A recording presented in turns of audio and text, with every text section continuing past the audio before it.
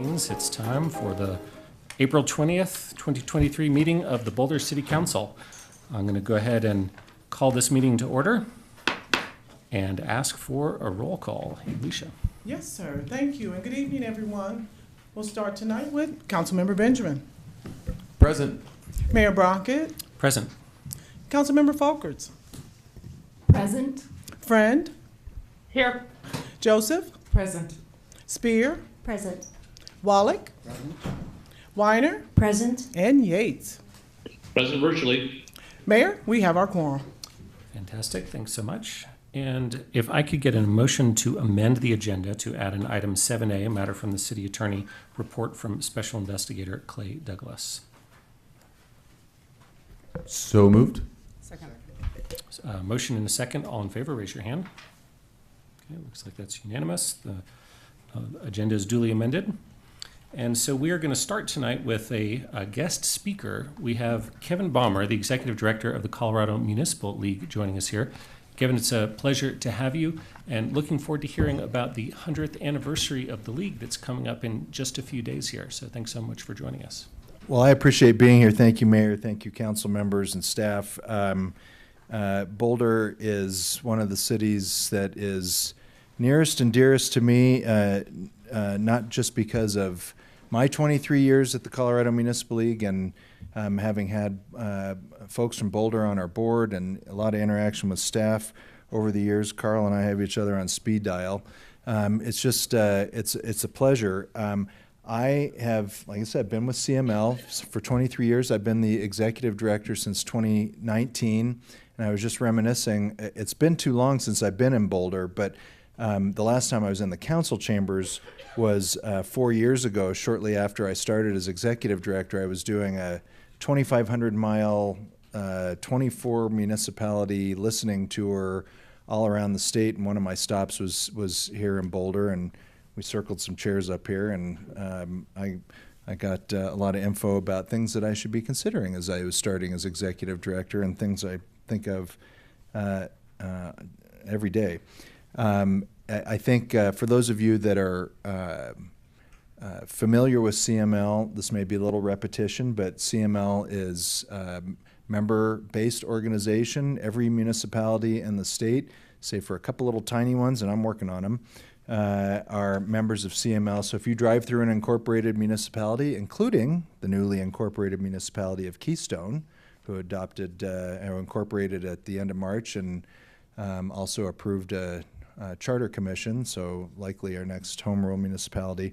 If you're driving through one of those, you know it's a CML member, and our 21-member board, which is elected at large, ensures that, by population category, ensures that even large cities like Boulder and small towns like our president in 2003 was from the little tiny town of Genoa out on the Eastern Plains. Everyone's represented, and because it's at large, when someone runs in a population category, they have to say things that appeal to all the other population categories. So I truly believe it's a representative board, and Boulder has, like I said, been a part of the board over the many years, including, and to the reference of the mayor, including right from the very beginning. So next week is a very exciting week for us because it will officially be our 100th birthday. The Colorado Municipal League began right here in Boulder, Colorado. On April 26, 1923, there were representatives from 15 Colorado municipalities that gathered at Mackey Auditorium, which was a year old at the time, I understand, in a room which we still don't know which one it is, but it was called the Senate Room at the time. So if anyone knows any historians of Mackey, find out which room was the Senate Room if it still exists. But they gathered for 3 days, and they discussed, like we do at have we done at every conference since, they discussed municipal issues, including things that we still talk about, like transit. They were talking about streetcars back then. They were talking about municipal finance, the growing city manager movement, council manager form of government movement. And so at the end of that conference, there were 15 municipalities there, 11 of them, including Boulder. I'll just name them all: Grand Junction, Windsor, Haxton, Loveland, Longmont, Boulder, Arvada, Denver, Fort Morgan, Brush, Littleton, Cripple Creek, Canyon City, Pueblo, and Trinidad all adopted a constitution, which are now our bylaws, and formed the Colorado Municipal League. CU President George Norland was the opening speaker, and obviously a storied figure here in Boulder and at CU, and he said something which is worth repeating. The community is a partnership not for the sake of personal security, of police protection alone, but a partnership in the promotion of health, of intelligence, of morals, and of beauty. And the best thing which has happened is the dawn of the conviction among us that the municipality can and should be a partnership in promoting the best and fullest of life. And that's what led off the first CML conference that created CML. The first CML president was a council president from Pueblo, Colorado. His name was John Jackson, and he was a bit of a funny guy. At our conference last year, I read something I'm not going to read tonight, but he told jokes in his response address to President Norland. But he did get serious for a second, and he said, "Municipal problems are not easy. On the other hand, they are often complex and knotty, Knott, that kind of naughty, and at times call for great resources. We're gathered here for the purposes of discussing problems that are vital to all of us and to the cities and towns we represent. Our particular mission here at this time is to discuss specific subjects in relation to our municipal governments, hoping thereby to benefit ourselves and our constituency." That's what you do every day, and that's what the League does in bringing together, from Denver to Dove Creek and from Boulder to Holyoke and everything in between. That's what makes the League strong, and that's what makes our family of municipalities strong, and all the interests and opinions that we have. One notable attendee at the first conference was Ida Campbell, who is a Boulder council member, and one of the only women recognized in the University of Colorado bulletin outlining the proceedings at that first annual conference. And on our website, we've got a link to a 2009 Daily Camera article that was all about her and one of her colleagues, Flora McCarg. Campbell was elected in 1917, the same year that her attorney and friend Flora McCarg used her legal training to help draft the city's charter, which set up the city manager form of government still in use today. So a lot of things happened even back then at that first conference, and with people that were involved that are the foundation for obviously the Colorado Municipal League, but also the city of Boulder. And so here we are 100 years later, and on the 26th we'll be up at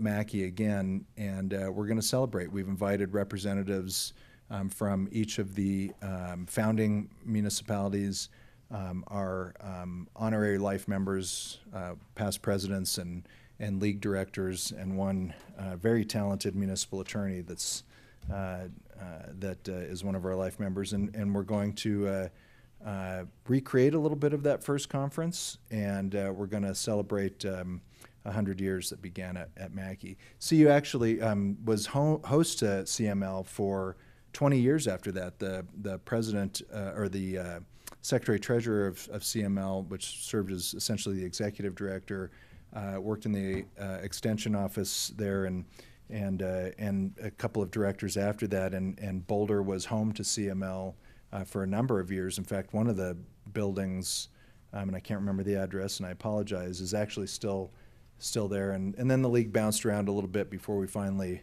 found, I think, what is our permanent home. It's been such since 1998. That's 1144 Sherman Street in Denver. Some of you have been there. It's your building, so come visit anytime. I just work there, but it belongs to the members, and I thank you for that. So I hope that you are able to, I guess, relish in the celebration with us, that Boulder is where it all started. We'll celebrate a lot more at our annual conference, which is at Gaylord at the end of June, Gaylord Rockies, and I hope you can come. I will say that, and this is hard to believe when you consider how big Gaylord is, it's sold out. Now, it's not all CML because it's a big place. They got a couple other conferences, but if you are looking for lodging for that, we do have some of the surrounding places, because it's certainly a little bit of a ways out there. But I sure hope you can come. Those of you who haven't been to a annual conference, seek out members that have. And we're always, you'll see in the next newsletter, second time we posted, we've got board vacancies, and 10 seats are up every year, 3 from small, medium, large category, and one in the, actually there's 4 in the medium category this year, and 1 in the largest category. Boulder is one of the large municipalities, so let me know if you're interested, and I can get you more information. Junie knows the drill, so but I appreciate you having me here. I know you got a lot on your agenda. I want to be respectful of your time. Thank you, Mayor. Thank you, Council, and thank you, staff. Well, thanks so much, Kevin, for joining us in for that bit of history. It's fascinating stuff, and I look forward to the 26th event. We'll be reading a declaration in honor of the 100th anniversary at that time, and I hope my council colleagues will be able to join us as well at Mackey at 2 o'clock. 2 p.m. on the 26th, yeah, and there will be an email that goes out from my office on the Know Before You Go by Monday, I believe. Very good. And just a shout out to Mark and Matt, who are CML representatives currently, and Junie, who was before. Any final thoughts, or we can let you go? Okay. Thank you. See you next week. Thank you. Bring me back anytime. All right. Take care. All right. Now we will go to item 1B, which is an Earth Day declaration presented by Councilmember Benjamin. Thank you, Mayor Brockett. This is a really important declaration. It doesn't speak to any one individual or group, but speaks to the planet we reside on and the precious nature of life. And so it's important that we recognize it and the changes that our planet are undergoing. Every year on April 22nd, we celebrate our natural environment and bring awareness to the ongoing need to build more resilient systems that protect our community from the threats of climate change. From the 2013 floods to the 2021 Marshall Fire, we have already felt climate change in Boulder. Communities across the world are forced to confront dangerous climate events. The most severe damages are sustained in the least resilient places, deepening disparities and weakening already vulnerable communities. This harm has been inflicted by human systems that extract, degrade, and harm our planet. Humanity has a practical and ethical obligation to redefine, redesign, and recover a healthy relationship with the natural world. Our community has a legacy of adaptive leadership and taking a holistic approach to climate action. We were some of the first in the nation to trailblaze efforts like curbsiding recycling, municipal carbon taxes on electricity. Our ambitions' citywide climate goals are set, pursued, and periodically updated in accordance with scientific consensus on the level of carbon reduction needed to stabilize the planet.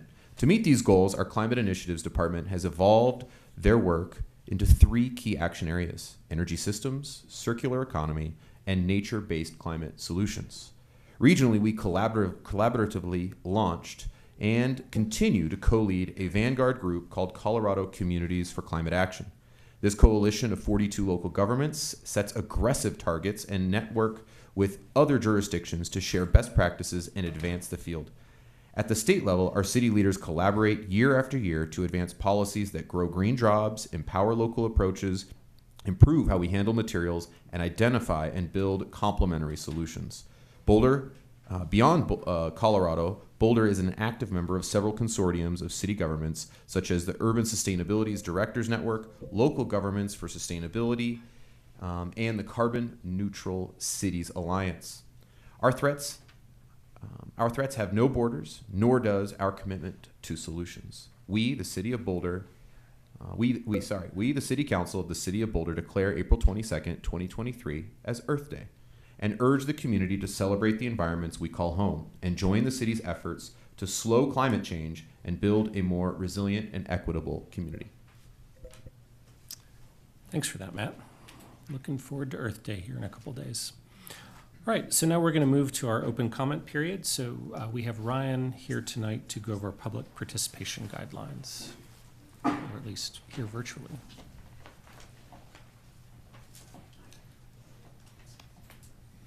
Thank you. Good evening. And my name is Ryan Hanshin. I serve the people of Boulder as Community Engagement Manager. I want to make sure we cover a few guidelines for public participation during this council meeting.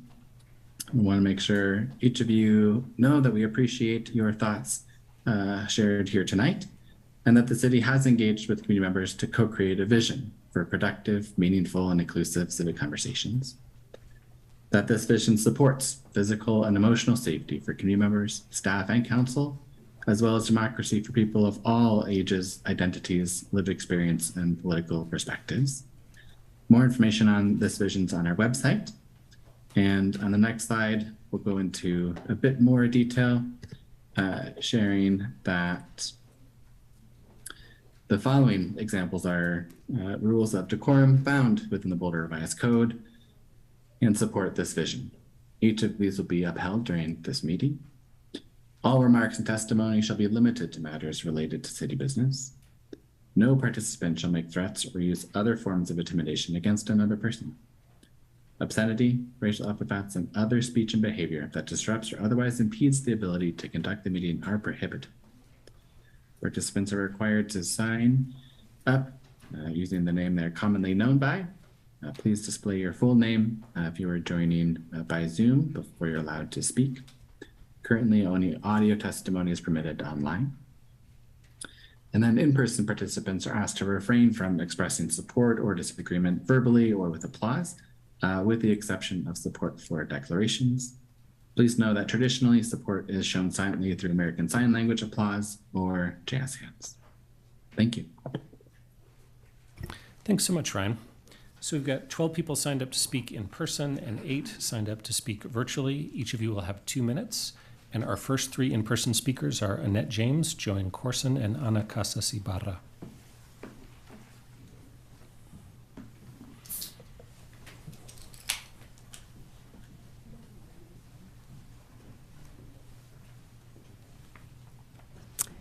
Annette James, good evening. A couple of weeks ago, we witnessed 2 Tennessee lawmakers be expelled from the legislature for an egregious attempt to silence their voices.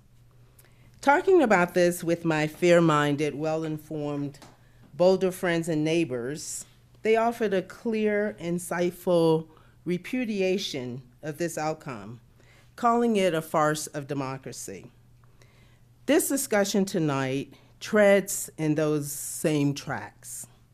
We have a duly selected, unanimously confirmed slate of individuals having ability to perform the duties of police oversight as attested to by a committee comprising representatives from 2 community organizations, current police oversight panelists, a city director, and a consultant. Yet it is in jeopardy of being dismantled because a member or members have exercised their right to criticize their government or for fear that a critical opinion might emerge. If the special counsel's recommendation of expulsion is accepted, it will exacerbate the erosion of community trust. I ask my friends and community to uphold one's right to petition their government and to do so without fear or penalty. Will you, my community and friends and neighbors, see the same farce of democracy here at the base of the Rockies that you saw in the Smokies of Tennessee? NAACP Boulder County is fully experienced with the city's efforts to control a meaningful exchange of ideas centering around policing. Therefore, we ask council to reject the special counsel's recommendation. Thank you. Thank you, Annette. Now we have Joanne Corson, Ana Casas Ibarra, and Michelle Rodriguez.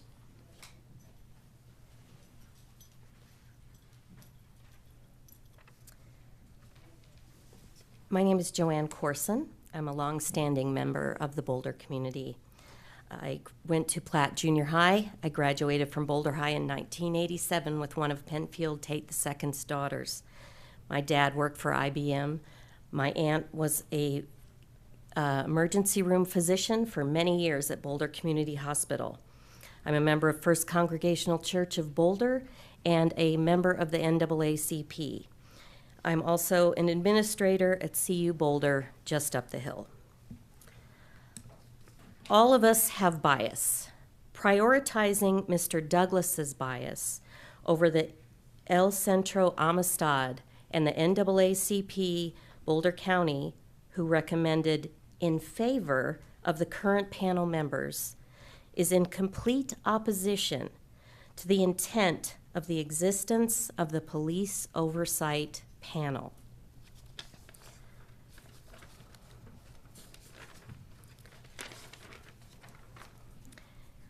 As I said, everyone is biased. The biggest bias is that we need the police as the primary way to create a safe community in the first place. There are so many other ways to invest in community safety and care that do not involve the police and that prioritize the safety of our BIPOC neighbors. The panel is here to hold the police accountable. If panel members don't have an opinion about what's going on in the city, then the panel is useless. The panel members need to be interested, informed, and concerned, qualities that Sweeney Moran embodies. If policing is biased, as we know it is, then those with negative police experiences or critical views of policing are needed to move us toward fairness. Negative Joanne, your experiences time or is up. statements. But if you could email us the rest of your comments, please, so we can get those. Okay, thank you.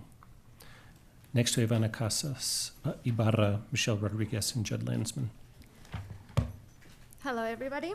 Buenas noches. Could you speak? There you go. My name is Ana Karina Casas Ibarra. I stand here as a representative of Amistad and our community, for those who have stood before me, for those who could not be here, and for our future generations. As a representative of Amistad and part of the Police Oversight Panel Selection Committee, I made recommendations for people who we know would speak the truth to our lived experiences. It is when this truth it is spoken by those who are not afraid to speak that they become a threat and an inconvenience to those in places of power.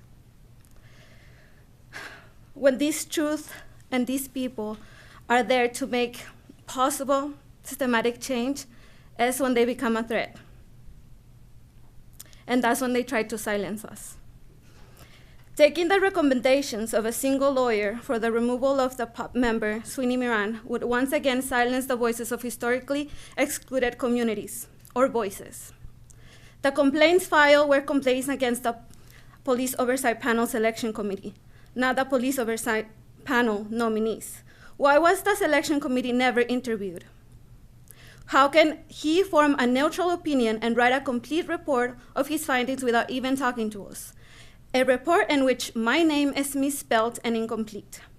A report in which he failed to make a distinction between bias and informed opinion based on seen actions and interactions. If you're looking for people who have never had a bad experience or bad interaction with police to form the panel, you may as well just call it police fan panel. Having a police oversight panel but not effective police oversight is only a symbolic gesture and not a real path to create community trust, which is what you claim to want. Once again, it is obvious that what is wanted is a continuation of a system that is ruled by white supremacy that protects the wealthy white landowners, land that was violently stolen from indigenous people, and the wealth that was built Anna? on the blood and tears of people stolen from Africa and their descendants. Your time is up, Descendants that are but if you not could at the email blunt us and the the rest police of your brutality. comments, please. Thank you for your testimony. Now we have Michelle Rodriguez, Judd Landsman, and Hope Mickelson. Is Michelle here? Not seeing her. So we will go to Judd Landsman. Jude, sorry, Jude. Yeah.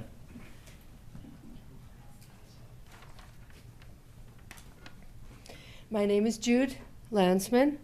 I served as the NAACP County Representative to the Police Oversight Panel Selection Committee, along with Ana from El Centro Amistad and 2 serving oversight panelists.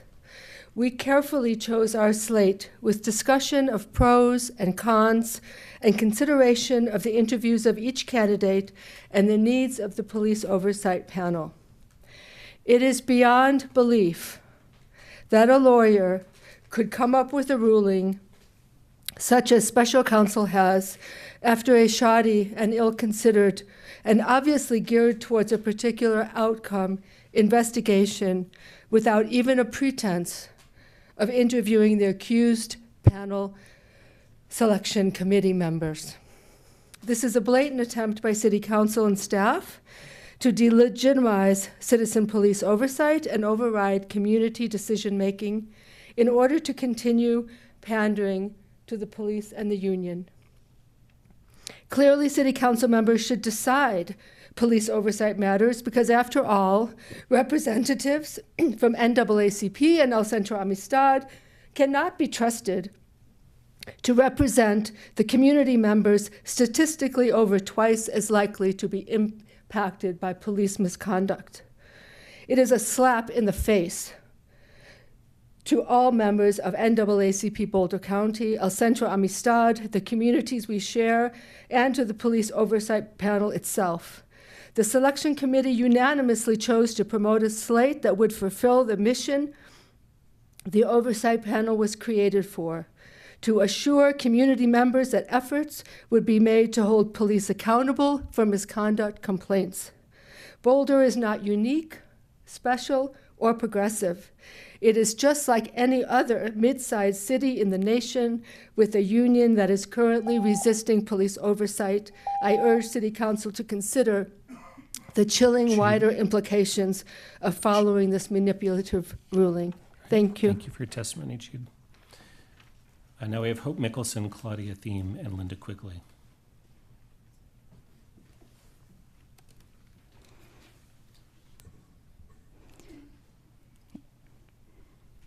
My name is Hope Michelson, and I'm here to speak against supporting SB 23213, even in its present rendition. I'm a professor of mechanical and environmental engineering. I've been studying atmospheric and combustion science for over 30 years, and in my professional opinion, SB 23213 is a direct assault on efforts to accept the reality of climate change and adapt to it in a sustainable way. After 2 decades of drought in Colorado, we are facing diminished water resources and greatly increasing risk of wildfires and uncontrolled fires like the Marshall Fire at the wildland-urban interface. Climate models consistently predict continued drought in the future. According to a recent report by the National Academy of Sciences, one of the main factors for high risk of devastation from wildland-urban interface fires and their spread is increased density of housing and other structures. Many of Colorado's cities and towns, including Boulder, sit at the wildland-urban interface and are susceptible to wildfires. Increasing density in these areas is irresponsible at best. In addition, water resources are under strain in Colorado. The Colorado River is already overdrafted, and climate models predict further depletion of the Colorado River by 10 to 30%. Increasing growth increases water demand, and in addition to increasing risk of devastating fires, SB 23213 will put additional strain on depleting water resources. Yes, urban sprawl is irresponsible, but is unconscionable to encourage population growth in climate-driven, drought-ridden regions, particularly those at the wildland-urban interface, without first developing well-designed goals of sustainability and implementing an effective set of policies for adapting to climate change. We need Boulder leadership to have the courage to demand comprehensive strategy and not ignore or deny the reality of climate change. In consideration of Council Member Benjamin's statement to begin with, let's think more deeply about this subject, and please do not support SB 23213. Thank you. Thank you, Hope. Now we have Claudia Thiem, Linda Quigley, and Darren O'Connor.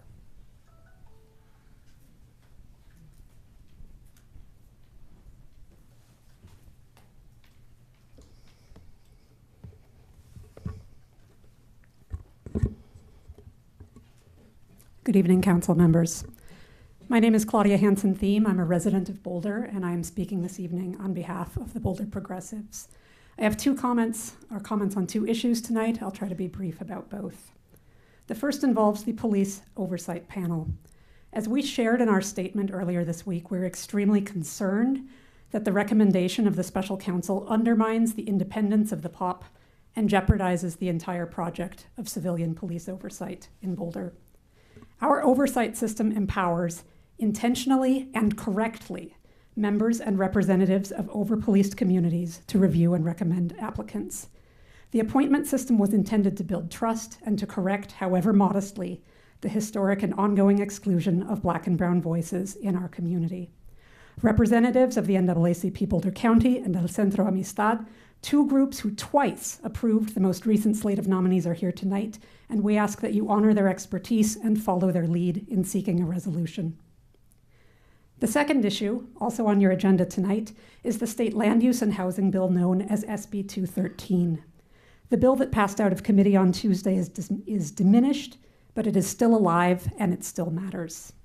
We're incredibly grateful to members of our Boulder community who took time off work, wrangled childcare, and in some cases waited over 10 hours to testify for the bill before the Senate Local Government and Housing Committee 2 weeks ago. While at the Capitol, we witnessed a parade of mayors and local officials denying the unmet housing needs in their communities. They claimed over and over that things are under control. We appreciate that Boulder this time has chosen a different path. We really do. We ask that you formally confirm your support for SB 213 tonight and that you continue the important work that we've started locally on occupancy, ADUs, and middle housing. The housing crisis requires all hands on deck at all levels of government. Thank you. Thank you, Claudia. Now we have Linda Quigley, Darren O'Connor, and Eric Budd.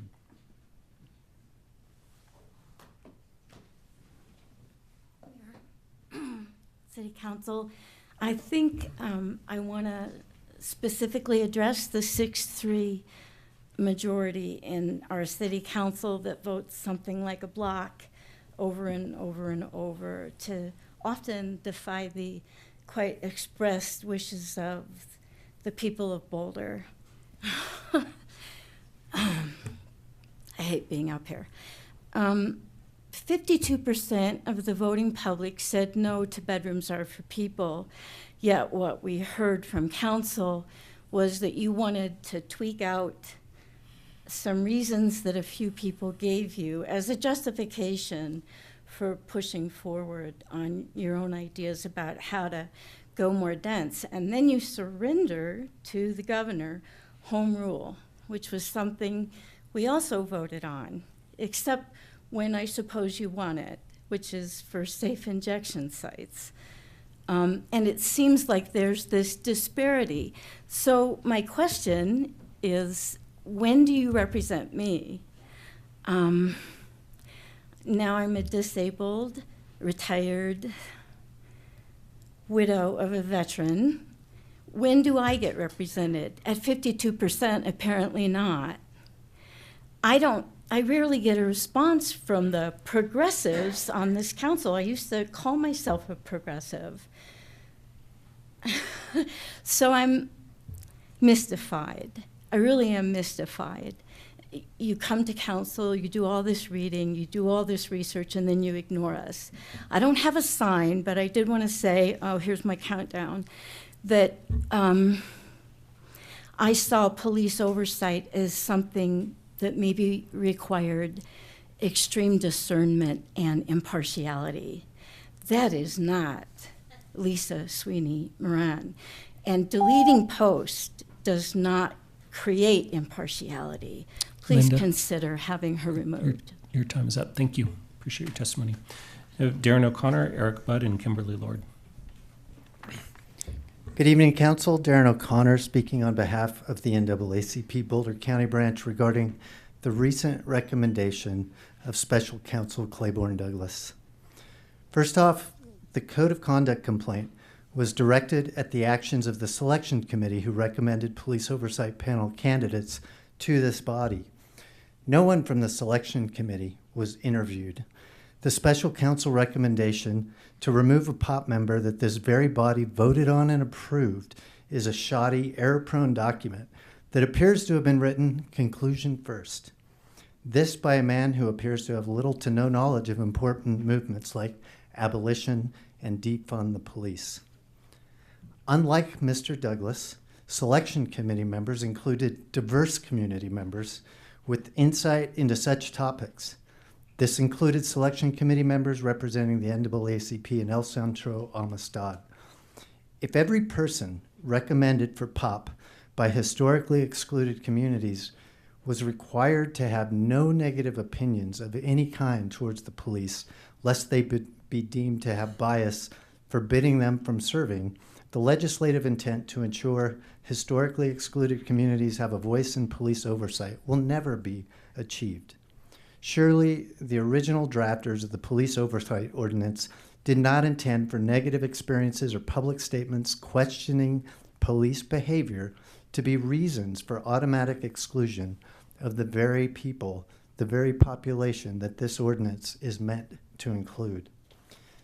City Council voted and approved the full slate of recommended POP members, to not substitute Mr. Douglas's biased opinions for that of the selection committees and yours.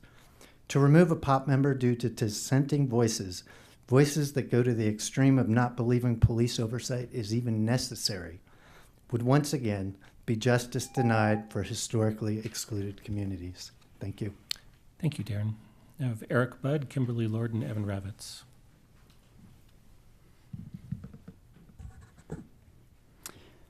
Hi, Council. Eric Budd. I live in Boulder. It's been about 4 years since I've testified in these chambers, and it seems like it's about time that I come back. I want to also talk about the police oversight panel, and I'm asking Council to reaffirm the selection committee, reaffirm the vote that you took just a few months ago, the one where you all decided using the criteria who was fit to be on this panel, and you approved these folks to be on the panel. I really want you to understand the depth of legal issues that the attorney Dan Williams sent on behalf on this issue, understanding that this entire process of code of conduct appears to be invalid, understanding that a proper investigation, as so many have testified tonight, does not appear to have even been taken. To get a response from this third-party special investigator making a recommendation that you do something that you do not have the power to do, all in order to overturn what the people on this selection committee, what you all ultimately decided. I find this baffling. How did we get here? I have to be honest, reading through the depth of the legal issues here reminds me a lot of 3 years ago when myself and Chelsea Castellano sued the city with Bedrooms Are for People because of the absolute malpractice the city managed on that issue. And I see this to be very similar, overturning decisions, potentially taking actions that are not legal. I'm asking you not to do those things.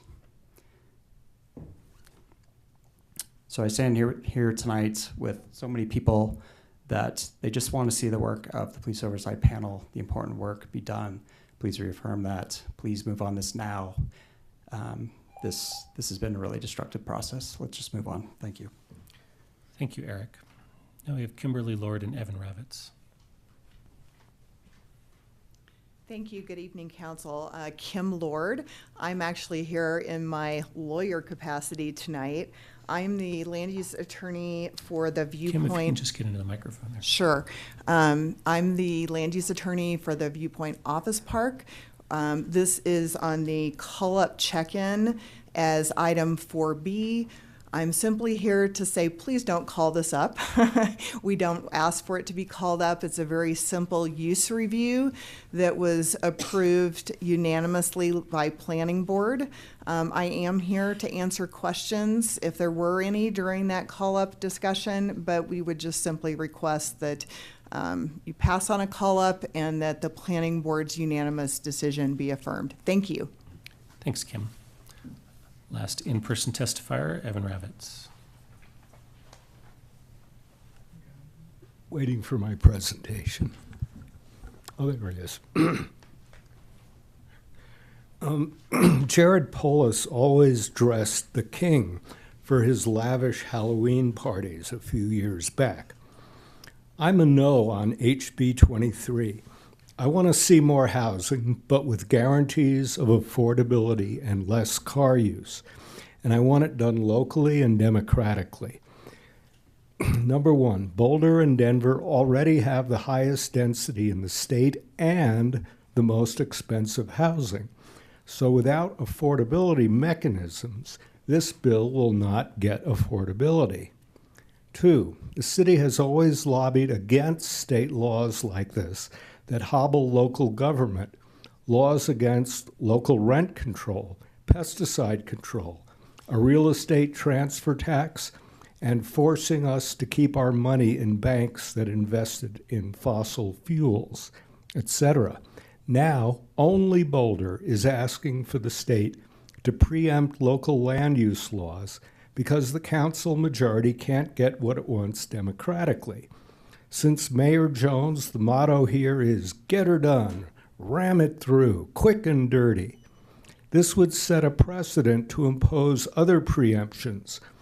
What if a future legislature wants to again prohibit local gun laws, or to prevent us from being a sanctuary city, or to stop our first in the country gay rights law passed in 1987 by Citizen Initiative? The city asking for amendments but approving the power grab, even without amendments, I believe shows council members are cravenly kissing the ring of the king, hoping for a job with him, like jobs held by former Mayor Will Tour, former Mayor Sean McGrath, and former Commissioner Elise Jones. We're not your stepping stone. Thanks, Evan. Our first three virtual speakers are Lynn Siegel, Kim McCarthy, and Mylene Villard. Lynn Siegel just testified at the State House today about Excel and the rate hikes, our utility rate hikes. And they prefer that I use my video window. Get that? Do you hear that? They prefer. And the city of Boulder can't even provide me a video window, and they don't want to see me. What is this? You know? And yet the contradictoriness of Jared Polis pushing this land use reform liberalization that is just mind-boggling.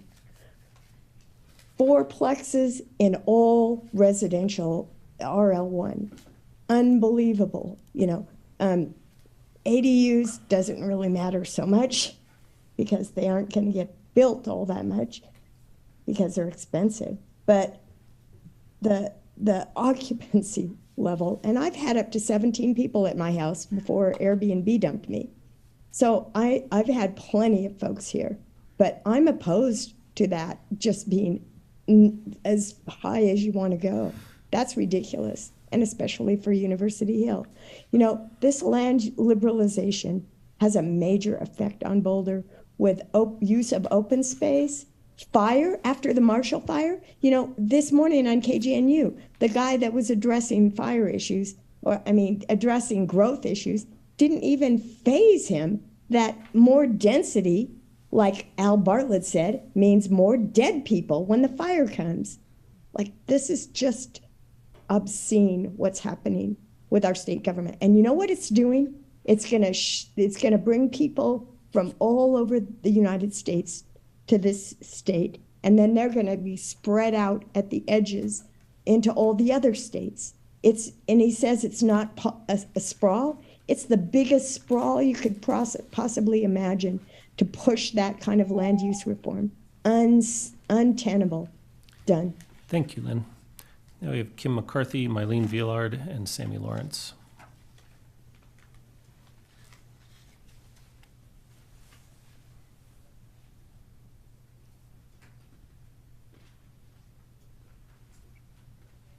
Hello?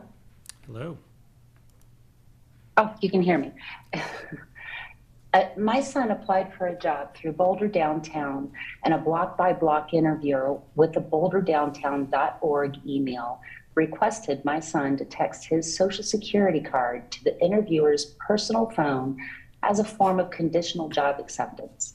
My goal is to find out who's holding CHIP and Boulder Downtown accountable for their involvement with block by block and employees or contractors for any illegal or questionable hiring practices and activities.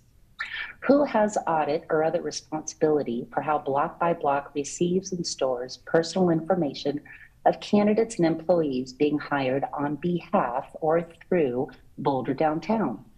I also alert City Council of how Chip, the CEO of Boulder Downtown, responded to this illegal hiring practice and his intention to resolve the issue.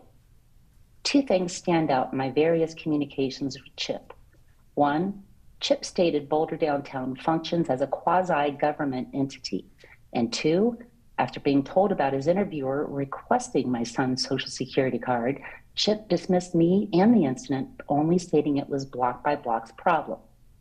I asked City Council and Boulder residents if Chip claims that Boulder Downtown has no responsibility, yet the website has a page dedicated to the ambassador program and ambassadors, then who holds this quasi-government entity responsible when he won't hold his ambassadors and program partners to legal hiring standards and practices? I searched sam.gov for Boulder Downtown registration, active or otherwise, and this quasi-government entity is not listed or registered. As a quasi-government entity conducting business on behalf of the city or local chamber of commerce, Boulder Downtown is proving itself to be irresponsible with regard to its performance, and this incident needs to be audited and entered into the responsibility and qualification reports. Thank you, Kim. Now we have Mylene Villard, then Sammy Lawrence and Kathleen Hancock.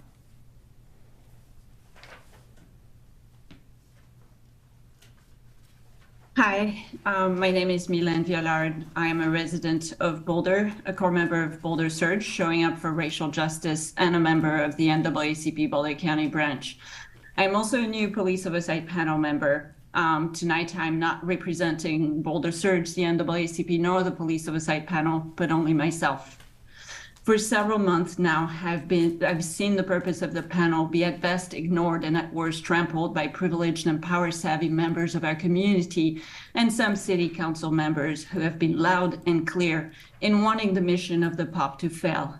A mission which is, I quote, to ensure that historically excluded communities have a voice in police oversight, unquote.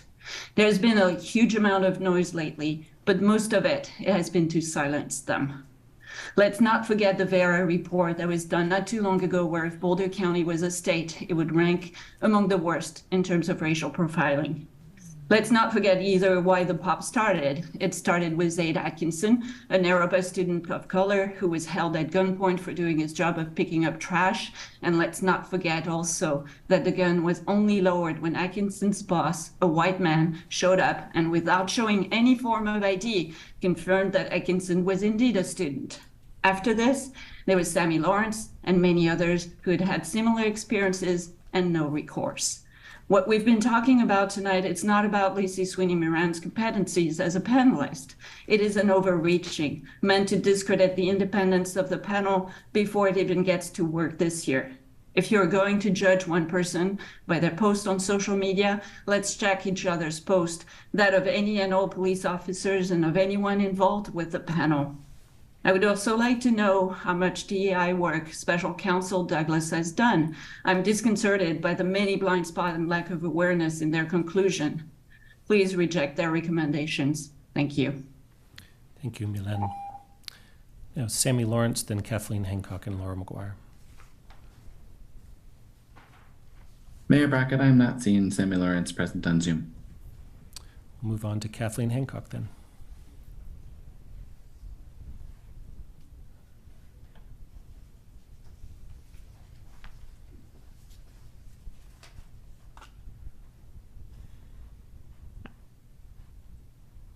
Thank you.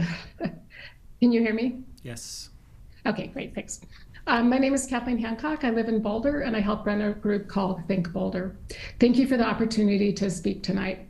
We advocate for a variety of actions and policies related to housing and climate change. Because we support home rule, we oppose SB 213. It will do nothing to lower housing rates in Boulder. Instead, the open market envisioned in this bill will lead to unplanned development that works well for wealthy developers, but not the rest of us. The sheer number of amendments shows the folly of trying to legislate from the top down for cities as diverse as Boulder and Pueblo. Okay, we're already on my next slide, that's fine. We created a petition for those who cannot come tonight but want you to know they oppose this bill and why they oppose it. I'll highlight just 2 points here. Simply building more undermines our climate change goals with no opportunities for helping reduce housing costs in high demand markets like Boulder. Point 8 lists other ways the state can help without infringing on local rule. We welcome that kind of help. Next slide, please. We did not have a lot of time to work on this, but in the 8 days we did, the petition received 367 signatures. Here you can see some examples of comments people made about why they oppose this legislation. Next slide. Here are some additional comments against this bill, as it doesn't consider the impact of overbuilding on the environment. Local policies are what have made Boulder a special place. There's no sense in terms of creating more affordable housing in Boulder. The local control has a long way to go to serve the people of Boulder. I strongly support local control on housing and land use. There are proven ways to get more affordable housing. We need to double down on those policies. For example, the cash in lieu should be doubled. This will bring in more money for nonprofits to build permanently affordable housing. It will also incentivize developers to build more affordable housing units, mixed in with market rate units. That's the ideal way to build more housing that creates diverse communities. Kathleen, your time is up, but thank you for your testimony. Now we have Laura McGuire, Emily Reynolds, and Chelsea Castellano.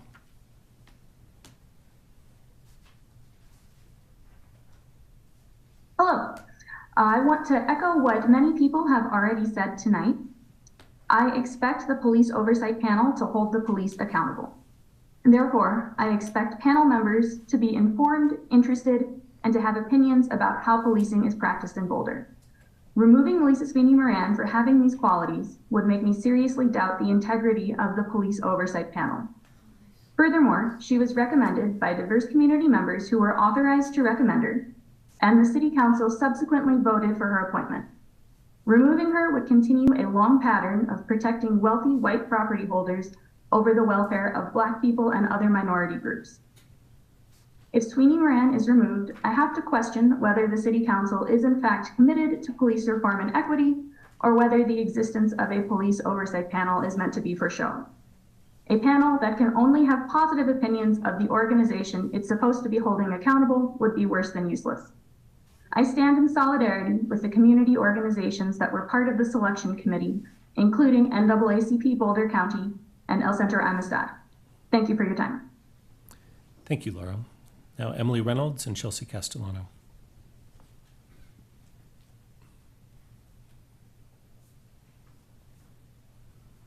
Good evening, Council. Emily Reynolds. My topic this evening is the breathtaking overreach of SB 23-213, in which city leaders cede local control of zoning, land use, and home rule to the state. This flawed, inconsistent land grab document requires 18 amendments, totaling dozens of pages. It does little more than give lip service to affordable housing. Is that the new vision? This bill is in direct conflict with the decisive defeat of the Bedrooms Initiative and with the Boulder Valley Comprehensive Plan, the fullest expression of how this community wishes to develop going forward. How is this council so willing to defy the will of the people? A home rule city like Boulder can operate independently as long as it does not violate state law. Weeks ago, council wanted, under this home rule authority, to have the right to establish safe injection sites. And now, to obtain drastic, controversial changes to housing policy, you want to surrender that authority to the governor? Asking the governor to override our municipal authority is an abdication of council's responsibilities. What if we had a different governor supporting state legislation diminishing a woman's right to choose? What if the state decided that we should dedicate half of our open space to housing? Please listen to constituents and vote no.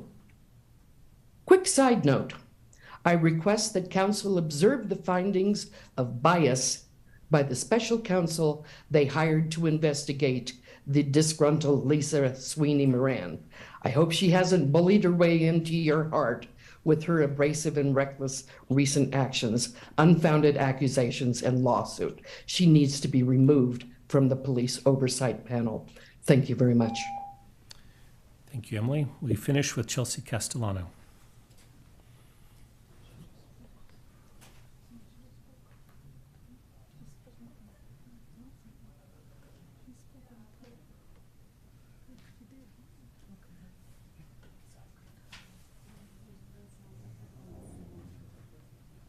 Do we have Chelsea in the meeting? Chelsea, you there? I think your mic is open.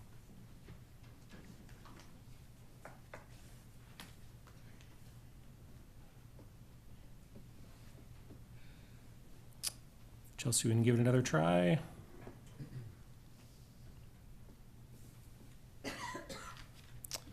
All right, seems like we got technical difficulties, but Chelsea, if you could email us whatever comments you were going to deliver to us audibly, we'd appreciate that. And with that, I'll close open comment, and I will turn to city staff to look for any responses. Thank you, Mayor. I'll say this, that I know that two of the items, major items that have been spoken to today are something that we're going to be speaking to later on this evening. And I just want to appreciate everyone who has shared their voice on difficult issues. And I hope that as we continue to discuss, particularly the role of police oversight in the city, that we don't overlook the tremendous and great work that the current panel is doing, panel members before them had been doing, as that work continues. Thank you. Yeah, agree 100%. Sandra, did you have anything? Any comments or questions from council members? No? Oh, yeah, Junie. I did have a question or a comment. And I was puzzled by some of the comments that were made earlier, and I started thinking and asking myself, because I hear the word marginalization and how the special counsel decision would somehow marginalize historically excluded communities, and I did not understand that part. And then someone else made another comment, how that removing Lisa and a lot of the people with the small little panel, it has discrimination crossed over it. And I was thinking to myself, how is removing Lisa? I don't know her heritage, but I don't want to go there. But anyway, I was not sure how would that be discrimination in itself. And I thought to myself, okay, I think I get it. Because I've had community members who just reached out to me. Essentially what I heard today is that going with the special counsel would somehow lead to marginalization of excluded groups because the panel members were chosen by the NAACP and Central Amistad. Or at least that's what I heard tonight. So I just wanted to say that to be clear to people who are listening, who's reached out to me, because at first I had a hard time, making the connection between Lisa and historically marginalized people and also discrimination. But I get it. Thank you. Thanks, Junie. Anybody else? I'll just make a quick comment about if Kim McCarthy is still on the line. She was talking about some potential misbehavior by Block, who is contracted by Downtown Boulder Partnership. I don't believe we have direct oversight over the HR practices of that contracted organization, so I could probably encourage her to reach back out to Block and Downtown Boulder Partnership. But thanks. And thanks everyone very much who came here in person or virtually to share your thoughts. It is much appreciated. Okay, that then takes us to the consent agenda. Elisha, if you could. Yes, sir. Thank you. Our consent agenda is item number 3 tonight, and it consists of items 3A through 3M. Any comments or questions on the consent agenda? Yes, Rachel. Just one on, I think it's 3H. It was a consideration for a motion to waive the 12-month prohibition of a former board member. And I wondered if staff could explain that, why we would go for that in this situation. I haven't seen that before, so wonder what the proper consideration is there. And I think that that individual was replaced on CLAB by someone else from her organization. So I wonder why that person could not represent what the outgoing CLAB member could represent as well.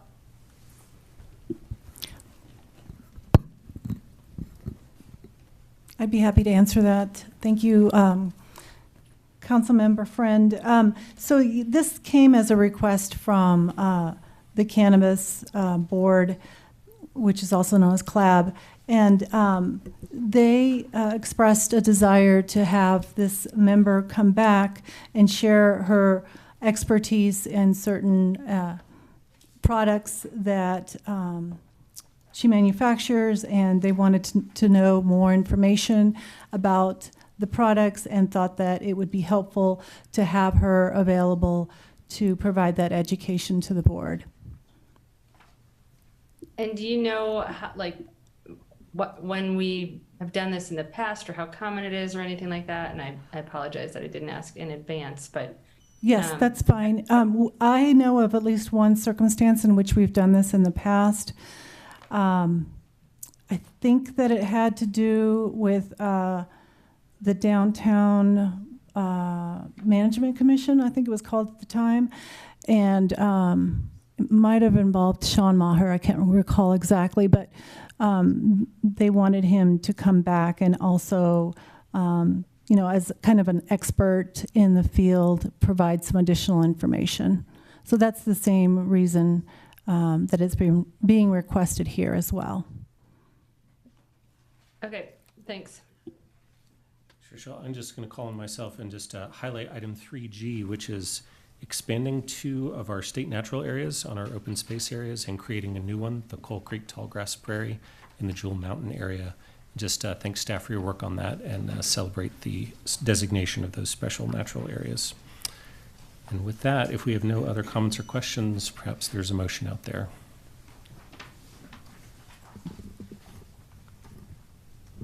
I move the consent agenda. Second. We have a motion and a second as a roll call, I believe. That is correct, sir. And we'll start tonight's roll call with Councilmember Joseph.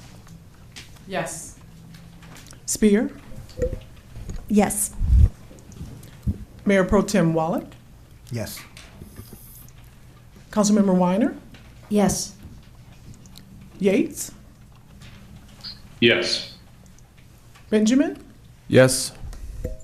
Mayor Brockett, Yes. Councilmember Folkerts, Yes. and Friend. I'm yes to all except for H. Thanks. Duly noted. Thank you. The consent agenda, sir, items A through M are hereby passed unanimously, except for the noted objection from Councilmember Friend. On H. Okay. On H. Thanks. If we could go to our first call-up check-in, please. Yes, sir. Our call-ups are item 4 on tonight's agenda. Item 4A is the concept plan review and comment for a proposed redevelopment of 4401 Broadway with a 107,250 square foot mixed-use project to include housing, retail, light industrial, an art studio space, community green space, and a new home for the Boulder Museum of Contemporary Art. Proposed project consists of approximately 17,000 square feet of museum space, 17,500 square feet of at-grade storefront commercial space, and 72,750 square feet of residential space, split between 1-bedroom, 2-bedroom, and live-work units with 96 parking spaces provided. That is a 29% reduction. This is reviewed under case number LUR 2022-00046. Thanks, Alicia. I believe we have a short staff presentation on this item. We do. I see Chandler at the ready. Take yes, it away. You can all see my screen? No. No.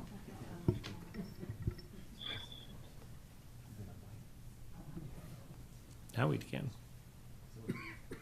You can. Okay. So I will be presenting 4401 Broadway concept plan. I know you'd like this to be quick, so I'm going to move pretty fast through the initial slides. This is a council call-up option for concept review. We're all familiar with the purpose of concept plan. It's to provide general feedback to the applicant prior to submitting a formal development review application. This concept plan went to planning board on March 21st, 2023. City Council may vote to call the item up for a council hearing to provide additional feedback. And as noted, the applicant is requesting that this item be called up by City Council for a public hearing. For public notification, written notice was sent out to property owners within 600 feet and posted on the property. Staff has received numerous comments from neighboring property owners and residents, some with concerns over proposed site access, and the majority expressing support for the proposed project. The location, as you can see here, is in North Boulder, on the northwest corner of Broadway and Violet. It is located within the boundaries of the North Boulder Sub-Community Plan. And the land use designated in the North Boulder Sub-Community Plan is a mix of residential and mixed-use transition to adjacent residential.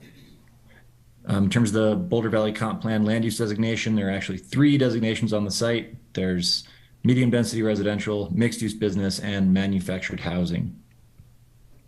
In terms of the zoning on the site, it is split zoned between residential medium 1 and mixed use 2.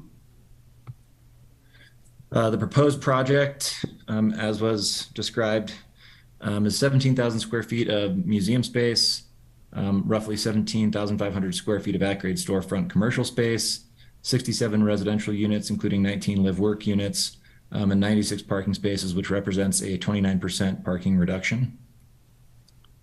The museum would be 3 stories, 2 3-story mixed-use buildings as well, 2-story wraparound mixed-use building on the corner of Broadway and Violet, and 3-story apartment buildings along Violet. 19 live-work units are proposed on the interior of the site. Access would be, as currently shown, is proposed from Violet and 10th Street.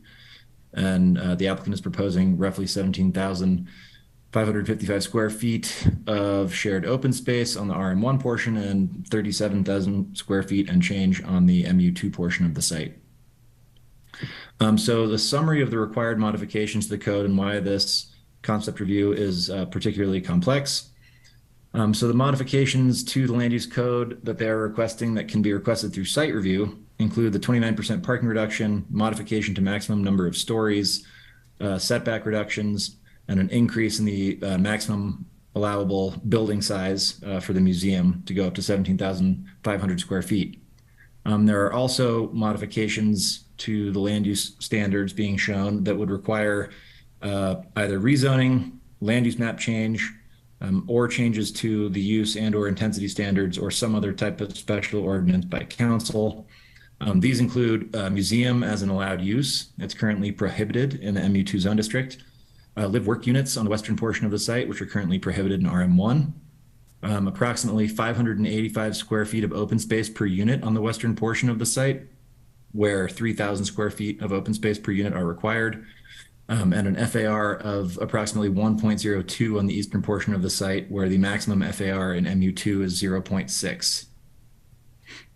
So as we kind of discussed in the planning board hearing, a summary of the required processes that kind of represent the the most efficient path forward if this project is supported would be a targeted update to the North Boulder Sub-Community Plan land use map to amend the underlying land use designations there. That would then lead to a Boulder Valley Comprehensive Plan land use map amendment, which would then allow for a rezoning of the site to higher intensity zone districts that would allow both the proposed uses and the FAR and overall residential density. And then ultimately a site review, which could be processed concurrently with the land use map amendment and the rezoning. As I've noted here, 3 out of 4 of these required processes would require approval of an ordinance by City Council. At the planning board hearing, we discussed 4 key issues. These are all outlined in the City Council memo. First key issue is would planning board support either changing the MU2 use standards or potentially rezoning the MU2 portion of the site to allow for the proposed museum use? Key issue 2 was considering Boulder Valley Comp Plan and NOBO plan goals and policies. Would the planning board support a land use map change and or a rezoning to one or both portions of the site in order to allow for the proposed residential density? Key issue 3 was, does the planning board feel that on balance, this project is consistent with the goals and policies of the Boulder Valley Comprehensive Plan? And key issue 4 was whether the board had feedback to the applicant on the conceptual site plan and architecture. Regarding key issue number 1, the board generally expressed support for the proposed museum use and supported a targeted update to the North Boulder Subcommunity Plan and a subsequent amendment to the Boulder Valley Comp Plan land use designation on the site to facilitate rezoning of the property. The board generally did not feel that updating the use standards in the land use code to accommodate a single project was appropriate and preferred a broader community feedback-driven process to change the underlying land use and associated zoning. Some board members expressed concerns over rezoning without a specific development commitment, i.e. a concurrent site review submittal, as well as the potential time and cost associated with the required processes. Regarding key issue number 2, in general, the board agreed that the proposed density far exceeds the existing density anticipated for the site in the NOBO plan and BVCP. Chandler, I'm just going to say you don't have to read every word on the slide, just if you don't mind. Well, yeah, it's just hard to summarize, but key issue number 2, the board felt that the density exceeded everything, and that they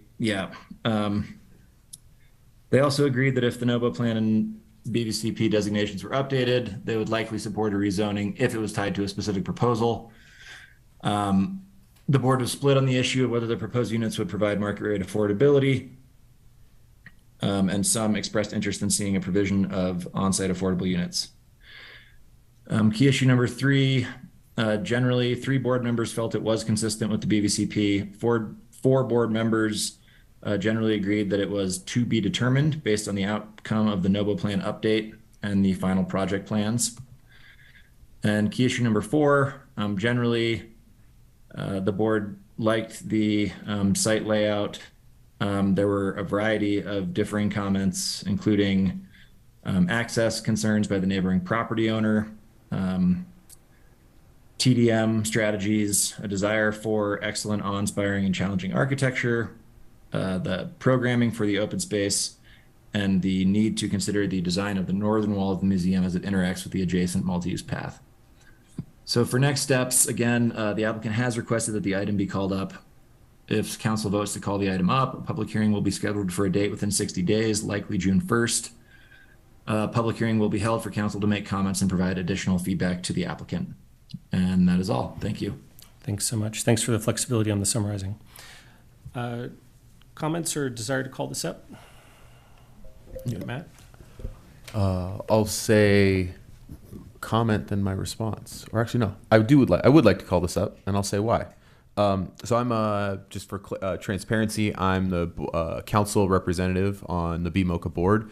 And just sitting in on those meetings, I'll just say that this process has been very thoughtful, very intentional, and really in line with what I think was really some of that core intention 20-some years ago with the North Boulder Sub-Community Plan and the North Boulder Arts District. This seems to be part of a culmination of the success of that work in that part of our community. So we have some challenges to work through, but I think this is exactly in the kind of direction we want to go, and I think we can work through these challenges. Very good. Let's see. Mark? Is it appropriate to ask a question? Sure. What is the development and financial structure of the applicant's proposal? We have 2 main components. We are contemplating a rezoning. Some of these will facilitate the private sector, if I may call it that, housing and commercial development. And I'm asking because my concern is that we don't end up with a project in which we have done all of these things to facilitate a museum and a private sector development, and we don't end up with the museum for lack of fundraising or something like that. So are they tied together? Is the applicant standing behind the museum, or are they simply 2 separate entities left to swim on their own? We might invite the applicant up to answer that question. If you could introduce yourself. Hi there, Danica Powell, Tressel's Strategy Group. I'll take a first blush at it. And Andrew Gadimi, who is the property owner and joint developer with BMOCA, is in the Zoom land. If he could be promoted, he could probably help answer this question. The public-private partnership is based around a land donation to the museum for the museum site, which is a decent value, a high valuation of land donation. And so the private development, market rate development would help fund that land donation. So it's very much a public-private partnership. It's all of us working together. That's why the site review, rezoning, and land use map changes would all come together as one package, so that you would be approving all of it together, so that it wouldn't be developed without the museum.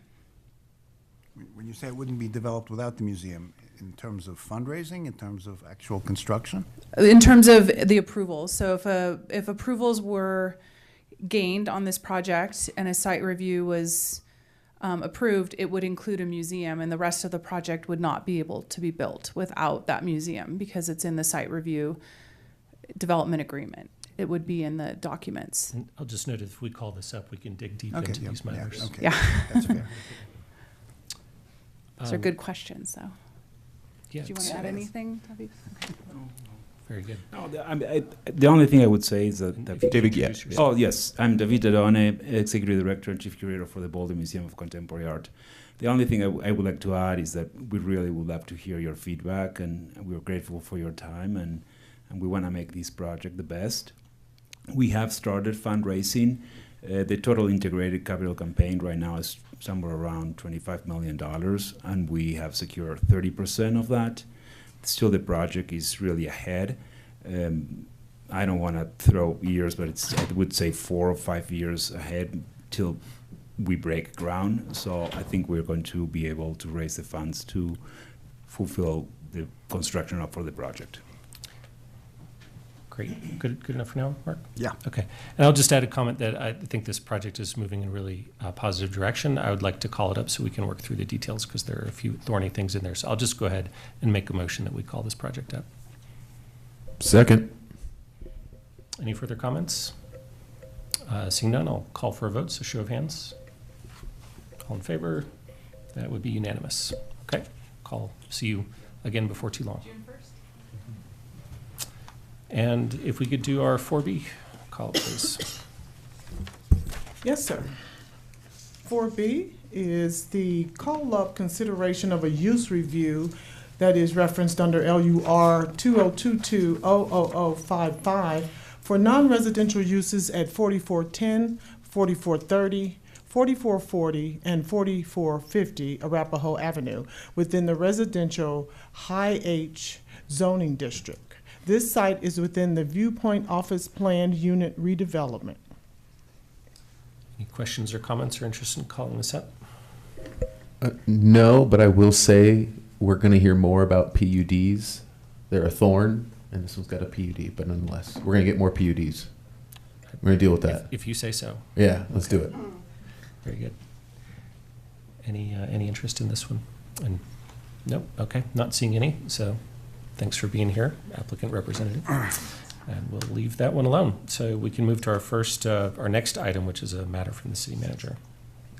Yes, sir. That is item 6A on tonight's agenda. It is the middle income down payment pilot implementation. There you get us. I will, and this is, I think, it is one of council's current priorities, but I'll say that it is one that was of interest for quite a few years now and started before certainly I came on board. And so we'll turn the attention to Kurt so he can get us framed up as staff gets settled. Good evening, Council. Kurt Fernhaber, and I support the people and programs of housing and human services in the city. Excited to bring this this priority to City Council, your priority. And it was approved by the voters in 2019. And it's worth noting we have a lot of very different approaches to affordable housing in our city. We have a lot of rental stock. We have 800 units or 800 homes of ownership units. Many are middle income. And each approach in a high income, in a high price city takes investment by the city. This approach that you'll be hearing tonight is no different than that. And I'll just thank our former mayor, Sam Weaver, and current council member Bob Yates. They were initiated this conversation with us a few years ago, and the middle income nut is hard to crack, and takes innovation and creative ideas. We don't know if we have the answer tonight, but we have some creative ideas, and we're looking forward to your feedback. So Holly Hendrickson will be presenting tonight, and Jay Segnut, sitting next to her, will also be supporting the conversation. So thank you.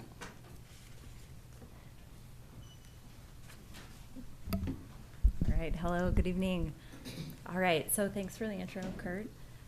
So the purpose of this presentation and this brief here is to really review some of the history and the background of this. Like Kurt said, it's been around for a while, so we want to just ground ourselves in where this came from and review some of that history.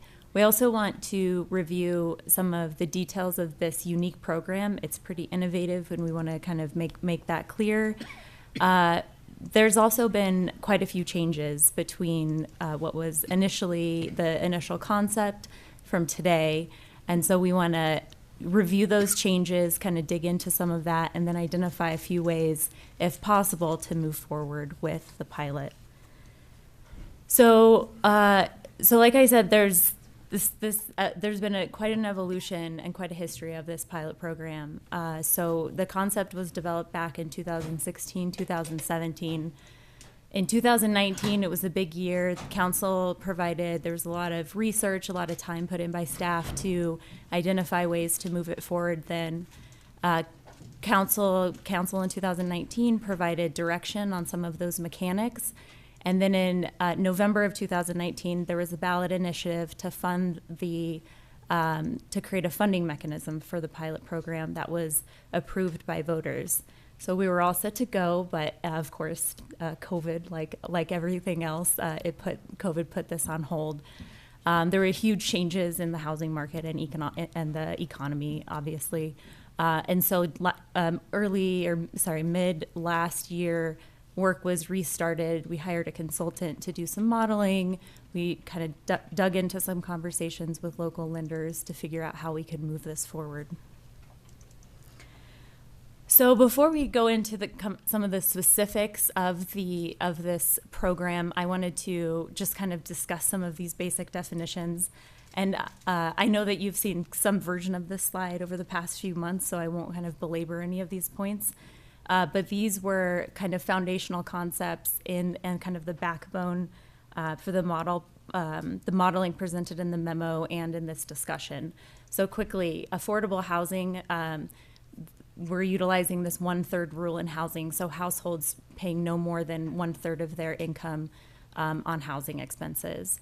When we talk about a deed restriction, it's this permanent deed restriction that preserves affordability in perpetuity. And then, of course, area median income is a huge one, and we utilized a lot in the memo. And in 2022, for a household of 3, that area median income was about $113,000. All right, so we can dive into the specifics now that we have everything, all those other details out of the way. So I wanted to first say how kind of unique and innovative this program is. As far as we know, there isn't another model like this out there, and so this is quite a unique and innovative approach to middle-income housing. And it combines the uniqueness. It combines these two components: this down payment assistance and the permanent deed restriction, to create this pilot program. So we'll dive into some of those specifics on each of those components now. So households earning, so the first component is this down payment assistance to a middle income household. Households earning 120% of the area median income are eligible to apply for that down payment assistance, and the max assistance available is $200,000. So the bolded text here on the slide is the parameters that were changed from 2019 to today. So I'll highlight some of those. So the interest on that down payment assistance loan is at 0% for the household getting that down payment assistance. That's at 0%. Repayment is due at 15 years or when the home is sold. And then this final bullet is a pretty big change between 2019 and today. And in the original pilot concept, there was no cost assumed for the city. But in this new iteration, the city would bear a cost. So these are estimated costs here, but because this is a new change, a new cost that wasn't contemplated in the first iteration, I'll just kind of dive into what those costs assume and what those costs outline. So the costs, the $40,000 to $113,500, include the cost of interest for the loan on that initial down payment assistance. These costs we kind of like assumed the max for everything. We assumed a max $200,000 loan over that max term, the 15-year limit, at these different interest rates.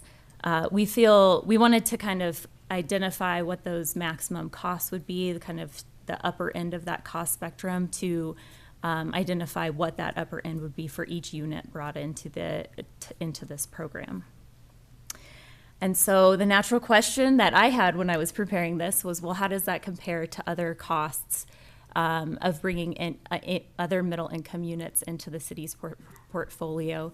So in this table, the second row, or I'd say the third row down, is the costs that are brought into the city's portfolio by scatter site acquisition for these middle income units. And then the very bottom row is the city's current down payment assistance program, which is the house to home ownership down payment program. This utilizes a shared appreciation model, so there's no deed restriction, so it's kind of a different beast. But we wanted to kind of provide this assessment just to say that the costs outlined in this middle income pilot aren't kind of like wildly out of the norm in terms of bringing middle income units into the city. So now we can transition into that other component, the deed restriction on homes purchased in the program. So in exchange for that 0% interest down payment loan, the homeowner also agrees to make their home permanently affordable through a deed restriction that limits appreciation. That appreciation rate is an important one for this program, and we'll dive into that in the next few slides. We have a recommendation on how that can be determined, so we'll dive into that. But before we go, another big change again is this last bullet. The income. So for all subsequent and second and all subsequent home buyers, there's no income qualification requirement to purchase the home. So that first homeowner is income qualified because there's a down payment assistance component to it, but all subsequent home buyers are not income qualified. This has been, one of those things we've had to kind of dig into a lot. We had to make this change because no matter how we looked at it, the appreciation growth just simply outpaced income growth. And so in order to keep that home affordable for a middle income household, a subsidy would be, an ongoing subsidy would be required. We hired a consultant last year. We beat this one over and over to try to figure out how to make it work. And this is what we came out with. So back to that appreciation rate. So this appreciation rate, we worked really, really hard to figure out an appreciation rate that would kind of serve the short term and the long term. So there's this balancing act that we have to figure out here. So the appreciation rate has to serve the function of being high enough for that first household to repay the initial down payment assistance. So there has to be some type of wealth generation, net equity involved in the in the appreciation rate. And it also has to incentivize participation. If it's too low, we don't think anybody wants to participate in this. But it also has to be not too high because there has to be some kind of preservation for affordability over time. We're trying to make sure that houses in the program are affordable to that middle income bracket over time. And if that appreciation rate is too high, we're not achieving that. And the other thing, if it's also too high, because there's no income qualification for the second buyer, we're not sure that we can disincentivize people who can participate in regular market transactions not to target these homes. So to do this, like I said, we worked quite hard to figure out where this balance could be. We utilized the 10-year average. So our recommended methodology is using the 10-year average appreciation rate for the current permanently affordable homeownership program. That's kind of where we started in terms of trying to model out how this can, this appreciation rate would work over time.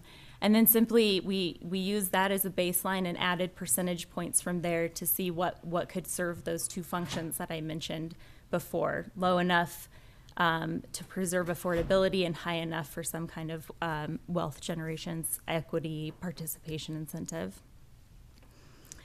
In exploring this and modeling that out over the long term, we identified this option 2. So the 10-year average appreciation rate, which right now is 2.2%, but obviously since it's an average, it might change, and then adding 2%. We think that this methodology going forward for this pilot program is a good starting point. A starting point meaning we can reassess over time.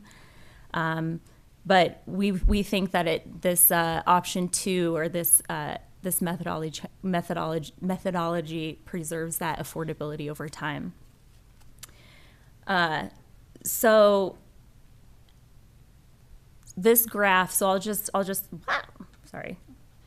That was cute. So this graph kind of shows what we're trying to do in this program and where that appreciation rate kind of lives over time. So this rate shows that if a house was brought into this program today, where it would be in terms of area median income affordability in 15 years and in 30 years. So given this appreciation rate that we recommend, the house brought into the program today would be affordable to a household in 15 years earning 164% of the area median income. And in 30 years, that affordability would rise to 209%. So I will say that kind of exceeds those area median income, exceeds what we traditionally think as affordability in terms of middle income. But it's this middle space right here that we're really trying. There's this huge gap between our current offering and the permanently affordable homeownership program and where the market is going. And so we're trying to kind of, use this tool to fill this gap. Now, of course, I should, quickly note that when we're looking at this gap, that market rate is assumed, we're assuming a 7.5% appreciation rate, which has, we've just projected what has been happening over time. And we're also assuming an area median income growth projected over kind of what has been happening recently. So those are some of the assumptions. But I think the big takeaway here is we're really trying to fill that gap in terms of creating this pilot program. So I'll just quickly close up here with what we see in terms of next steps. So, given the green light, we would go ahead and implement this program, in the short term, like the very short term. In the short term, say 1 to 2 years, there's a strategy assessment or looking at evaluating who's participating. Do we change, or are we going to consider refining pilot program parameters to incentivize participation, kind of looking at that participation as like the real evaluation in the short term? But in terms of measuring success, because the term of the loan is 15 years and it is a 0% interest loan, there might not be a lot of incentive for a homeowner to exit, to refinance, to sell their house. And so it's possible that we won't know what success looks like in terms of how the first homeowner exits the pilot program, how that house looks on the market for 15 years, and of course the impact on the city finances for 15 years. So there's like a short-term next steps in terms of like participation evaluation, but in terms of really measuring some of these big metrics for success, it might not happen for 15 years. So with that, I'll just leave these questions. These were in the memo, and happy to answer any questions that come. Thanks so much for that very well explained presentation. Appreciate that. Let's start with questions and then for staff, and then we can go to answering their questions for us. I've got Bob up first, and then Nicole and Junie.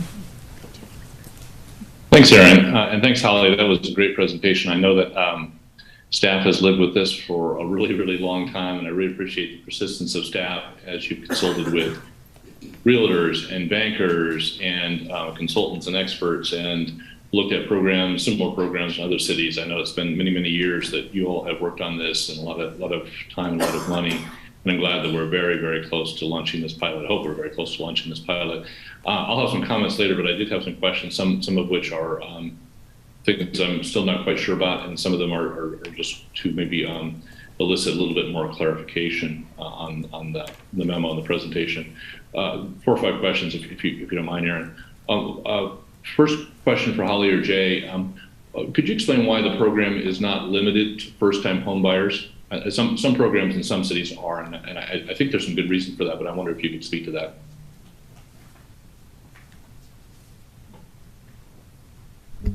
So we looked back at the memo that was prepared back in 2019, and I think we determined that it is limited. Sorry, some of these details get lost.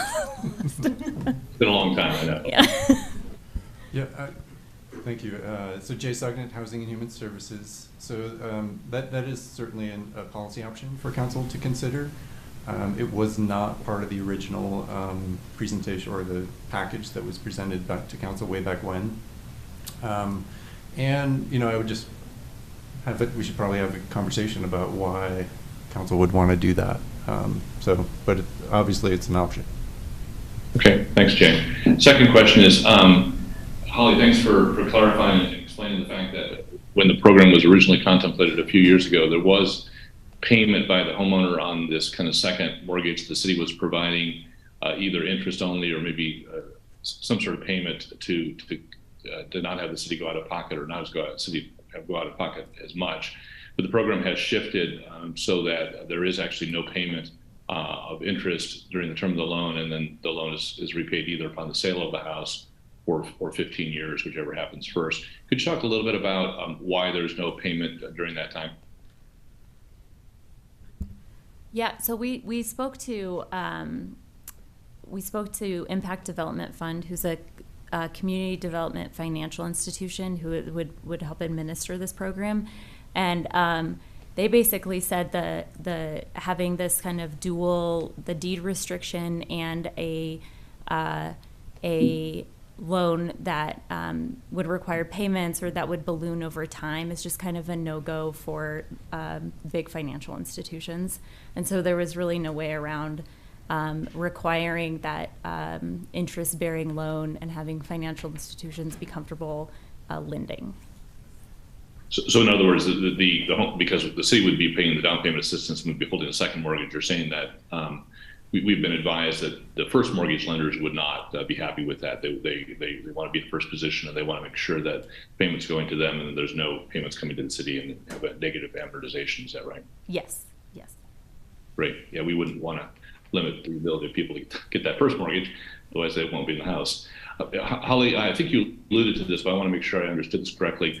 You estimated that the cost to the city over the whole, if a loan went the full 15 years, which was the maximum, the cost to the city, because there was no payment of interest, could be as low as 40,000 or as high as 113,000 under various interest scenarios. And I know interest rates are moving around, and they probably will come down over the next couple of years. They're kind of at a historic high right now. I assume that those were assuming the worst case situation. In other words, that the loan lasted full 15 years. I assume that if someone sold their house after 7.5 years and paid us off, it would be half that amount. If it was sold after 5 years, it'd be roughly a third of that amount. Is that a fair assumption that that's the worst case scenario if they held it for the whole 15 years? Oh, sure. Yeah. It was that full 15 years with the full loan, that full maximum loan amount. This is probably an unfair question, but does anybody on staff happen to know the average holding time for kind of these? I know they're not all first-time home buyers, but home buyers that are in that kind of modest income situation, oftentimes first time that are seeking that down payment assistance. Does anybody have any idea of what the average holding time is? Yeah, I would say in our permanently affordable home ownership program, it roughly mirrors the market, so around 7 years. 7 years. And so if someone did this for 7 years, it'd be about roughly half the numbers that Holly quoted. Is that right? Correct. 7 being half of 15, roughly. Okay. Just a couple more questions. I know that the city would, once we launch this pilot, or if we launch this pilot, the city would need to go out and borrow money, which is the very question we presented to voters, of course, in 2020, which they overwhelmingly approved.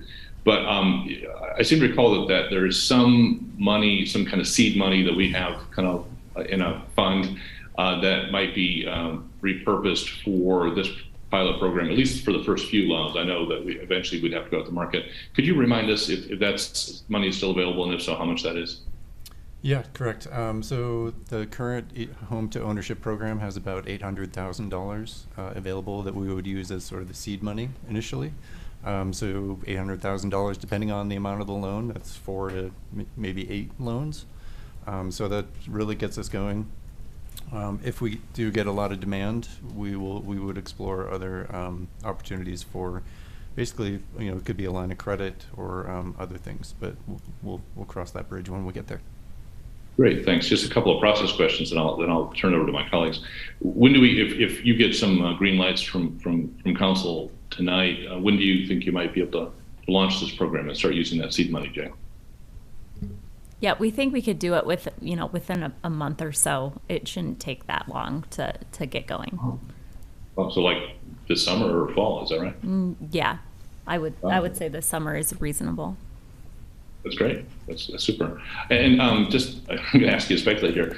I know that there's measuring periods on this pilot to determine whether it's a success, but do you guys have any feeling like if you got 3 houses in the program, 5 houses in the program, 50 houses in the program, well, what's your hope in the next 5 years? I mean, what would you consider a success as far as just numbers? I'm kind of struggling myself with this, so I'm not too sure what the definition of short-term success is. Yeah, no, so I think this is one of the difficulties, and this is like a real innovation in how the down payment and deed restricted home, and so we really don't have a good idea about what the uptake in terms of participation would be, and that's kind of that short term. If there isn't any, we'd have to really go back and take a harder look on some of those terms to figure out how we can incentivize the program a bit more. I assume that you'd be reporting back to council maybe every 6 or 12 months in the first couple of years, just to give us an indication of how it's going. Is that right? Yeah, I think that would be the idea. Bob, do you mind if I colloquy on that? Please, I'm done with questions, man. All right. Well, so I'll just colloquy on his piece, if you don't mind. If it's directly related. Yeah. Since Bob asked, how would you measure success? I guess the question is, in the last year or 5 years, how many homes in this ballpark have we folded into deed restriction into our city? So are we pulling anything that's in this ballpark of what we're trying to target with this into our overall deed restricted portfolio in the city? So I'm just kind of curious what the rolling average or how many we've pulled in over a bit of time, because that might be a baseline from expectation. If we pulled in 1 and we can pull in 6, then we're doing pretty well. But if we pulled in 10 and we're only getting 4, maybe it's the other direction, right? So I'm just sort of curious. Yeah, so the scatter site acquisition that Holly talked about, so we started that about 2 years ago, and I think we're on house number 5, with a 6th one that will be coming out fairly soon. So that gives you a sense, so 3 a year? Is that helpful? Yes, a little bit. Hopefully we can exceed that with this program. Yeah. Well, as Kurt said, the middle income ownership is a big nut to crack, so. Thanks for the answer. Great. Got Nicole, Junie, and Tara.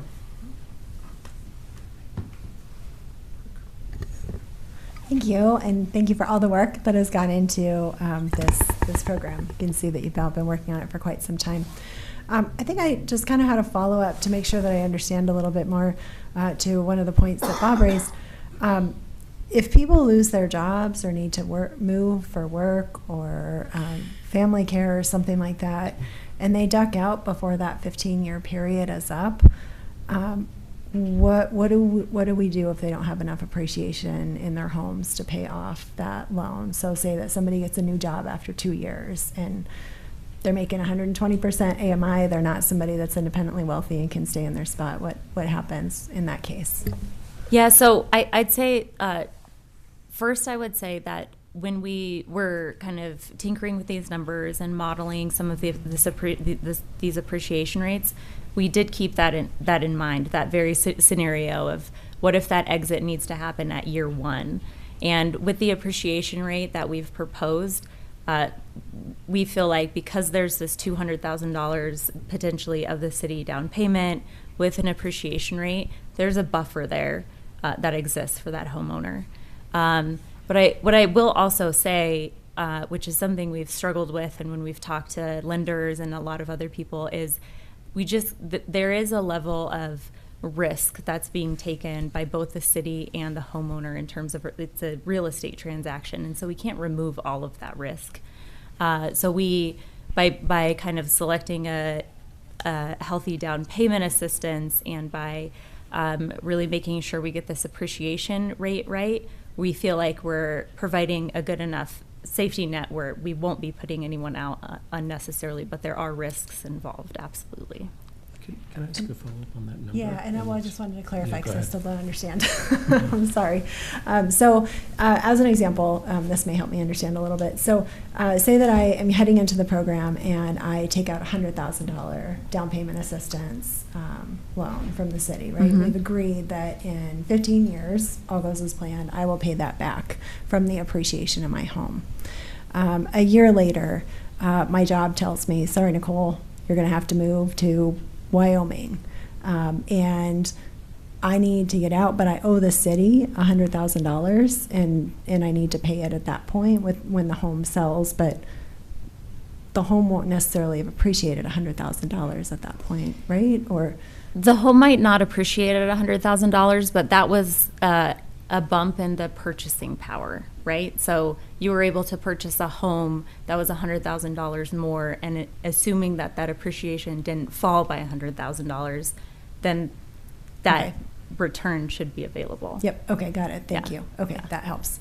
And then do we know if people who are making 120% AMI are more likely to have to move for jobs and, not necessarily have control over when they may leave? I mean, are they... Is that, so I heard 7 years. Is that number any different for folks? I mean, that's a good question. I don't. It's okay. It's a good question. Yeah, I'm not sure if any. Okay. Yeah, that's fine. And I was also wondering if we had any feedback on this program from different types of families who are at this income level in our community, and what they have thought about this program. Okay, so what I can say is I've been with the city since June, so I haven't been able, there was an engagement that happened the first round in 2018, 2019. But I went to the Housing Advisory Board earlier this year, and I went to a realtor group to kind of try to get that feedback. And so there has been a certain level of engagement, and overall there is the interest is peaked because of the bigger down payment assistance number, or that potentially bigger number. That's all I can say. I don't know if you have anything to say about earlier engagement. I don't know. Yeah, I would just add, so one thing that we did back in 2018 was we started an interest list. So people who did call, they heard about it or they voted for it. back in 2019. We took their email and address and, have been trying to keep track with them. A lot of them have moved on. And part of that's a challenge, right? So only a certain segment of the population at one point in their life is ready to go out and look for a home to buy. So if they're not finding what they can find in Boulder, our experience with other surveys and discussions is a lot of people look elsewhere. They look outside of Boulder, lower cost communities. So that's why we're trying to provide that, how do we fill in, provide an additional tool in the toolbox. Thank you. But we didn't sort of have a group of this income level of folks sit down, or even if they work in Boulder and live outside, we don't totally know what they all think at this point. Okay, thank you. Yeah, no, I get that we approached some of the other groups about it, and thank you for doing that. Aaron, before I ask my last question, I'm recognizing that you had a colloquy, and I dived right into my next question. So you asked my same question. So okay, cool. Thank you. And then I was just wondering, I mean, I know you saw it today because you responded, thank you. I sent out just a little spreadsheet with some cost estimates of what it seemed like this, the mortgages and things were going to cost with this program compared to the self-sufficiency standard for Boulder County for families of different types. And I was just wondering if we have those budget estimates in a format that is more accurate for Boulder than the self-sufficiency standards or anything, or? I don't, so I'm not, I can't speak to whether there's a more accurate or more like locally sourced self-sufficiency. The only thing that I can respond to, I think, which I responded with is, in terms of figuring out affordability, in terms of like housing affordability, we don't look at the whole budget portfolio. It's really that the 30% rule is kind of the rule of thumb in how we determine affordability. So that's not to say these other costs aren't there, or that won't impact decision making, but that's not typically how kind of we're calculating what affordability means in these types of this type of modeling. Okay, thank you. And then I just had one more question. We had two different goals for this program. Is our sort of primary goal more toward helping families buy homes, or is it toward getting affordable homes for the future? Dare I say both? Well, I can comment on that later, but I was just, I mean, if, as, and maybe somebody who was involved in the conception of this program, I mean, I'm just curious, what is if you had to just pick one, what would that one be? What is the main motivation for this program? So so you're saying that one of them can be for the homeowner looking for the household looking for a home now, or what it looks like in the future. So I think the current down payment assistance program, the H2O program, would fit that first goal pretty well. It is intended to help a single homeowner get into the market, and then there's the shared appreciation model over time. But I think the key component of this program is that it serves that homeowner, that household, and then it also provides some type of affordability preservation in the future. So I wouldn't say that it does one or the other. I say there's other tools that does the first one, but this is a tool that kind of tries to really serve both the now and in the future. Okay, thank you. Judy? Thank you. How did you come about the 15 years repayment? Yeah, so it was initially 10 years, and we had to push it to 15 years. And from my recollection, it was just IDF, the Impact Development Fund, recommended pushing it back 15 years to ensure that that repayment and the appreciation could grow to make that. Is that? Yeah, there was concern that at 10 years, having a balloon payment due and having to refinance a home might create a hardship. So I think there was agreement among everybody involved that 15 years made more sense, and that's why we're proposing that. Okay, thank you. Does this rate cap that we have, annual appreciation rate, is it similar to, does it match our affordable housing cap that we have as well? Yeah, so the concept here is that we'd use that as the baseline and then add percentage points from that. So it when that current baseline for the affordable housing has the current permanently affordable housing program certainly has a cap. I think the methodology depends on area median income and the consumer price index, whichever is less, and so that's kind of the first step, and then we would use that as kind of the baseline for this program. Does that answer your question? Yeah.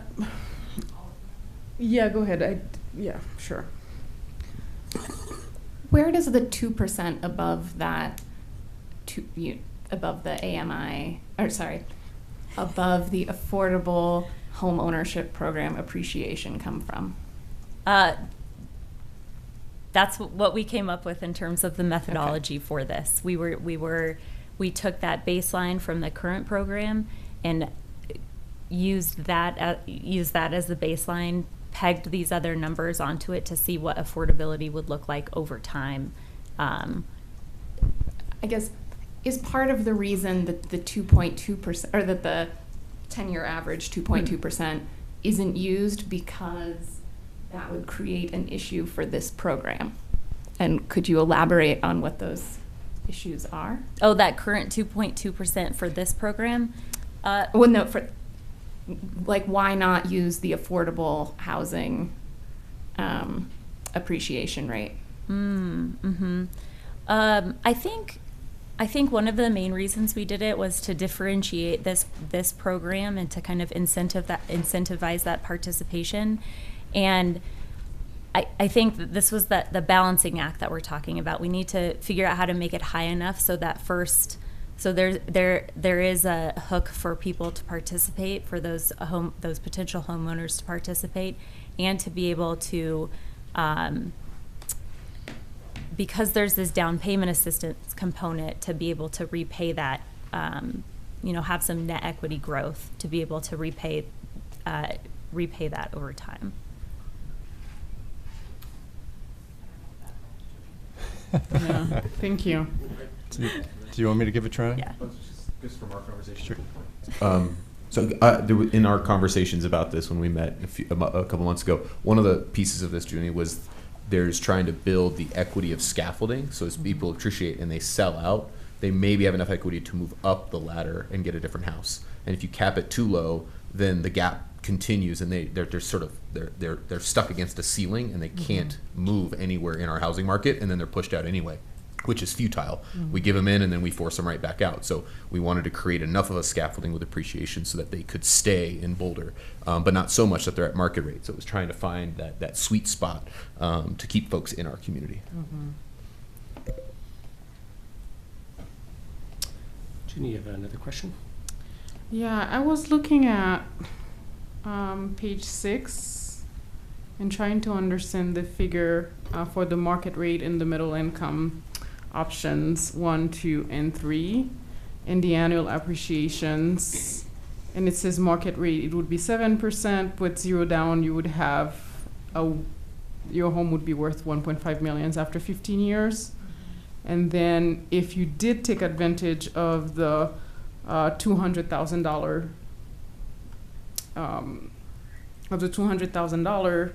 and at 3.2%, you would have a net of 500,000 after 15 years of equity on the property. Okay. And then option 3. But my question to you, 3.2, 4.2, 5.2, which one would why do we have these options, and which one would someone benefit from? So I think we in order to create this pilot program, we do have to, these options. Mm-hmm. We do have to identify an appreciation rate. So in terms of identifying an appreciation rate for the home that would best meet the needs of the first home buyer and the subsequent home buyers, we believe that this option is the best choice. Option 2. Yes. Okay. Thank you. We've got Tara, then Mark, then Rachel, then myself. Oh, we got a lot of takers tonight.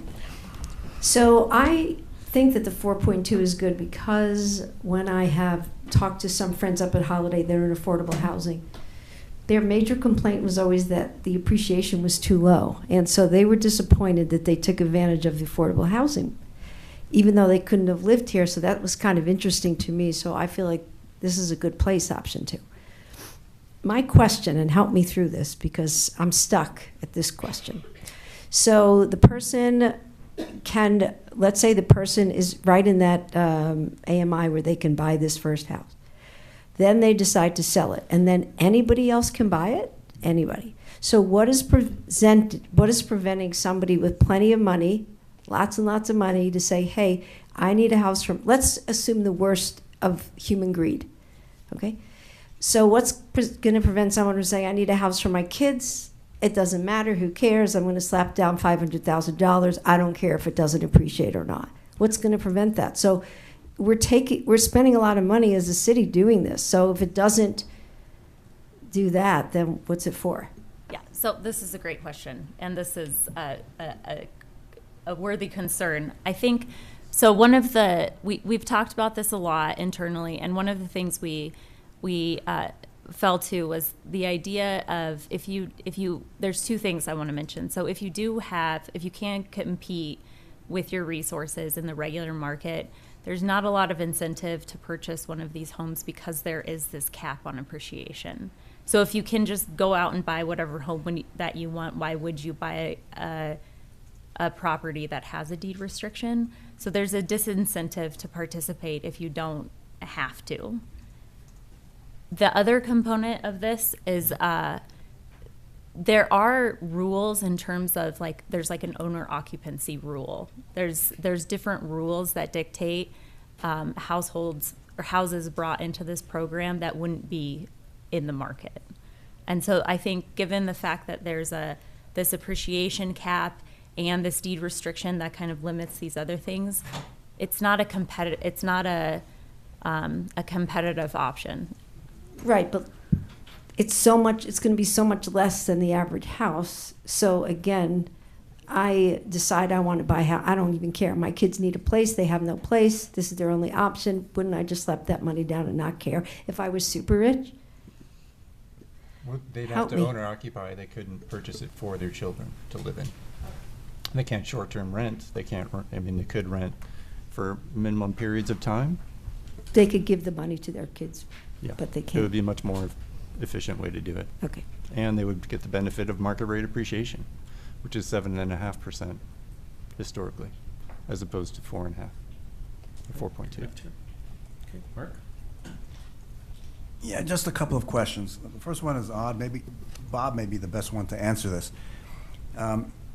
If you're entering into a 0% mortgage and we are in effect funding the cost, is there a tax consequence to the borrower?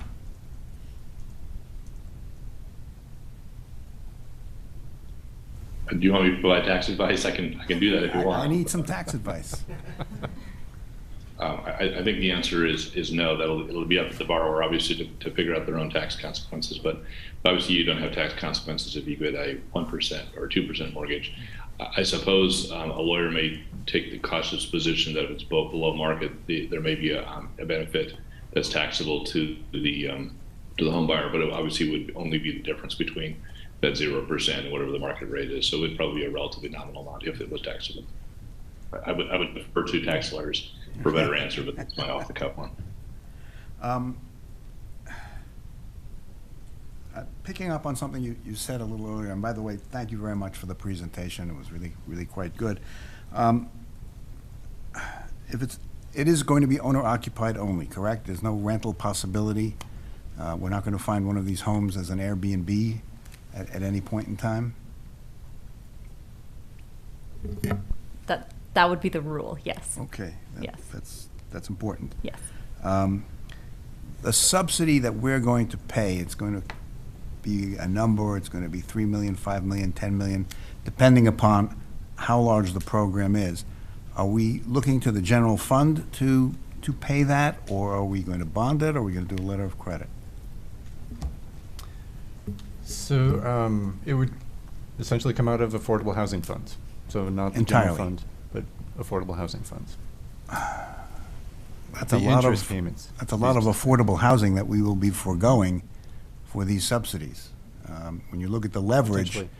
that BHP uses in developing housing, that's a lot of housing. And we need to think a little bit about that trade-off, I think, as we move forward. Because $10 million could be 100 units of middle-income housing versus a lot more units of affordable housing. And I'm just throwing that out there as something to think about. And I guess my last question is, what if there are changes to the financial condition of the resident borrower to the positive? They suddenly get a great job at Google, assuming anybody gets a great job at Google these days. Now they are occupying a house that's intended for middle-income residents, and they have far exceeded the AMI requirements. Do we have any kind of protection on that? You want me to do that? Yeah. No, we have the At same gunpoint. concern with our permanently affordable homeownership program, right? So we income and asset qualify the first buyer, but they can stay in that home really as long as they like. There is no mechanism, but the main motivation is they're not getting market rate appreciation. So if they are making a lot more money, it's in their financial best interest to move into the market and make that home available for the next household. Well, further to Tara's comment, if they move out into the market, is there any mechanism by which we know that they are giving that house to their children? They move and buy a $2 million townhouse, and they want to leave this house to their children. Is that? No, because the program rules, same as our current program, we're trying to keep them as close as possible, is that we do have methods for making sure that people are actually living in the home. So they get a letter every year. We do check their addresses on their tax records. So there are ways, and if there's any sort of investigation or complaint, that's also another opportunity where we look at that. And we'll have a big, nasty eviction squad, as Matt suggested. Okay, my other comments I'll deal with later. Thank you. Did you have a follow-up, Judy? Okay, do you mind if we come back to you after we get through a couple more people? I'm trying to give everybody a chance here, because we've got Rachel, myself, and Lauren queued up, and then we'll come back to you. Am I up? Yep. Okay. Thanks for the presentation. I just have one question about I think it's maybe similar to what Junie was getting at earlier, around the 15-year repayment that we upped from 10 years. I just want to know, why didn't we do 30 years? Like, if we're worried that people won't be able to repay at 10, for those of us who aren't wealthy and had to refinance, to go down from a 30 to a 15, which I think we're saying people would, assuming that their salaries haven't gone way up, that might be a mortgage that they can't afford. So one question is, what's wrong with 30? Maybe it's Mark's point about it's too much money away from the housing program, but also did we consider income verifying at 15 years to see, for people that are now making enough to refinance, whatever that threshold would look like, they could. For some other folks, maybe we wouldn't, could we make it 30? That's my question. So in terms of extending to 30, I think we moved from the 10-year to the 15-year upon a recommendation from Impact Development Fund. And I don't think we really contemplated the extending out this out to 30. And I don't know if you want to add anything to this, but when I think about extending it out to 30, since there is the city is absorbing the cost of this down payment assistance, that seems problematic to extend that out for 30 years. Yeah, it would significantly increase our costs, right? So instead of paying interest over 15 years at the most, we would be paying up to 30. And I think Holly had a great slide that showed, or maybe it was in the memo, that showed what typical appreciation a house would have at 15 years. And it shows that they could very easily pay back through appreciation alone the $200,000. Although you would, yeah, I think you'd still have to refinance, and it would be a compressed payment potentially that would, and depending on where interest rates are, Correct. what your personal finances are, it could be tricky. But that's my only question. Aaron, we're not doing comments yet, right? Correct. Right. Done. Thanks, Rachel. I got a couple. I'll be quick here. So, when you model the cost to the city, so if these are like the first $800,000 that we have already available for another program, we're not going to be paying interest on that money, right? So is this like an opportunity cost to the city of the loss of interest we would have gotten if we had not used it for this program? That's a tricky one. So the cost. Do you want to take this one? I'll try. So you're asking if the $800,000, is that going to the loan or is that going to the interest payments that the city needs to make? Well, I'm saying we're not making interest payments if we're using funds that we already have sitting in an account. That is correct. Yes. So for those initial ones, we do not have interest payments for. But if we were to continue the program, yes, we would. Or if there's more demand than beyond the $800,000. But I believe you mentioned using affordable housing funds, which we also wouldn't be borrowing. Sorry, I meant for the interest payments. So the borrowing, that would be basically what the voters authorized was up to $10 million. Mm-hmm. That is the amount of the loan. To pay those interest payments, we would be using the Affordable Housing Fund. We would be using the H2O funds. Got it. So okay. That needs to come from somewhere. But thanks for clarifying that. So to Mark's earlier question, we're not using the affordable housing funds to pay the $200,000 down payment. We're using it to pay the interest on the loan. So that's actually a much smaller number than $200,000. So it's a few thousand a year per unit. Thank you for clarifying. Okay, that's important to understand. And then when you modeled the AMI growth, what number did you use? Apologies if I missed that.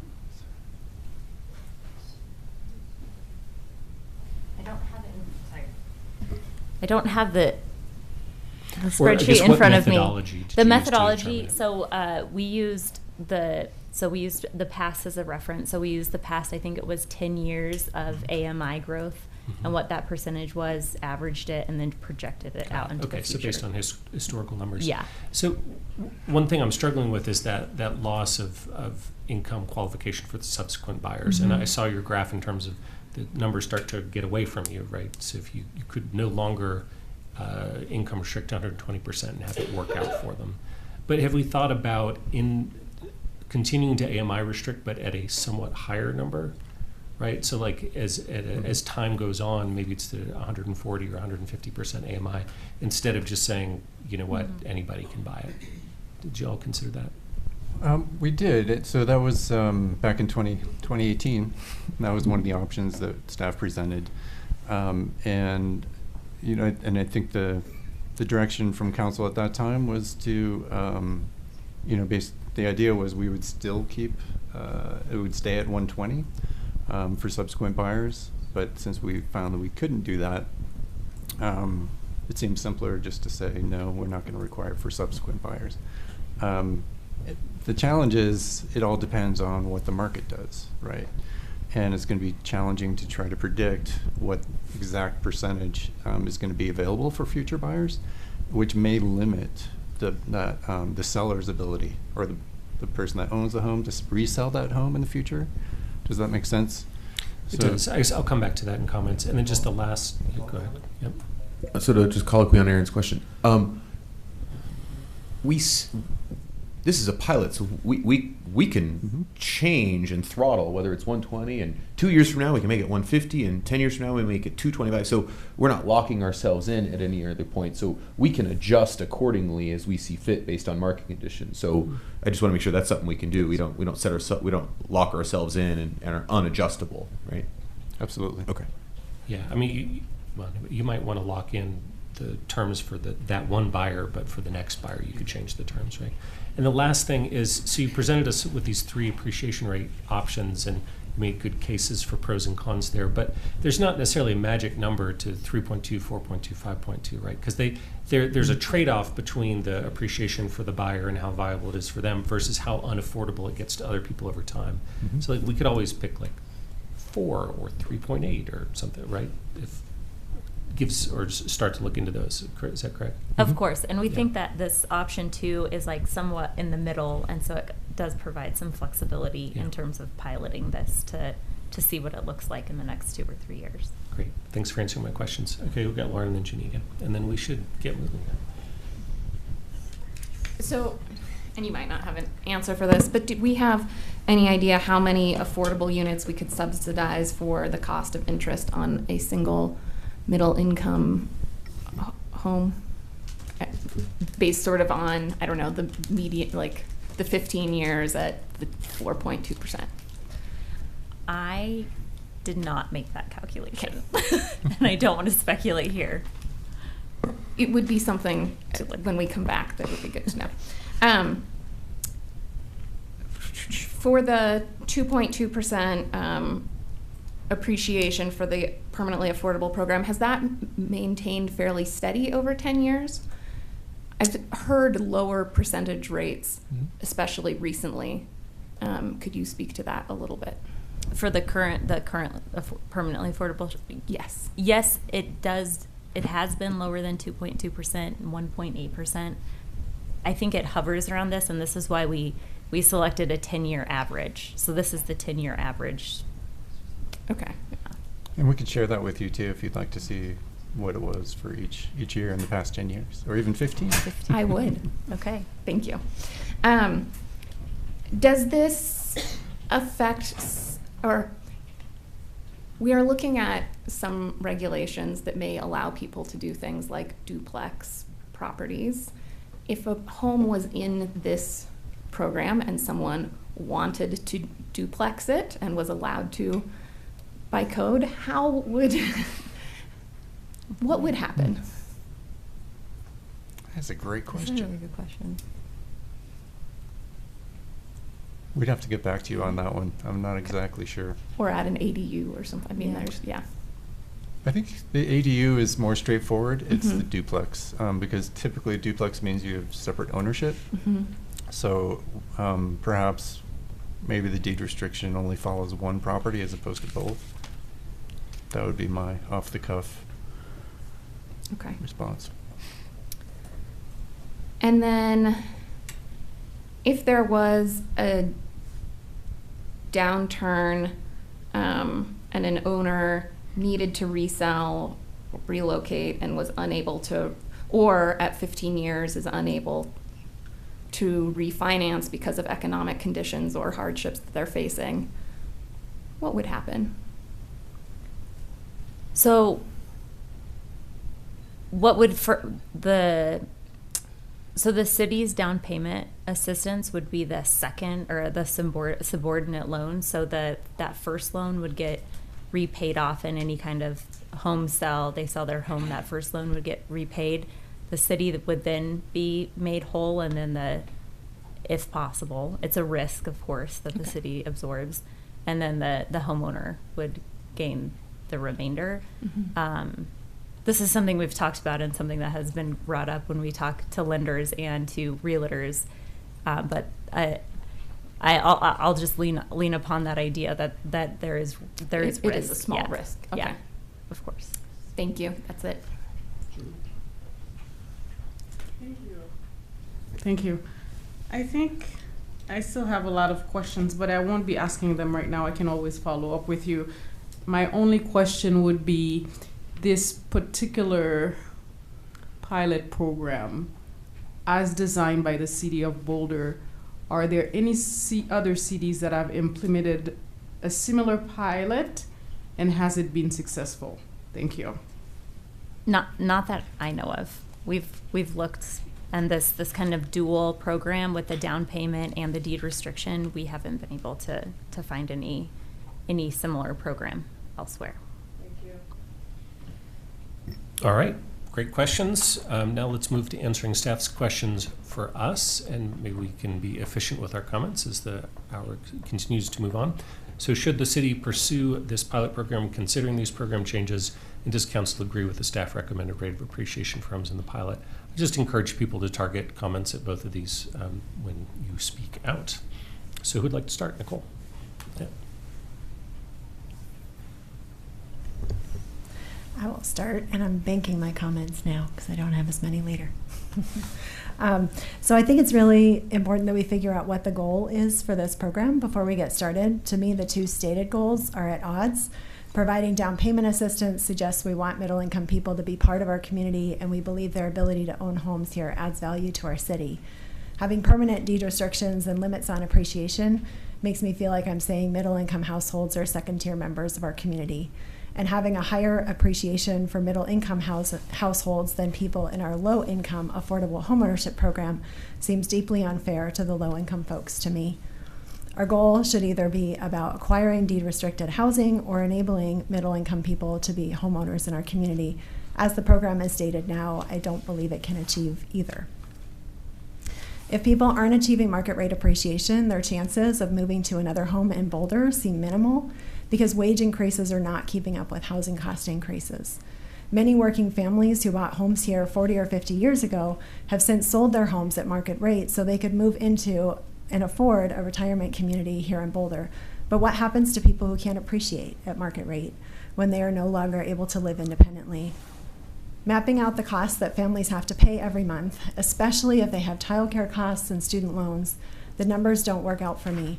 And it doesn't sit well with me to put any of our city's affordability solutions on the backs of people who can't afford homes here.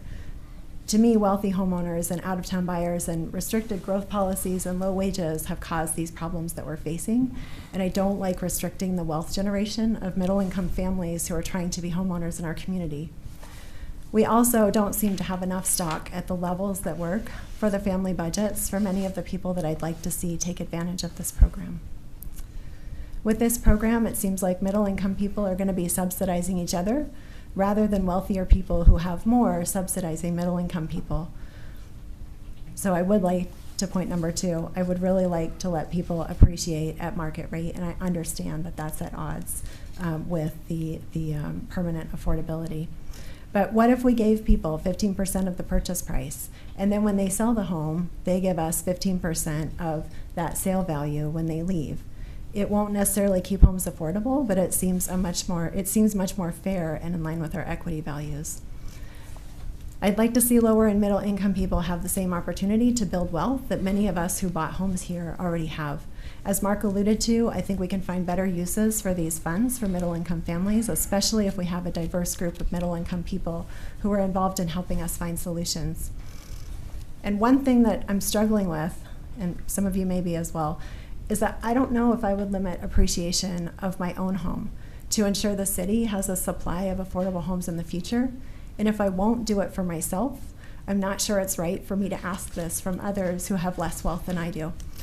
So if we move forward with this pilot, I think it's absolutely essential that we talk to a diverse range of households who are renting and making 120% AMI before we get started, just to make sure that we're not going to do more harm than good. Thank you. Thanks, Nicole. Who'd like to go next? Matt? Yeah. And then Mark. Thanks, Aaron. Well, so the voters mandated that we give this a try and pilot this. So I'm going to say yes, and I'm going to stick with the voters. This is a pilot. I think we owe it to try this and see what works. I think there's a commitment to throttle and adapt to the changing conditions, the needs of those customers and residents who are looking to do this. This was not meant to be a silver bullet. It works for some, but not all. I appreciate the spreadsheet you put together, and it sort of shows case in point that it would work for some and not others. What it really shows is the real stressor is the childcare factor. So maybe let's have a conversation about childcare, but that's independent about creating a scaffolded approach to get more people into our housing market, which this does. And again, if we've only gotten a handful over the last 2 years, what's a handful times 2? I mean, we're not reaching for the stars here, but if we can impact a few families to buy into our market, then I think that it's worth us following through with the commitment we made to the voters to give this pilot a try. And if it doesn't work, we pull the ripcord, and I think that's a fair commitment to make. But if it is successful, I'd hate for us to scuttle it before we've given it a chance to work. We have 800,000 that we can give this a try, can work on a few, and if we have no takers, we either know this is a bad project or it needs massive tweaking. So I think we owe the pilot a chance for success, and not sort of think tank our way through this. We got to just sort of act on this. You know, the COVID definitely held us up, but it's time for us to get the ball rolling. Only other point I'd make is, you know, this is for perhaps people wanting to move away from renting and paying someone else's equity and being able to then buy into their own. And so I think that scaffolding is worth a try. So that's my point to number 1. 2, I think the option 2 is a good place to start. Again, as was committed, we can throttle that. If we realize the next home or the market's shifted, maybe we need to change that number for the subsequent home buyer. So adaptability is king here, and I think we just commit to that and make adjustments accordingly. Thanks. Mark, then Bob. Yes and yes, but I do have a couple of comments. The first is I happen to like Aaron's comment about perhaps making the second buyer AMI adjusted as opposed to, as in Tara's example, having somebody buy a home for their kids, giving them money, and I think we need to make sure that these homes are made available for the people who most need them. Just one comment, Nicole, to your comment about the differing appreciation rates. Our affordable housing is very, very deeply subsidized through city funds, through equity that's raised for LIHTC programs, by the federal government. I mean, the level of subsidy is extremely high, much higher than what we are providing here. And so I don't know that there is, that I'm dissatisfied with saying on our affordable housing projects, this is the trade. This is the trade, where you're going to get to live in Boulder, you're going to live in a beautifully designed community, but we need to keep these homes permanently affordable, and 2% is what the deal is. And we've heard comments, I've gotten emails from people who said, if I had known this 20 years ago, I wouldn't have, I would have bought in Louisville. But it's hard for me to believe that somebody didn't understand the implications of what they were entering into. But I agree with Matt. It's a pilot. We see how it works, and we adjust. I don't want us to have a misapprehension as to the kind of housing we're going to be putting people in. $675,000 doesn't buy what it used to. I used to be able to buy a rather nice home in Table Mesa for that money. Today, or last week, there were 78 listings in the MLS for homes $675,000 or less. Only 2 of them were single-family homes out of the 78.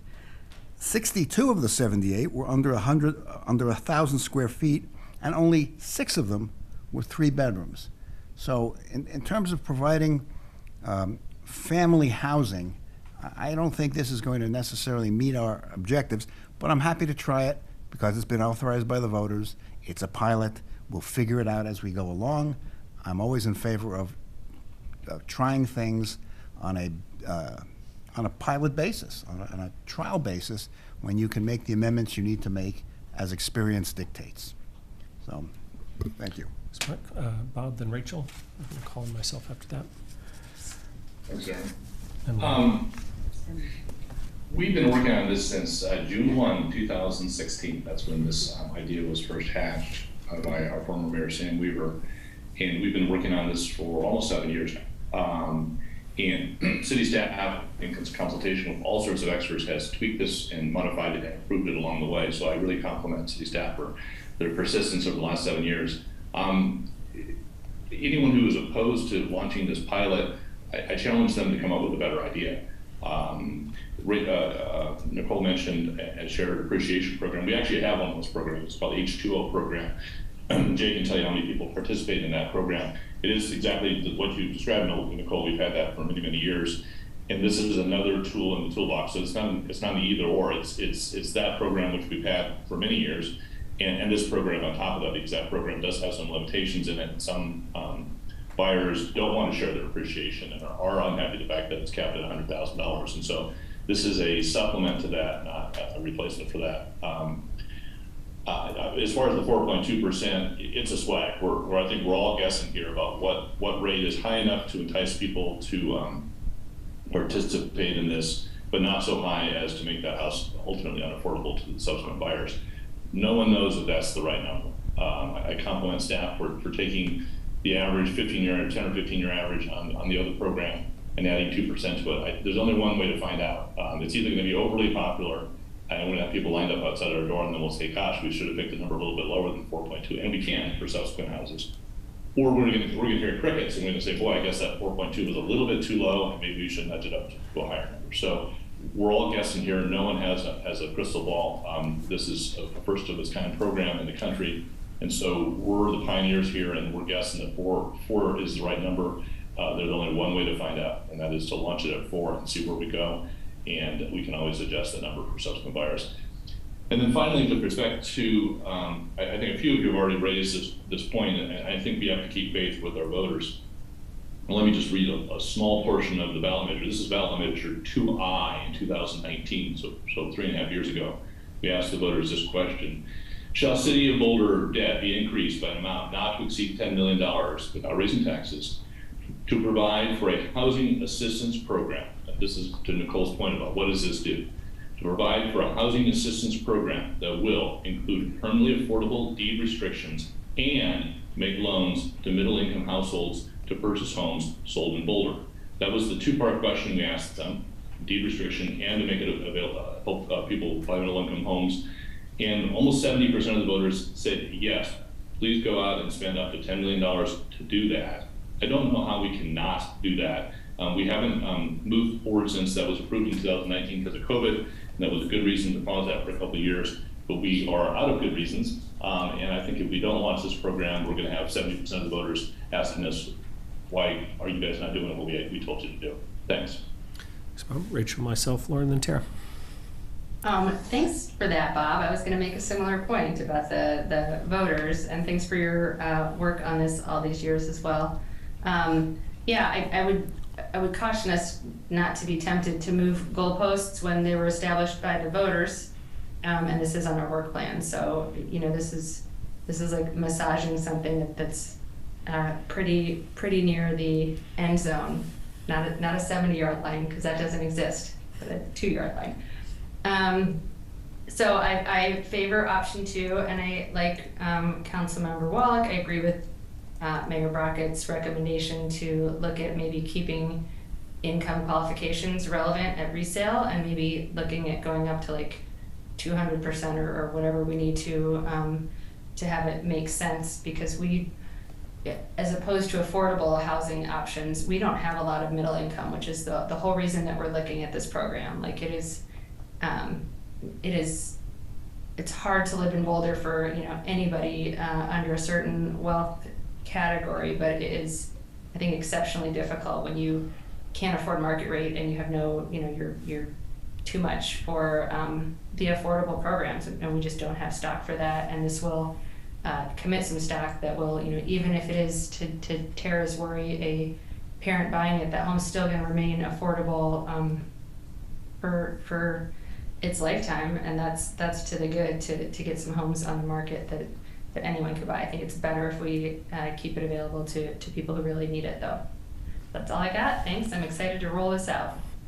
Thanks, Rachel. I'll call on myself. I'll be quick. I would like to see us proceed with this. The voters approved it. It's an innovative idea that I think is worth trying, and we certainly have not solved affordability to middle-income households. The need is very great in that sector of our community. So I'd love to see us give this a try.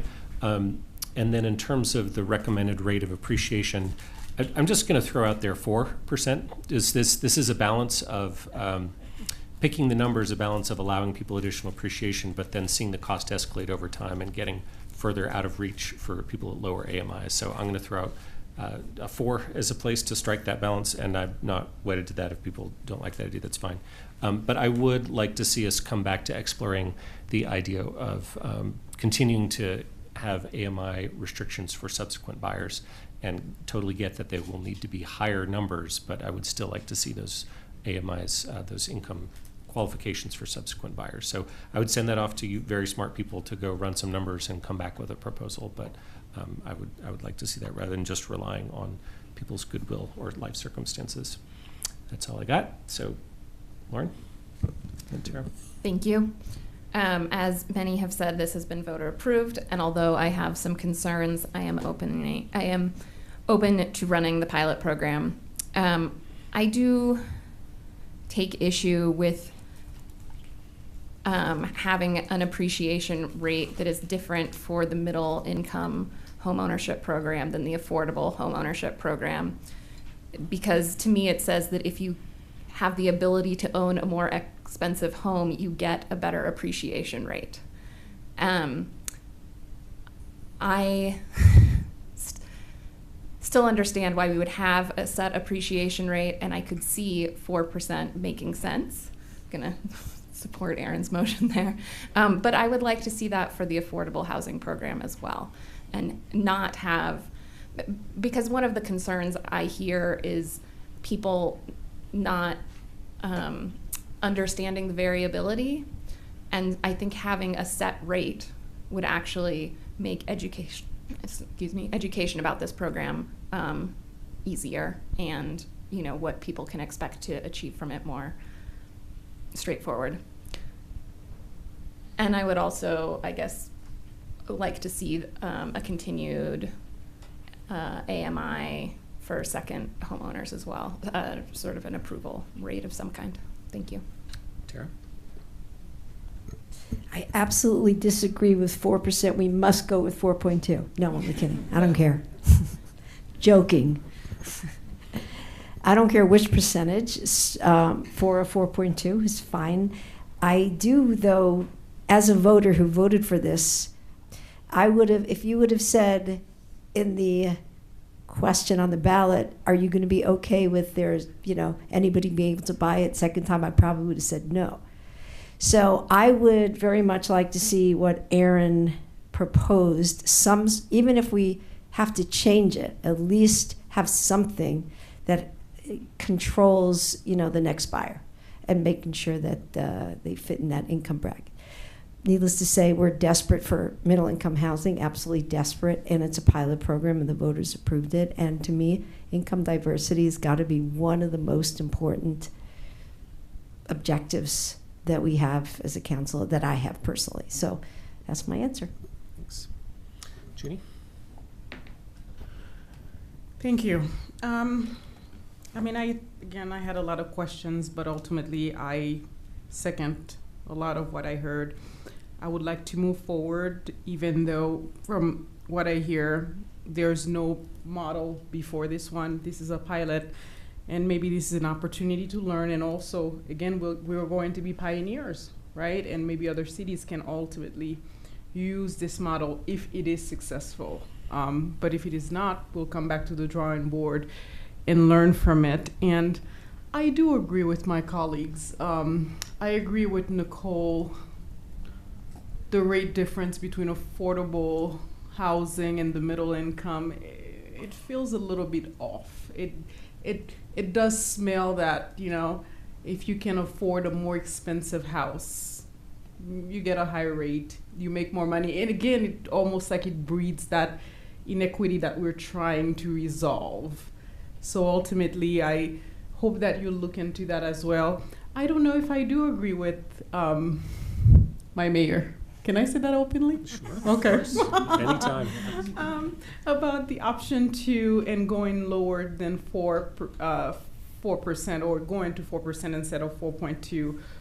Again, because we're trying to help community members to get into homes, but at the same time, we're putting these arbitrary caps that also limit the amount of equity they'll have in these properties, knowing this is how you build generational wealth. So I think that's a problem. Ultimately, I would have picked option 3 because that's what would give them that better chance at building that generational wealth, because someone can buy a market rate and then at the end, they come out with 1.5 million, yet someone who's buying through this particular option only comes out with 723,000. So again, there is that, it's a bit lopsided, but ultimately, I am a yes. Thank you. Great. So let me summarize. I've got majority support for moving forward with a pilot program. And then we've got a couple things on the rate. So I mentioned 4. We've had some support for 4.2. So I'm going to straw poll this one. So on the who would like the 4.2 rate as proposed by staff? And I'll throw mine out next. And all right, and we got majority support there. So we'll go with the 4.2 rate as you all proposed. And then I generally heard support for the idea of future income qualifications. I'll do a straw poll on that. How many people would like some form of future income qualification? It's a majority anyway, but I got like 6 of us. You mind if I ask you, before we straw poll on that one, because this gets to be really, really complicated. Do you mind if I ask staff a question before we ask that question? Sure. We may be getting ourselves into a very difficult position here. Yeah, sure. And of course, we would look for staff analysis on the options before adopting anything specific. But yes, go ahead. Right. So I know that the proposal is to deed restrict the house, and that's relatively easy to do. You file something with the Register of Deeds, and then that's done, and the house can only be sold by a certain amount. And there's really no administration by the city there, because that deed restriction is self-explanatory, and title companies and lawyers would see that. But let me, Jay and anybody else can answer that question. If we were to then, in addition to that, say, and by the way, Mr. and Mrs. Buyer, or Mr. and Mr. Buyer, whoever's the owner, you can only sell to somebody who's making a certain amount of money. And so they've got to be income qualified.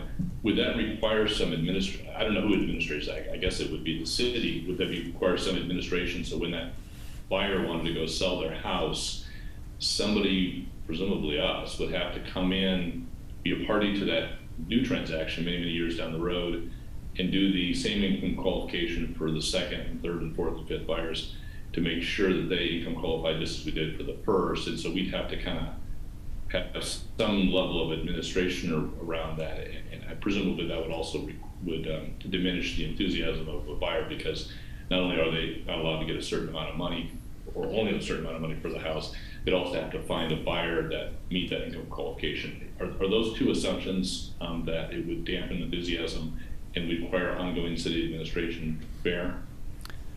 Yes, I would agree with both of those. I mean, that's my main concern. So we do have staff that can income and asset qualify. And the reason it works well with the current program is that there's huge demand. So for every home, we typically have anywhere from 10 to 20 households that are interested. With this program, I think we might be challenged to find, when that home comes up for resale in 15 years, to have that same pool of applicants. So people who are, it'll slow down the transaction process as well. If buyers realize they find this house that they want to purchase, then they realize they need to go to the city and get income and asset qualified. They have to provide all their documentation in terms of how much do they earn, what are all their assets. So it's just, it's an administrative burden, not just for the city, but for that future buyer as well. It doesn't mean we can't do it. It's certainly feasible. It's just, I think it's something to keep in mind. May I ask a question? Wouldn't all of that data be available from the primary lender? We have our own program, our own income and asset qualification process. That's, but yeah, typically they provide similar information to the lender. But like tax returns. Mm-hmm. Yep. And W-2s and that sort of thing. I mean, I would assume that information would be available to us at very little burden, administrative burden. And frankly, if you're correct, in 15 years, it's still a pilot. We'll adjust. Yeah. I appreciate the question and the answer. I would say to me it would be worth it. I mean, we do it for the low and moderate income affordable, and people make it work out. So, but again, like you say, if we get crickets and nobody has any interest in applying to the program, we can ask them why, or can't ask them why if they don't apply. But but we could do some focus groups or just remove it if nobody's interested. So I would leave it as it stands, but while looking to staff recommendations on how to approach it. I was just hoping if we could make a clarification on the appreciation rate. The 4.2% that had majority support, is that 2% above the average, the affordable home ownership program rate, or is that a straight 4.2%? That's the question for council. Yeah. So what we're proposing is 2% above the current appreciation rate that applies to affordables. So 4.2 is just the average of the last 10 years. Some years it'll be higher, some years it'll be lower. So what I heard was interest in having a fixed appreciation rate. I have interest in having a fixed appreciation rate. I'm not sure if that is shared by other members of council or not. May I colloquy? I think I would be interested in that as well, if for no other reason than administrative convenience, of just knowing what the rate is and not having to do averages and do a look back for the last 10 years. It's just easier. Set the rate, whatever the rate is going to be. I think we should simply live with that, again, as a pilot. Thanks for surfacing that, Lauren. I will point out that the flexible rate allows the numbers to go up and down with the inflation, which seems reasonable to me. So it seems like a benefit to the flexible thing is to be responsive to the CPI. It's CPI or AMI, whichever is lower. Is that correct? So typically it's been AMI that controls it, not inflation. Yeah, that's a good point. Well, we can straw poll this one. Like, so would people could go for a fixed rate, or people could go for the 2% above the affordable rate. So we'll straw poll, to Lauren's point, the fixed rate. Who would like to go with the fixed rate? Looks like a 4. So close, right? So I guess we will go with the staff recommendation of the 2% above that. And did anybody want to change their straw poll vote on the future limits on AMI based on the combo? No? Okay. So if you all could look into that, please, and we look forward to your recommendations on the best way to do something like that. So thanks so much for the excellent and extraordinary work. There are lots of facts and figures that you presented extremely well. Thanks for talking us through the conversation. Aaron, can I just ask a process question? Because I'm a little bit confused about where we go from here. Yep, sure. So it sounded like, with the exception of the income qualification for the subsequent buyer, a majority of council supported staff recommendation. And I think I heard Holly say that the program could be launched within a month. It sounds like we're sending staff back to look at the income qualification for the second buyer, tell us whether it works or not. Are we asking staff to do that and then come back to council in a month or two?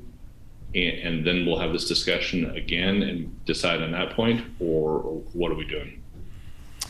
Please, if you could outline next steps, like in terms of what's coming next, given the direction that we were just specifying.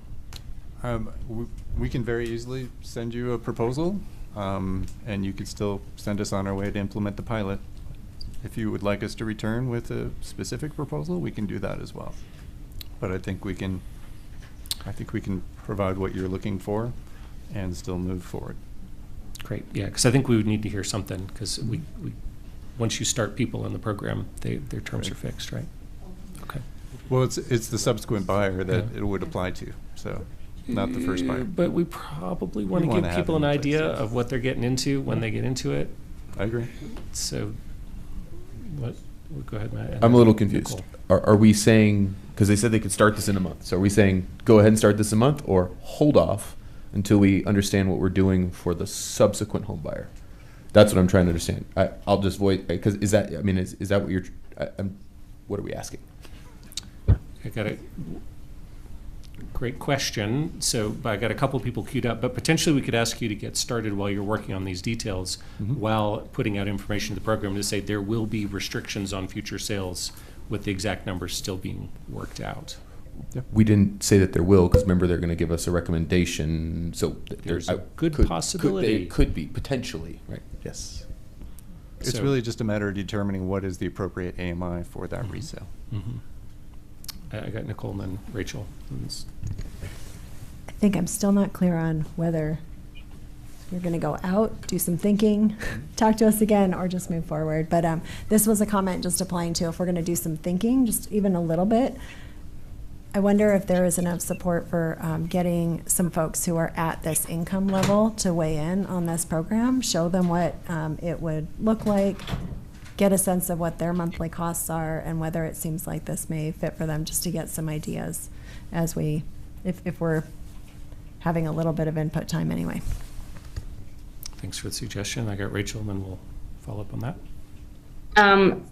I don't know that I would pull people on the whole program, because all we're looking at, I think, taking back to staff is whether impacts the next home buyer. So I don't know how people's current income would factor into that. But I just wanted to say, in terms of whether to come back or not, that I'm not saying I for sure want that income restriction if it's going to kill the program. So I need to see staff's recommendation, I think, before I'd be comfortable saying that for sure we're going to have some kind of limit on it, because I think the staff analysis will be valuable. So I don't think we should go out with this and then, say to people after they're halfway through the process, and we're going to, change your expectation in terms of resale. So I would slow down by a month, get the information we need, bring it back, make that decision, and then go forward. I don't, it's been 7 years. Like, I think 1 to 2 months is okay. I mean, do you think that's doable to come, get us an IP or something in 4 to 6 weeks? I hate to put you on the spot. Yes, absolutely. That's doable. So then this is what I would suggest, is that we ask them to do just that, put together some suggestion or proposal that they could check back in with us, and we would then go out to begin the program after checking in with that. And I think, if there's a possibility of, chatting with some folks in the meantime, but I think that would be helpful. But I think it would probably need to be focused around the AMI, future AMI restriction, because I think we do have strong interest in moving forward with the program. So, yeah. Can we work with that? Okay. Thank you. Thank you for your flexibility. Thanks for pinning things down, folks. All right, we are now moving on to item 7A. Alicia, if we could, please. Yes, sir. Thank you. Item 7A is matters from the city attorney. It's the report from Special Investigator Clay Douglas.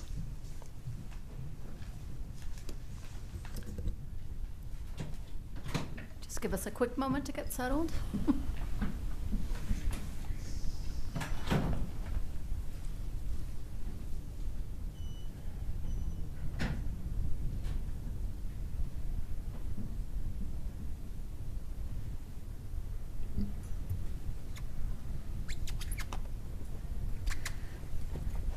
Good evening, Mayor and members of Council. Erin Poe, Deputy City Attorney. The city has received and made public the investigation report from Special Counsel Clay Douglas regarding the appointment of Police Oversight Panel member Lisa Sweeney-Miran. As required by ordinance, Mr. Douglas made findings and recommendations. Next slide. The goal tonight is to have discussion that gives the Council Agenda Committee direction to schedule future agenda items as desired by Council. Next slide, please.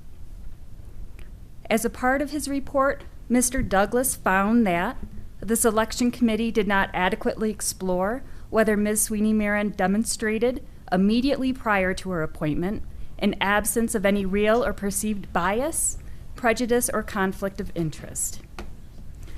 Mr. Douglas recommended that council consider requesting her resignation from the panel, and if she refuses, that council consider removing her under Boulder Revised Code, Section 2-3-1, which allows council to remove a board or commission member for any just cause. Next slide, please. The recommendations are not binding on council. Council may choose to follow the recommendations, take no action, or take other action as council decides. Next slide, please. Removal requires a vote of council. Similar to panel appointments, the vote can be done on the consent agenda. The just cause found by Mr. Douglas in his report is the procedural irregularity of not exploring bias, prejudice, and conflict as a part of the public interview process. No conduct complaints have been brought against Ms. Sweeney-Mirren, and the removal recommendation is not based on her performance as a panel member. Next slide, please. So these questions for council are on the slide for your review. This concludes my presentation, and I'm happy to answer questions. Thank you. Thanks, Erin. If folks don't mind, if I can ask a couple of clarifying questions to kind of consider our path forward. So, Erin is the Deputy City Attorney, or to the City Attorney's Office. So I understand that the special counsel's recommendations are not binding, right? We do not have to take those. But do you feel like it is incumbent upon us to decide what to do with those recommendations? In other words, that we have to at least make a decision about what to do with them? I believe that's correct. Even if the decision is we're not going to take further action to close the loop, but the ordinance requirements are that we receive the report and that we make it public, and those have been complied with. And so now it's council's discretion what to do next. Thanks for that. So folks, I'm going to, well, first of all, from a facilitation standpoint, I would like for us tonight, so we're giving direction on scheduling, so if we can not weigh in on the merits of the recommendation tonight, but instead talk about when we might schedule a time when we would discuss the merits of the recommendation, whether to follow up on that in terms of our scope for tonight. And so one potential path would be to put something on the agenda for a future meeting that would give us the different options of paths that we might take.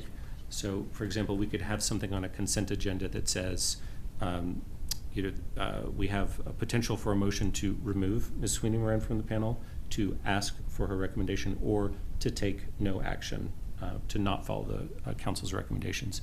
So we could get something on an agenda that gave us those alternatives. Say these are 3 alternatives that we could consider. So I'll put that out there as a possibility for a future meeting. Junie. Thank you. By the way, I am squinting a lot because I have a headache. That's fine. My question, if we are not discussing the merit of the recommendations, and I see you here, Miss Erin, thank you for being here, and we will discuss it at a later time, will the special counsel be available then, or is it going to be always through Ms. Pohl? Special counsel is limited to the investigation. So you could request his presence to answer questions, but advising counsel on next steps would come back to the city attorney's office. Okay, thank you. So you said we can potentially ask him question on his investigation. There's no prohibition against it. If that's the will of council, that could be arranged. Thank you. I would say, if we had specific questions in mind, could those be asked through email, like so that we have those questions and answers available to us ahead of time, or what do you think, James? I'm open to that, but I think part of it is,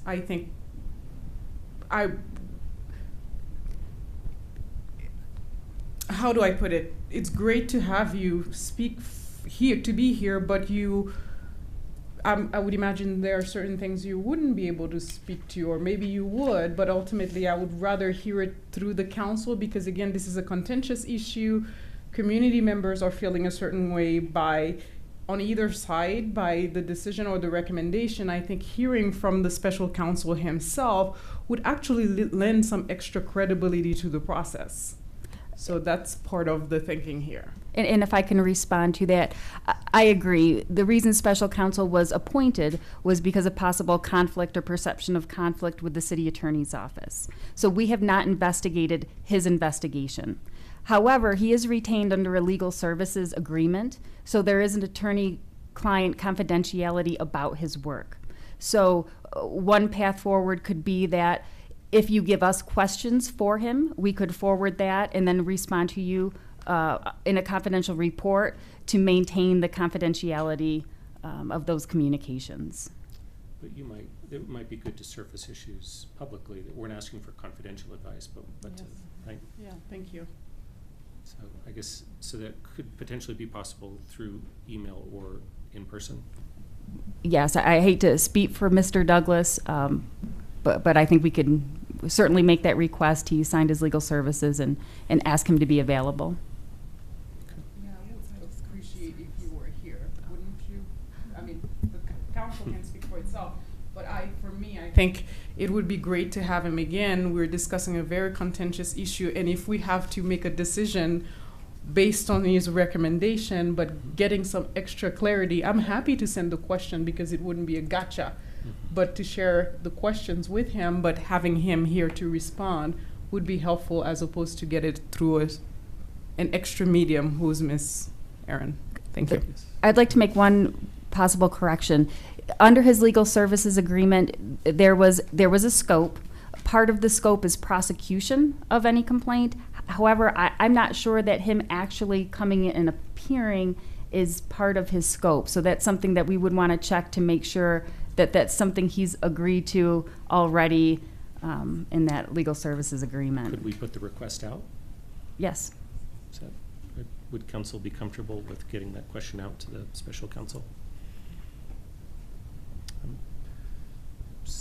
Seeing some nods and some blank looks, but I think I got a majority of nods to at least check with him if he'd be willing. Certainly. Okay. So I mentioned a possible scheduling path forward. I'd like to get people's thoughts, whether it's a counter proposal or not, or whatever you.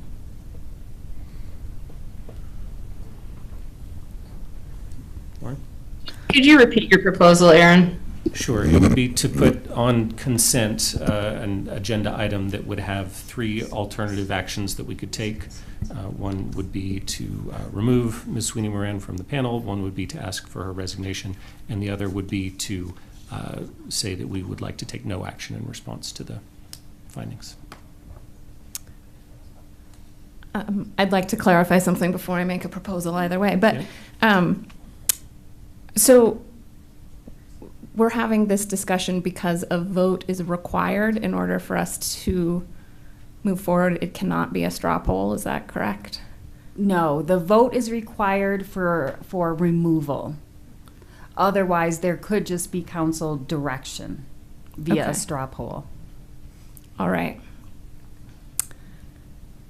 I would like to say that we could give council direction with a straw poll tonight instead of having a vote on a later date. Okay. Counter proposal there. We got Matt? We'll consider that one. This is a clarifying question. If we're asking, do we want to remove versus seeking resignation, and then the other would do no action. 2 of those 3 options are decisions that we execute in that moment. That asking for resignation isn't, because then we need a response. And so then my question is, what's the process from there? Is it answer right there on the spot, or then do we have a period in which we wait for a response and then come back to then, if it's accepted and there's a resignation, we move forward. If not, then we come back to those other 2 options of do nothing or remove. I'm just sort of wondering The other two are self-explanatory. That middle option seems like there's more process that is unknown. And just to make sure I understand, the middle process of asking for a resignation. So in a way, it would depend on how you wanted to go about it. That could be something you decide or give direction to each other tonight to do that. It could be direction to staff to please draft a request for resignation and send it. And you, in such a request, you could specify we would like to know by such and such a date. And if you don't hear back or you get a no, then you could proceed with scheduling next steps. So you can set the timeline on that option. Jeannie, did you have something? No, I wasn't sure if you were thank raising your hand or not. Okay, Nicole. Yeah, so I appreciate Lauren's suggestion because I think, this is hard. We've got a lot of folks who showed up tonight, gave up their evenings to be with us, and pushing it out another couple weeks or longer just feels like a hard ask for the community. And I also appreciated Junie's suggestion of trying to get some clarity from the special investigator as well. So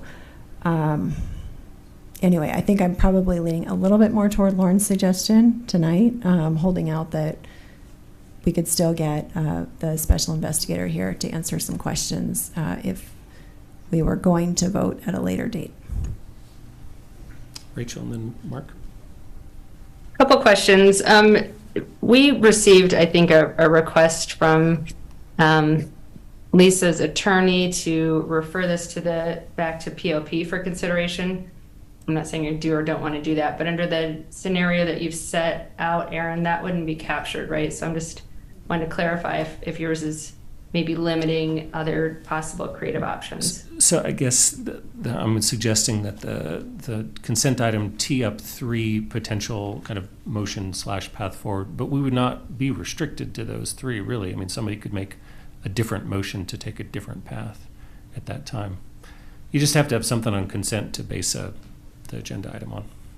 So I might just broaden it because I don't know what I'm going to hear in the next week or two that I might maybe there's something behind door 5 that I haven't thought about. And there was more than one recommendation. We may agree to part or some, but not all of the recommendations. So just want to make sure that our motion captures that. And then a question for Aaron Poe. If we were to reject the recommendation or, just decide to, do nothing with it, does the finding of conflict of interest somehow disappear from the public record? No. The ordinance requires this report. It's been received. It's been made public. Council can choose not to follow the recommendations. There's no prohibition in the ordinance. It is merely a recommendation. It would still be out there for others to consider, such as the police oversight panel themselves, and how they are also able to suggest removal of members. Okay, I guess I'm maybe just thinking more broadly. I have, and you can throw something at the screen if I'm overstepping, because I know that this is legally semi-dicey, but I have concerns about if there's a finding against a panel member of conflict of interest that would call into question impartiality in panels that she was a part of. If we reject the recommendation, but that's still on the record and can be pointed to, I would have ongoing concerns. So I'm just trying to understand, does any action we take, we can't, to my understanding, we can't appeal this finding. We can choose to ignore it, but we don't have an option to take it off the record. Is that right? Or somehow nobody has the option to say it's bad or something? That's correct. You can, I guess I wouldn't term it as reject because you have taken it in, you're considering it tonight. I want to clarify, though, that the code of conduct complaints are not against the panel member. They're against the appointment process. So what is out there right now are complaints against the appointment process. The special counsel in his report acknowledged that there is a requirement of recusal by a panel member if there is a reasonable question about their impartiality. So that is now out there. It's part of the public record. So that may be a factor you want to consider, because the next round of complaints could be against a panel member. Okay, thanks. No my questions. We got Mark and then Bob. Lauren, did I understand that you're looking to give some direction this evening? Yes. I would like to give us the opportunity to avoid voting on this at a future date. I actually could support that. I think one of the things the community needs at this point is certainty. We need to resolve this, whatever it is we're going to do. We've heard the pros, we've heard the cons. We have a voluminous amount of testimonials for and against. And I just think at some point you need to get to resolution, whatever that resolution is going to look like. And having it, kicking the can down the road and not grappling with the tough decision, I don't know if that's serving anybody very well, other than perhaps us, because we get to go a couple of weeks without, being agitated. But I do think there's a value at some point to saying, we're put in the position of deciding. We're deciding. This is what we're deciding, and that's it. Because we have other business to transact, a lot of other business to transact, and I just think we need to move forward. Do you mind if I ask a clarifying question based on that, Mark? Yes. Of the recommendations, of the possible options for us to take, which of those could we take kind of fully resolved tonight versus having to revisit this later? You could not remove tonight, because that requires more than a straw poll. That would have to be an official vote. You could request resignation via a straw poll. You could choose to end the process and allow the appointment to stand. Those do not require a vote. Got it. Thanks for clarifying. Can I just, since I was following with Mark, and then I'll go to Ginny. I'm a little confused. Could not, I'm sorry, Ginny. No, please. Could not a straw poll say it's not effective, we're not removing anybody, but it is our intention to do so, or it is our intention to ask for resignation, or it is our intention to not act at all? I don't understand why we cannot give that direction, even if it's not an act of decisive removal. I think I was unclear, and I apologize. The actual act of removal cannot happen without the vote, so it would have to be on a consent agenda. Okay. But you can certainly give direction tonight to say, put it on the consent agenda. Okay. That's okay. Now I'm clear. Thank you. Ginny. Thank you. I have a question, because I feel like, and that's part of the reason why I was like, I wanted to hear from our special counsel, because you only give us three options, but I still feel, based on what Rachel said, there is a fourth option. Well, I suppose that would be doing nothing, but can we send it back to the POP to make that decision, whether that she should resign or not, as opposed to us doing that? Based on what I hear tonight from community members, that's what, yes, go ahead. You could ask, you could refer it and say, Yes. we would like to ask the police oversight panel to consider removal under their authority, under the police panel ordinances. They could say no, and then it might be back here. But that is one additional removal option. Thank you. Bob's been waiting. Thanks, Bob. Yeah, thanks, Aaron. I just wanted to go, I know we're trying to grapple with process here, so I'll try to stick to process. Aaron, I want to go back to your original proposal of three different choices. I think Matt was right. I think that that's not really three choices. I mean, it is three choices, but then one of those choices is out of our hands, and then it would still have to come back to us if the answer was no, there was no response. So I do like Aaron's, I don't know if it was a suggestion, but her observation that one thing we could do, and we could even do it tonight, is take a straw poll, ask for a resignation, and then in parallel schedule this for, further disposition at a future meeting, maybe as soon as May 4. And then we would presumably hear back or not, as the case may be, on what we request tonight. And then we're really down to 2 questions. Obviously, if there's a resignation, then it becomes moot. But if there's no resignation or no response, then it really comes down to 2 questions. Because I think 3 questions asked sometime in the future potentially prolongs this for quite a long time. And so I think I'd like to move this along if we could. So that's, I guess, where I would be. 2 questions at maybe the next meeting and maybe a request in the interim. Okay, I got Lauren. To complicate things a little bit more, I can think of another option, which is this complaint is largely around the appointment process. And so to me, and through this, there's also come up the issue of the ordinance itself.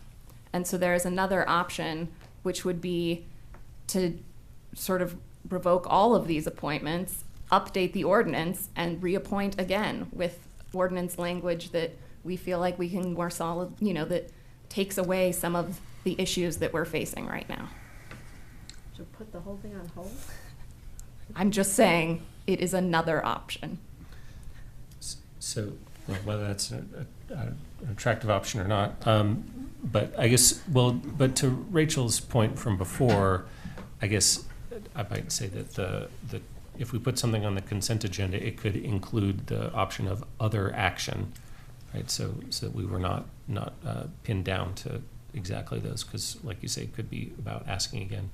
I will just say I like Junie's idea about talking to the special counsel. Like I think that was a really good idea, and so I'm going to continue to advocate for putting this, a menu of options on consent agenda.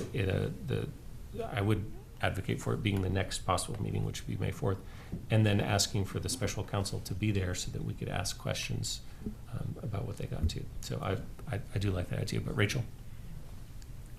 Well, I think that Lisa has been pretty public in saying she's not resigning. So I don't know why we would straw poll when we've already been told, and she may have also emailed us that, like, I'm not resigning. So that just seems like I take that one off the table for a straw poll tonight, because I'm not worried about.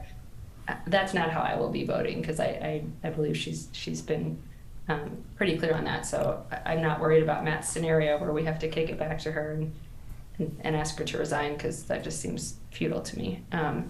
But I don't know what the value is in straw polling stuff tonight. Like, I have pretty serious concerns about, and I guess just to back it up maybe a little bit, I was someone, Bob and Aaron may remember me there, like I was advocating pretty strongly for formation of the police oversight panel. I believe in the work. I think it's critical, and I don't think I want us to pause that work. So I would be real concerned about that, and I also have pretty grave concerns about if we leave someone on the panel who has this, public tag of somebody has suggested that she had conflict of interest. Will that impact the panel's work? So like, I kind of want a none of the above.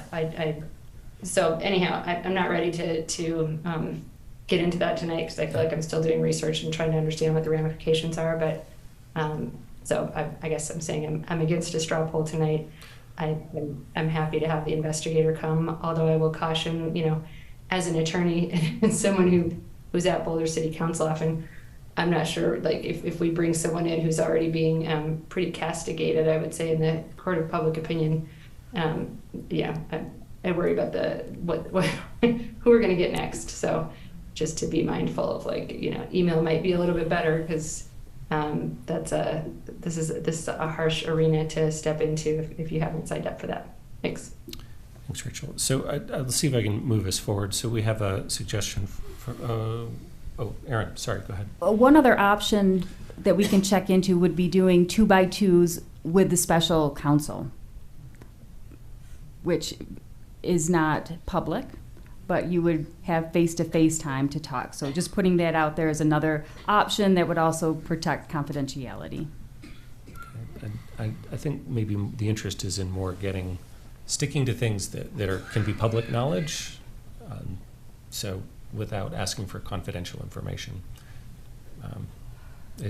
Ginny, it was your suggestion, is that? Yeah, no, thank you for that. I appreciate it. I understand your response, but ultimately, again, because this is a contentious issue for the community, and I think doing the 2x2s may actually give community members other notions, and there might be more comments about how the process is unfair. So unless he cannot meet publicly with us, you see what I mean? And that's the only option. But ultimately, the idea is that it would be an open, my questions might be questions that community members have as well as part of this process, right? Why weren't, for instance, all the panel members interviewed? You might have that answer, but ultimately the special counsel might have that answer, and it might be something that is very simple as to why, right? But I don't know that response. And ultimately, when the community members actually asked me that question before the meeting, it did kind of make me think, right? So I think just having, and it would be best as well, instead of me saying, oh yeah, I've met with him in a 2x2, here's the answer, but you heard it from the special counsel, not just from me. So that's my thought. Thank you. Yeah, appreciate the suggestion, but maybe not quite go there. So I'm going to try to move us forward here. So we have a proposal from Lauren to take a straw poll tonight on what action to take. I'm going to straw poll the straw poll idea. How many people would like to decide our action via straw poll this evening? Oh, and it's an intention, right? And because it's not the action. This is not the action. Yeah. This is how many people would like us to consider a straw poll tonight to take an action tonight.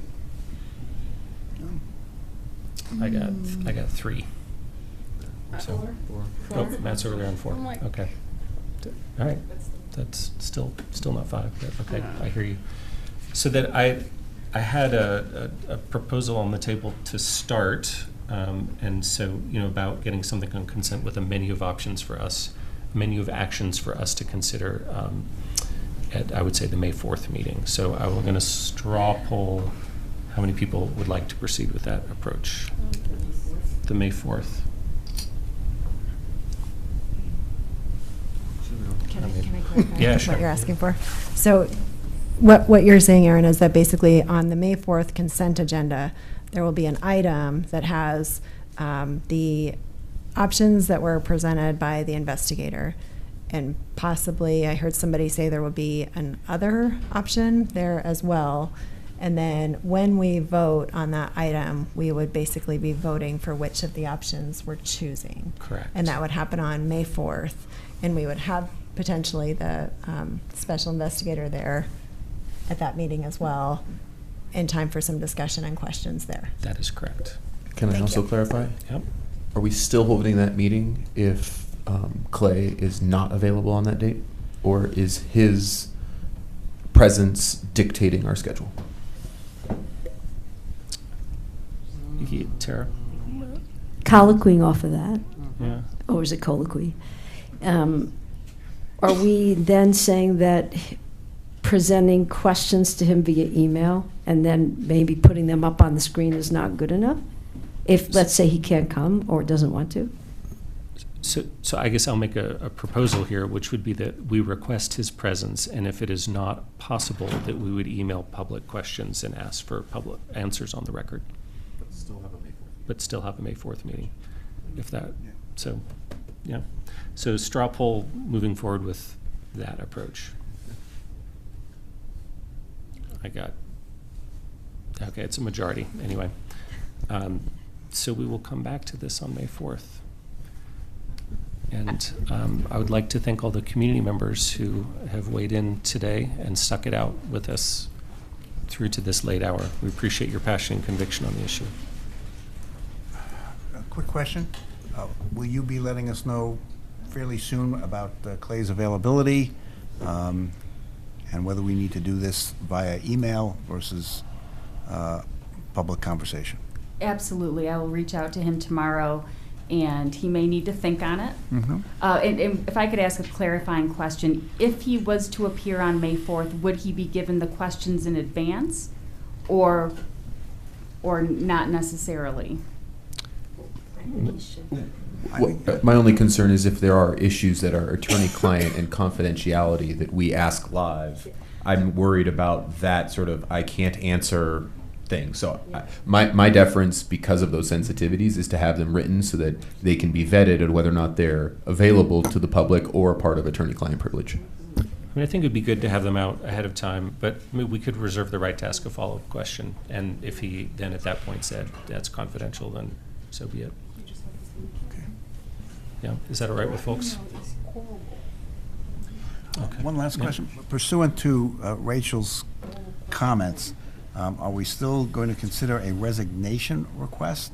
As we've been, it seems to me pretty much informed that that's not on the table. So I'm ambivalent with whether it's one of the listed options or not, because one of the options would be to take another action. So I don't think we're deciding tonight, okay, fundamentally. Thank you. Right. Thanks, everybody. It's a difficult topic. And Aaron, thank you for taking the lead on this. It's always good to have another Aaron on the dais. As if we need another one of me. Okay, so if we can go to 8A now, please. We got, fortunately, we've got a nice, easy one to finish this up with. 5 minutes. 5 minutes. All right, sir, thank you. Item 8A on tonight's agenda is matters from the mayor and members of council, is a discussion of recommended city position on State Bill 23-213 related to land use. Thank you, Alicia, and I'll say I'm sure this will be a quick conversation as we move forward, but our Chief Policy Advisor, Carl Castillo, has really been leading this effort, but it is a multidisciplinary conversation, as you see some of the folks here. So, Carl, I will send it to you. Thank you. I have to say, I appreciate that you pronounce my last name better than I do.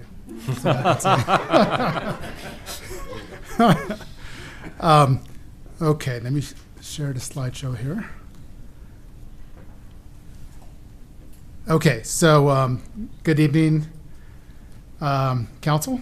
I am the Chief Policy Advisor from the City Manager's Office, as Nuri said, and I want to mention to start off with that I am joined by a diverse group of senior staff members, and they are going to be available to help answer any questions that you have.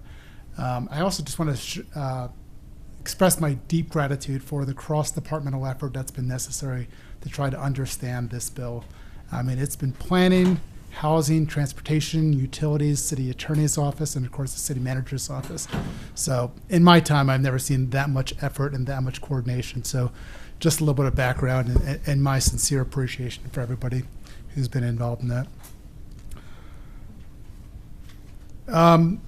So I'm going to stick to just the recommendations that the Intergovernmental Affairs Committee has made, but I think you all need some context. So one of the questions, just a reminder, what's this bill about?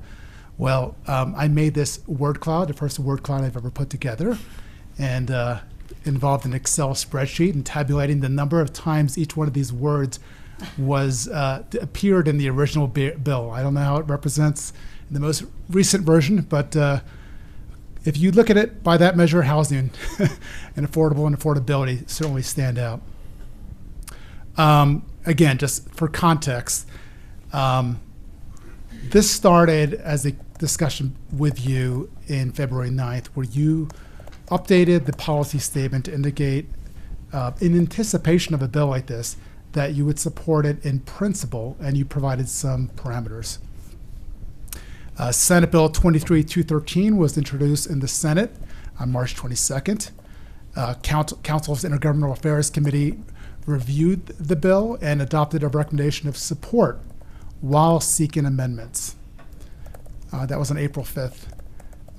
April 18th, it passed the Senate Local Government and Housing Committee with amendments. That was a late night on Tuesday. And so today, your charge is to have a discussion about the committee's recommendations. Now, I did say here that it's scheduled to be heard in appropriations, but I've heard that it's going to be delayed until Monday. So you can strike that last part of it. But the very last item is the recognition that things are going to be moving quickly. The General Assembly has to adjourn by May 8th. And so one way or another, there will be a resolution to the bill by then. This is just a depiction of the 9 recommendations that were made. I'm not going to read through them. I'm going to walk through them one by one. But again, and for purposes of the public, the committee said that they recommended supporting the bill, and they recommended seeking these 9 amendments to the bill. And they had a rationale for each one of them. I won't go into those unless you ask me to go into them. As I talk about these recommendations, I wanted to give a little bit of a context. So the first one has to do with water infrastructure. Carl, can I just real quickly, Yes. just from process perspective, so you'll go through your whole presentation, right, and then we'll ask questions at the end? I think that would be best. Okay. Yeah, unless there's any objection, that would be my preference. I think it So would everybody allow for listen time. along and we'll ask questions at the end. Okay, great. So by way of background, the bill recognized that some development may be limited because of water infrastructure challenges, water supply, water infrastructure. So it originally was introduced to allow a city to apply for an exemption or an extension. And well, I'll leave it at that. And the Department of Local Affairs could reject that application. In recognition of that, the committee said that they had concerns that there needed to be more assistance and perhaps more resources for cities to make such a difficult application. The bill was amended, however, in a substantial way that has addressed the concerns of our water rights attorney and water utilities folks. It immediately requires a notification of deficiencies or anticipated deficiencies. So with that, it gets a check mark, which basically means that is staff's interpretation that the committee's concerns and requests were met. You all, of course, can revisit that. But that's what I wanted to just indicate. We will be putting check marks where we think the request was met. The context for the next request for amendments has to do with the accessory dwelling units. The bill, as introduced, would allow ADUs to be built as a use by right in existing residential areas. It initially required ADUs to be allowed the greater of 800 square feet or 50% of the size of primary residences. And, well, I won't go into the concerns there, but I'll just mention that. It also prohibits additional off-street parking requirements and prohibits owner occupancy requirements. So the Intergovernmental Affairs Committee was concerned that right now the city has the ability to allow for a larger ADU in exchange for a commitment of affordability and did not want that to be taken away. So they asked for either the ability to allow for larger sizes contingent upon an affordability commitment or for parking, additional parking to be allowed in exchange or actually I should say the lack of need of requiring parking. In other words, in some situations, it would make it easier for somebody who's trying to build affordable housing not to be required to build an additional parking space. So this request was met in our interpretation because now the bill has been drafted, revised to specify that at least in the area between 500 square feet and 800 square feet, cities have to approve ADUs, but they can certainly go beyond that, and they could make it contingent upon whatever requirements they want, including necessitating affordability requirements. The next category of requests have to do with middle housing. Originally, the bill would have required that where we have single-family zoning, that there be allowed multiplexes allowed up to 6 units, and it applied to all single-family residential zones. That last part is pretty important because that has since been changed. So whereas middle housing would have been required citywide in all single-family residential zones, Now it's been amended so that it has to be the greater of the total area of land in which single unit detached dwellings are allowed as a use by right within the city. That is a key corridor. And that's a concept that I'll talk about in a little bit. But basically, there are some transit corridors that are going to be designated as key corridors by the Department of Transportation. That's what's being proposed. So it would limit the middle housing requirement to the key corridors, or to 30% of the total land area of land in which single unit detached dwellings are allowed as a use by right within Boulder. Kind of a strange concept. I'm going to leave it there for now. You can certainly ask questions. But the request that the committee made was to reduce the requirement to allow up to 6 units to 3 to 4. And in fact, the bill was amended to reduce the number of units required from 6 to 4. So that gets a check. Another amendment that was made had to do with making sure that, yes, the city would be required to allow for additional units, but that the committee was concerned that they wanted to be able to maintain the character of the neighborhood, so that even though a residence may have more people in it or more units, from the exterior, from a bulk and height and floor area perspective, it would be the same. So, the best example perhaps is the compatible development regulations that I know are very important to our community. We wanted to make sure that there was nothing that would preempt them and require us to allow for developments that go beyond what we'd otherwise would allow for single family homes. And the bill was amended to allow just that. So all the requirements that have to do with form and bulk in the bill essentially are saying, as long as you don't make them any more stringent than you make them for single family units, then that's fine. You just can't make it more stringent. Another request was made about parking. So again, the bill was originally introduced to restrict cities from requiring any additional parking in exchange for going up to a multiplex. The committee recognized that there may be situations where we reach a certain threshold in additional units where additional parking should be required. So they asked that the bill be amended to allow for additional parking in some situations, and the bill was amended to strike the prohibition on no new parking, to instead say that for every additional unit, a city can require up to half a parking space. So basically, if there's 2 new units, a full parking space could be required. So that was met. Moving on towards another question or another request that was made. This requires us to understand the concept of a key corridor. It means different things in different parts of the state, but for Boulder, it would essentially mean that within a quarter mile of an urban BRT, where BRT currently goes, so in our case that would be the Flatiron Flyer, or other frequent bus service, and that's defined as bus services. Well, actually, I'll go into the definitions here in a bit. Essentially, the Department of Transportation will be required to create a map depicting what the area would be within a quarter mile of these transit routes. And there's a process. They would exclude certain parcels. It would be focused on parcels that currently allow single-family residences or more. Originally, the bill was written in such a way that these decisions, both the range of a quarter mile and the density that would be required within this area, would be left up to rulemaking. That part has now been revised in amendment to specify that the bill itself is saying that the dwelling unit requirement would be 25 dwelling units per acre.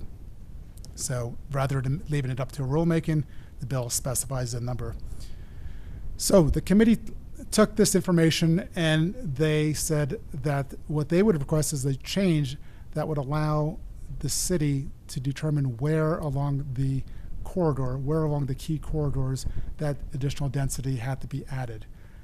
And the bill was in fact amended to do just that. So now what it requires is that a city rezone the lands and the parcels within the corridor, these key corridors, in such a way that on average, the zoning allows for 25% of that if you, this is difficult for me to actually communicate, but on average, that area has to equal 25% dwelling units per acre. So we can talk more about that as needed. But essentially that allows for our city to decide, well, sure, this key corridor goes in this area, but in fact, we know that's far from commercial areas, so we wouldn't want to put the increased density there. These bus stops are rarely frequented, so it provides flexibility for the community, for council to determine where to locate that increased density. The seventh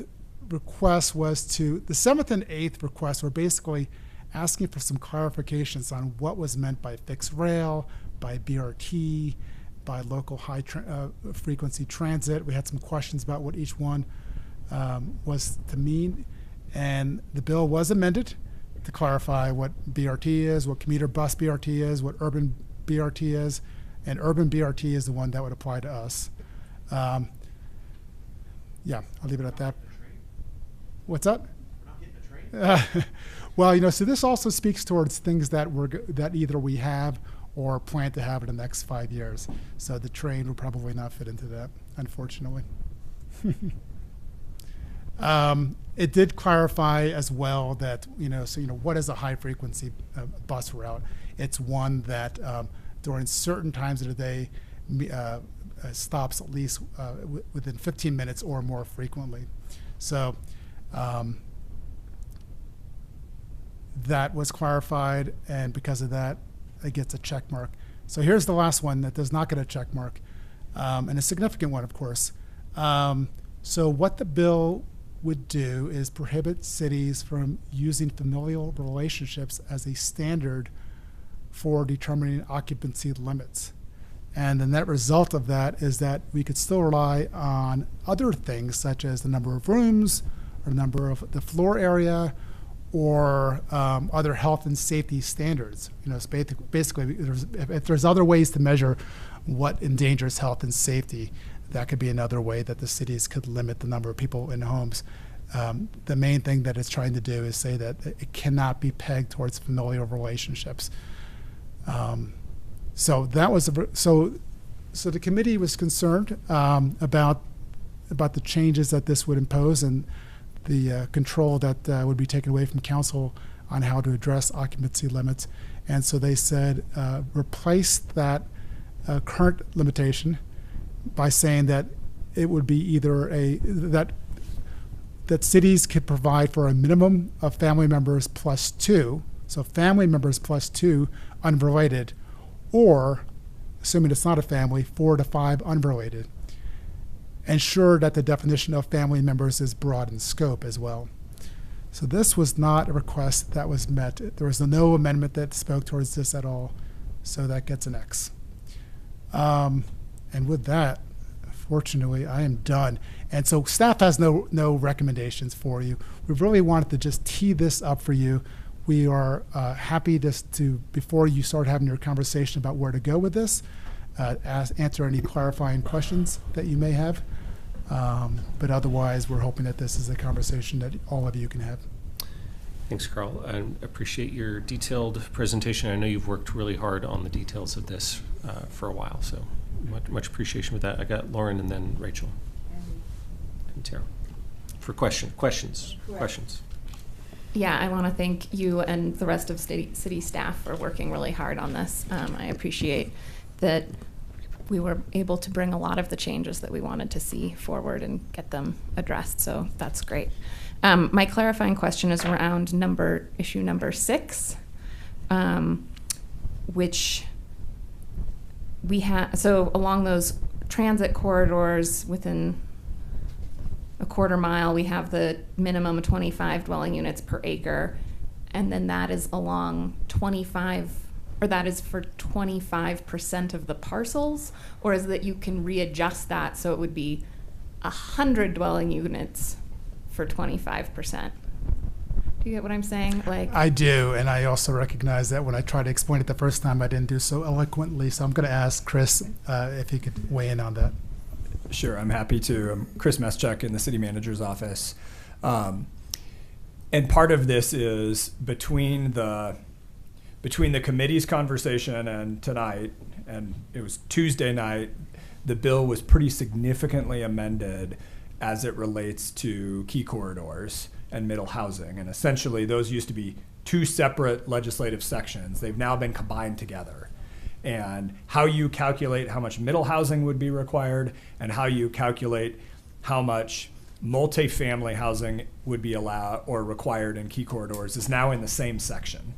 So how you calculate it, what percentage has all kind of changed in the way that the bill works.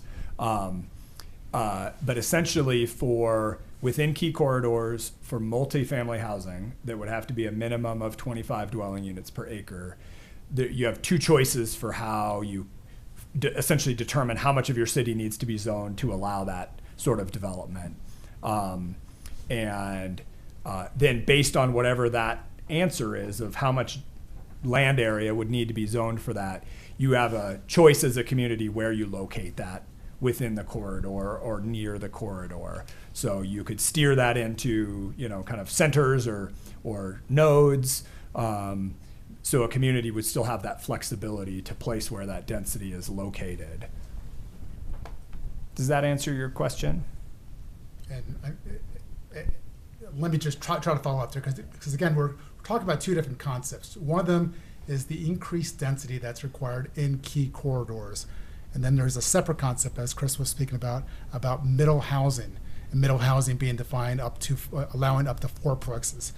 The density part, it must average 25% in total along all the parcels along the community. That's based on a parcel basis. So in other words, if you have 10 parcels, 2.5 of them would have to be either you break it up among all of them, or you have additional density in other parts of them, just so that on average you would look at all those parcels and say, on average, the density of all those parcels is 25 units, dwelling units per acre. across all 10 parcels or across 2.5%? Or across 25% of the parcels? That's actually a really good point, and I recognize I think I know it's just in the 25%. Okay, thank you. Yes, and that's a big difference. Thank you for catching that. Rachel? I just got to spinning my chair. I forgot I was even up here. That's the problem with COVID isolating. So 2 questions. One is about the plexes, like the fourplex, duplex, triplex, quadplex slide. And you said that they changed it to 4, I think, quadplexes and 30% of our otherwise single family home zoned lots. Did I get that right? So, yeah. Is one of the options? Yeah, Rachel, this is Chris. The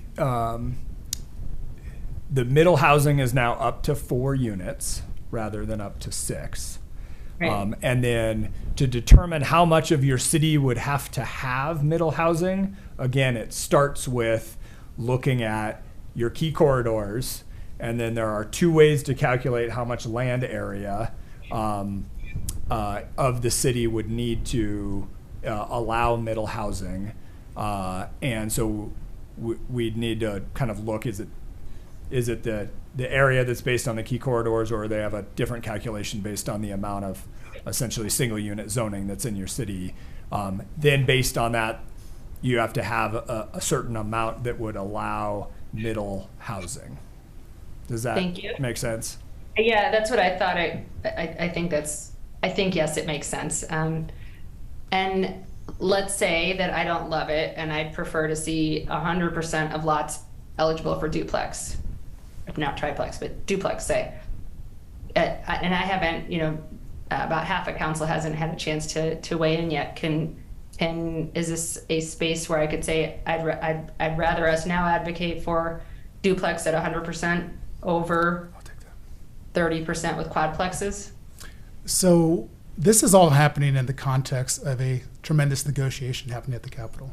Right. What's happening is the bill is being rolled back. That's not that's intentional. That was part of the strategy all along by the sponsors, a recognition of like, here's the big plan, and then what's going to work for everybody. So in response to your question, Councilmember Friend, I am certain that the rollback from 100% to 30% of the total land, while it might create more challenges, or while it may not be something that the majority of this council would want, it's probably what was necessary to secure a vote or more. So I guess what I would encourage you not to spend too much time thinking about how perhaps you might have wanted the bill to be as strong as it was originally. I think, well, I'm not even saying as strong. I'm saying different. Like rather than 4 over part of the city, I'd rather have 2 over the whole city. Say, like, is that? I mean, the math is not exactly apples or equal, but I guess can I ask for us to advocate for things like that tonight? If I may not have council majority for it, just wondering. Right, and certainly you and council can come up with any recommendation you'd like. I think the one caution I might say is, if we're going beyond, it's one thing for us to say roll back things, but it's perhaps a little bit more challenging, especially if we're conditioning our support upon a request that we're making, if we're introducing perhaps a new concept or a new approach. So I think that may be the challenge. Doesn't mean we can't do it, but I do think that's a new approach at looking at middle housing that could be challenging. Interesting. Okay. Well, and you led right into my next question beautifully, so thank you for that. My other one is, why did we choose to sort of support without requiring or having our support contingent on what we wanted? Why is everyone looking at me all of a sudden? So, Rachel, this was my impetus, and it was that we've had a seat at the table in this process because we've been willing to have a level of support. And so the taking the approach of being overall supportive while also seeking to have some amendments made, I think preserved the maximum amount of leverage for us as an organization. I think the being listened to by being at the table, I think, has been more effective than kind of making demands. So and also, so I think that's kind of the fundamental on it. Where you were at, okay, and but is it also true that kind of no one's else at all?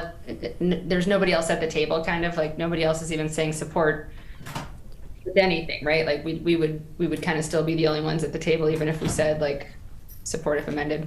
So as a city, I think you mean, are there any other cities that are Sorry, supporting what it did all? I say? Yeah, there are. In fact, it's important to give credit to Senator Moreno and the governor's office that they are having land use expert meetings twice a week with a variety of land use professionals. We are invited to that.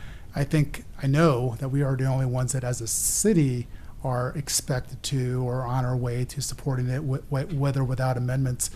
And we're the only ones that adopted a policy statement that would put us in that direction. But individually, there's a lot of cities that are have representatives at the table. I will also say that we've been told that we've been the most productive one there. So I guess a lot of people are just there to indicate flaws, whereas they have appreciated that we've said it doesn't work because of this, but if you try this, that might work out better. But I just wanted to clarify, because I think I heard two different things from you and Aaron there. Have other cities formally supported or not? Has anyone else done that? That's what I meant by yeah, as far as I know, there has been no other city that supported this. Those are all my questions. Thanks. Lauren, did you have a colloquy before I go to? Yeah, I mean, I guess part of why the Intergovernmental Affairs Committee, like another facet to why we adopted, I think, the support with amendments, is because in general, council had sort of signaled support for this, and trying to determine which one of these things is completely a deal breaker to our support, I think would have been probably beyond the scope of just the Intergovernmental Affairs Committee, and would have to be something that we would look at as a whole council, because it's a harder calculation to make if not getting one amendment would cause us to withdraw our support than to just say, like, we would like these amendments. I think that's well put. I've got Tara and then Nicole. Carl, can you again explain something you explained to Rachel, which I still don't understand? Are you saying that as long as we hit 30%, that we don't have to have single-family neighborhoods, let's say, have fourplexes? So Chris said it's probably valuable for both of us to give it a shot to explain it, because it is kind of challenging.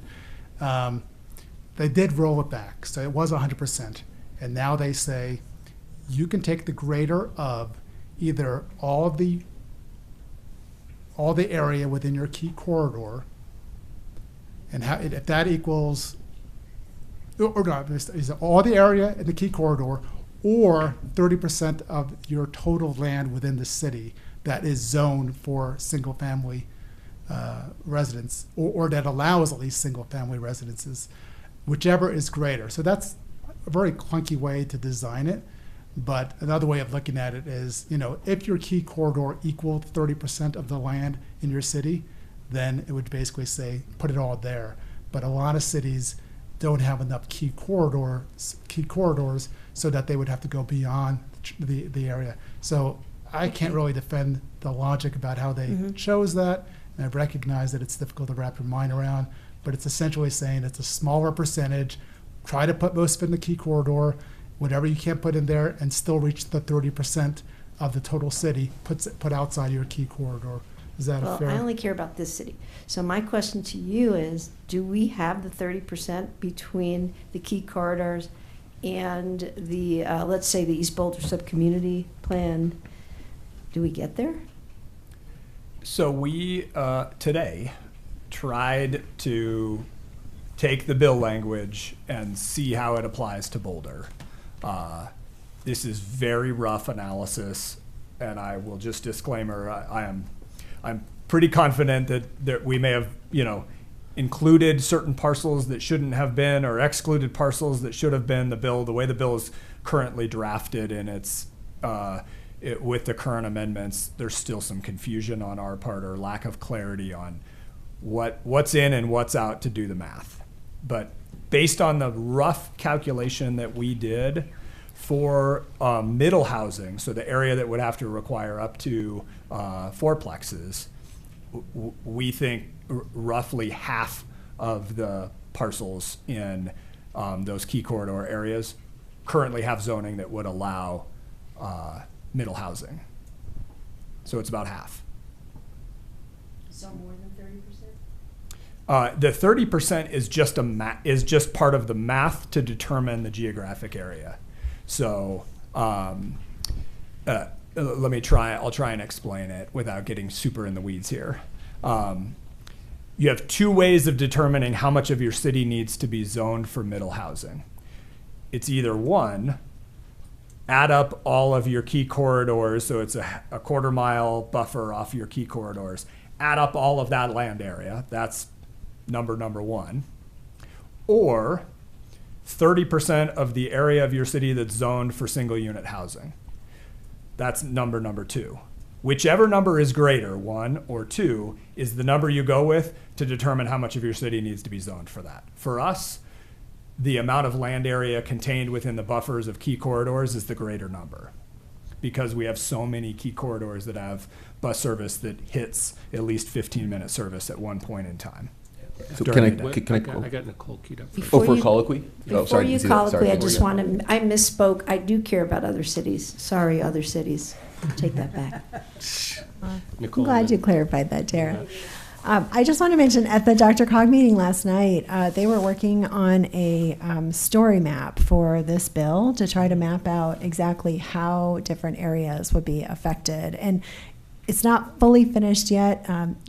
Doug Rex promised us he'd send us a note as soon as it was. But what they're trying to do, Tara, is exactly what you asked for, to kind of map onto these municipalities and areas. What are we talking about when we're talking about key corridors, right? Where are those? How much space does that take up? And that kind of thing. So it may, that that may be a helpful thing. And I'm happy to kind of share that. I can ask when that's going to be more finalized and share that out. I know we're moving fast, though, so it's not going to help as much tonight. That's great. Nicole, if you could send that to us when you get it, that'd be really interesting. Matt? Thanks for that. And just a colloquy, and since you're talking about map, we had staff produced an original map that was really helpful. So maybe that is this pre-work heading towards delivering something like that for us to then visualize that. If we're talking maps, what you did before was great. So I'd love to see an updated one with this if that's not all doable. But it's just along those lines. But to Tara's point, if we're using key corridors and that's the greater number, does that then intrinsically exclude some of our single-family neighborhoods from being forced or having a requirement to need to put in duplexes, triplexes, and quadplexes? Because the key corridors is the greater, does it create some exclusions in our community that then aren't bound to this new law? Is that a way of interpreting that? Versus it being wholesale over all single-family zoning, we actually have a way where some single-family areas are no longer part of the requirement to be producing or have middle housing in it. Is that correct? That's correct. Okay. Thanks. Tara, did you have more? Okay, Nicole, you have another question? Yes, I do have some questions. Thank you. And I've actually got some questions for Natalie and Brad and Kurt. So I don't know if you all feel like standing up yet. I can ask you questions first, or I can ask Carl first. So totally up to you. If you feel like stretching, go ahead and stand up. Good evening. Brad Mueller, Director of Planning and Development Services. Thanks, Brad. And my question is just around, as we're thinking about this bill and trying to understand what these sorts of changes would look like in our community. In my mind, what I envision is the East Boulder Sub-Community Plan, some of the areas along North Broadway that are, being built out a little bit more, kind of these areas along transit corridors. And I guess my question is, what would this bill do that's different from what we're already kind of doing with these developments, if that makes sense? Like, what? Yeah. Is that correct to be imagining that in my mind? That's what this bill would do, is more East Boulder sub-community plans along transit corridors, or am I off? I think it'd be beneficial for all of us to weigh in on this a little bit, but my answer to that would be that the geographies would change. So we know already that we've got refined planning processes in many cases that speak to densification in places such as the ones you mentioned, East Boulder and such. As we did the overlay relative to key corridors, assuming that remains the greater of and the bill moves forward as currently proposed, we would overlay those, and we would find no doubt that many of those areas do correspond. It may prompt other types of planning processes then as we make a decision about where those other preferred areas for the 30% or more, because that would be council's prerogative, of course, and go into a deeper planning process. And in fact, we have as a department preliminarily contemplated what we think is some of the direction the council is going towards, looking at additional sub-community planning and potentially building capacity for that. And again, invite anybody else to add to that. Natalie Stifler, Interim Director of Transportation. I think I agree with everything that Brad said. The only thing that I think we've given feedback on kind of informally as staff around the key corridors and the level of service that really should be present for some of the things we're talking about, like the East Boulder Sub-Community Plan, when you envision kind of the future along those corridors, there's a lot of expected transit service. And the threshold at which they're currently proposing for transit service, I think from like our professional opinion, just isn't enough service to really propagate the kind of demand and like livability that you want to see along these corridors. So that would just be, I think, the only thing I would add. Thanks. And I actually have a transportation question, Natalie. You just want to stay? Sorry, you almost had to sit down again. Do we need to be advocating for transportation funding as part of this? I mean, if we're talking about kind of building up around these transit corridors and the key corridors and things, right? I assume that ideally that's going to lead to a need for more bike paths, more multi-use paths, more transit, stuff like that. I mean, do you?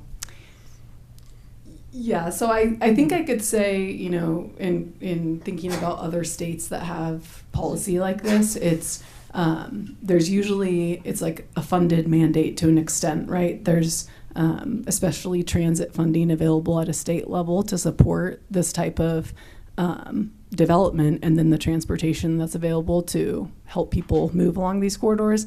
And I think that's the difference potentially with this, but not to say that that couldn't come. Okay, thank you, appreciate it. And then, Kurt, I just had a question for you, and hopefully this isn't an unfair one or putting you on the spot, but I'm just curious, as our Director of Housing and Human Services, I mean, what do you think about some of the affordability measures and amendments that are being put in here? How do you feel like that's going to land in Boulder? Yeah, so again, Kurt Fernhauer, Director of Housing and Human Services. Yeah, so it's definitely going in the direction of creating a larger variety of housing types, particularly around changes in the single-family areas where it would be impacted by that. I think it's probably going to impact other communities more than it will the city of Boulder, because I think we're further aligned in our planning processes in this direction. I mean, overall, obviously the changes in single-family zoning are pretty big steps for the city of Boulder as well. I would also advocate around the transportation as well. I think if they're going to be pushing for further density along those areas, reduced parking, those aren't only going to work with increased transportation. So I don't know if this helps push the funding mandate that we just talked about, but also services for the individuals who are living there are also going to have to increase. And so you create the walkable communities and that sort of thing. So it's, while they're focused on the housing component, it's going to impact other areas as well. Thank you, I appreciate your thoughts. Okay, Carl, to your questions now. You can stand up if you want to. So one of the open comments person was saying that, the number of amendments reflects the messiness of that, this wasn't really ready and that sort of thing. When I look at this, I mean, this is pretty big legislation, right? And I guess my question is, is this more amendments than you would expect to see in a process like this with a bill this big? Is there anything different from that? I would not say that 18 amendments to a bill of this size is unusual at all. Very often it's building the plane while you're flying it. That being said, there's been quite a bit of, as was mentioned in one of the memos that was sent to you, this has been the subject of a process and consideration for a couple of years now, and it relies on a lot of policies that have been adopted in other states. That all being said, Colorado's different, and every legislator who represents every city and every constituent is learning where there's incongruencies. And I expect, it has passed one committee. It still has to go into appropriations, and then Senate second reading, the full body, and then third reading, and then the House through the exact same process. At least in the committee level and at second reading, amendments are not only possible, but I would say totally expected. And I think that's something that the sponsors are counting on, is help us make sure that we're not missing something. So I think people are busy reviewing this, seeing how it. I think what we're doing is the right thing, which is how does it apply to us? Because if we try to think of it like how it's going to apply to the state, it's just impossible. But if every city takes the opportunity to say how is it going to apply to us and gives feedback to make it as good as possible for their city, ideally this bill with amendments could work. Thank you. And I just have one more question. Thanks, everyone. I know it's late. Your word cloud, I didn't see climate there, which was really surprising to me. And I was just wondering, are the climate implications kind of not being talked about? Because in my mind, that is one of the biggest things about this bill, because we know that density leads to lower water use, better energy use, right? Yeah. So Yeah. it's surprising to me that I didn't see that in the word cloud. And it was mentioned. It just was okay. like less than 10 times. And Okay. I mean, housing, for example, was over 400 times that it was mentioned. So, Okay. you know, it just. So it just wasn't big relative enough. to some of the others. Okay. Exactly, Yeah. yeah. Thank you. Okay, can we move to discussion? Do we have any further questions? All right, seeing none, let's move to discussion. So here's what I'm going to suggest is, I guess I might first check if people wanted to offer any additional potential amendments other than the one that we have left, and then we can see what council's will is to proceed with the overall recommendation. So does anybody want to suggest additional amendments other than the ones that the Intergovernmental Affairs already considered? I got Rachel and Nicole. Well, I don't know how to get there, but everybody knows I love a duplex, so I'm pretty disappointed that we've, moved to quadplexes for, some spots, but we won't really move the needle through this bill on those things. So obviously we can still do that locally, but I would like to see us advocate. I'm hearing Carl say, we can't go in the wrong direction on this. So I don't know if there's anybody has thoughts on how we could maybe add in that in a way that isn't moving backwards. And then second, I would like us to consider doing a support with if amended. I don't know the right terminology. I think it's if amended instead of, I don't know what the words are that we're using right now for think about our amendments. Okay, and I'll come back to that suggestion a little later if that's all right.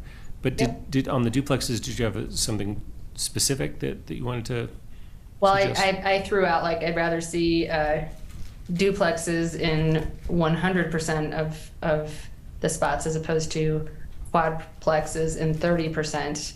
And I mean, I think separately we're already getting to 25 units an acre, if I followed correctly, on the transit corridors. So it's not going to like take anything away from transit. It's just going to add something in everywhere else, unless I'm misunderstanding.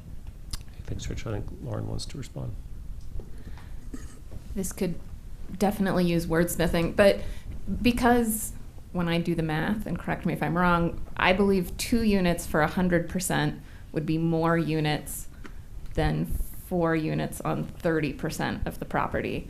And so maybe it's a minimum of, 4 units over 30%, but with the option to distribute as you see fit.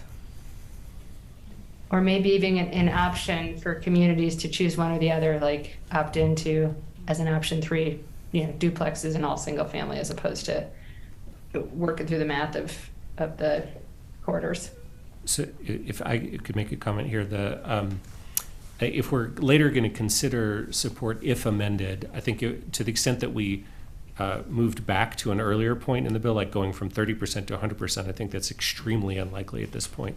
But if we had a suggestion of provide options, for cities to choose either quadplexes over a more limited area or duplexes over a larger area, that I think would have a shot. So I could support something like that. I don't know. Do we want to straw poll that idea? Quick question. Yep. I think what Lauren mentioned was true, is that there were some people who are not at the IGA who probably have an opinion about that, right? So I'm wondering if before we straw poll, should let them say their piece. Well, so what I was thinking about was working through a couple of proposed amendments if they exist, and then getting to people's opinions on the overall package that we then have in front of us. Does that work for people from a process perspective? Is that all right, Mark? Because I know you wanted to say something. Okay, so Well, and can I, given that it's kind of mine, and I don't know if Lauren even likes it, but just to ask Carl, is that feasible? If it's got no legs or no chance of making any progress, then I won't push for it. But I would like to know Carl's opinion before I vote straw poll. Right.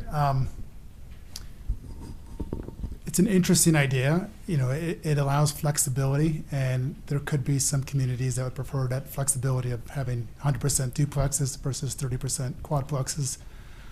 The only reason I hesitate, as the mayor said, is it's one thing to say take something off the table or reduce it. And it's a different thing qualitatively when we say change your approach. And that's only important because if they can't or they won't, and our support is contingent upon that, then we basically are saying we're not supporting it.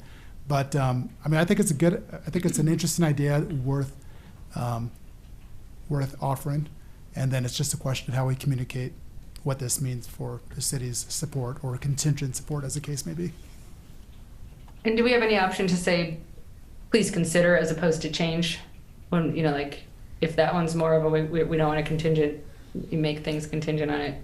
Yeah, I think that's a great idea because, you know, we're talking to an audience that's been very receptive to our ideas. I mean, it hasn't been, you know, we threaten you to, you know, Boulder will oppose unless you do this or that. They have taken a lot of our ideas, even ones that haven't been formally adopted, and included them because they think they are good ideas, and they recognize that we're a city that's generally speaking on their side. So I don't think there needs to necessarily be a message of our support is contingent. I think it could very well be just as effective in altering the bill to say we support and we really want the following. You know, that perhaps could go just as far. We could even explain why we want what we want. Okay. Again, So Rachel, maybe this one could be a support while seeking this amendment. Like, here's a suggestion, but we're not going to make it contingent. Please consider, not change. So given that, I think the proposal is to offer an option for communities to have smaller percentage of land with more units or a larger percentage of land with fewer units required. Did I capture that, Rachel and Lauren? And this would be a consider the change. So can I do a straw poll on who would be interested in this one? Okay, all in favor? I got 5.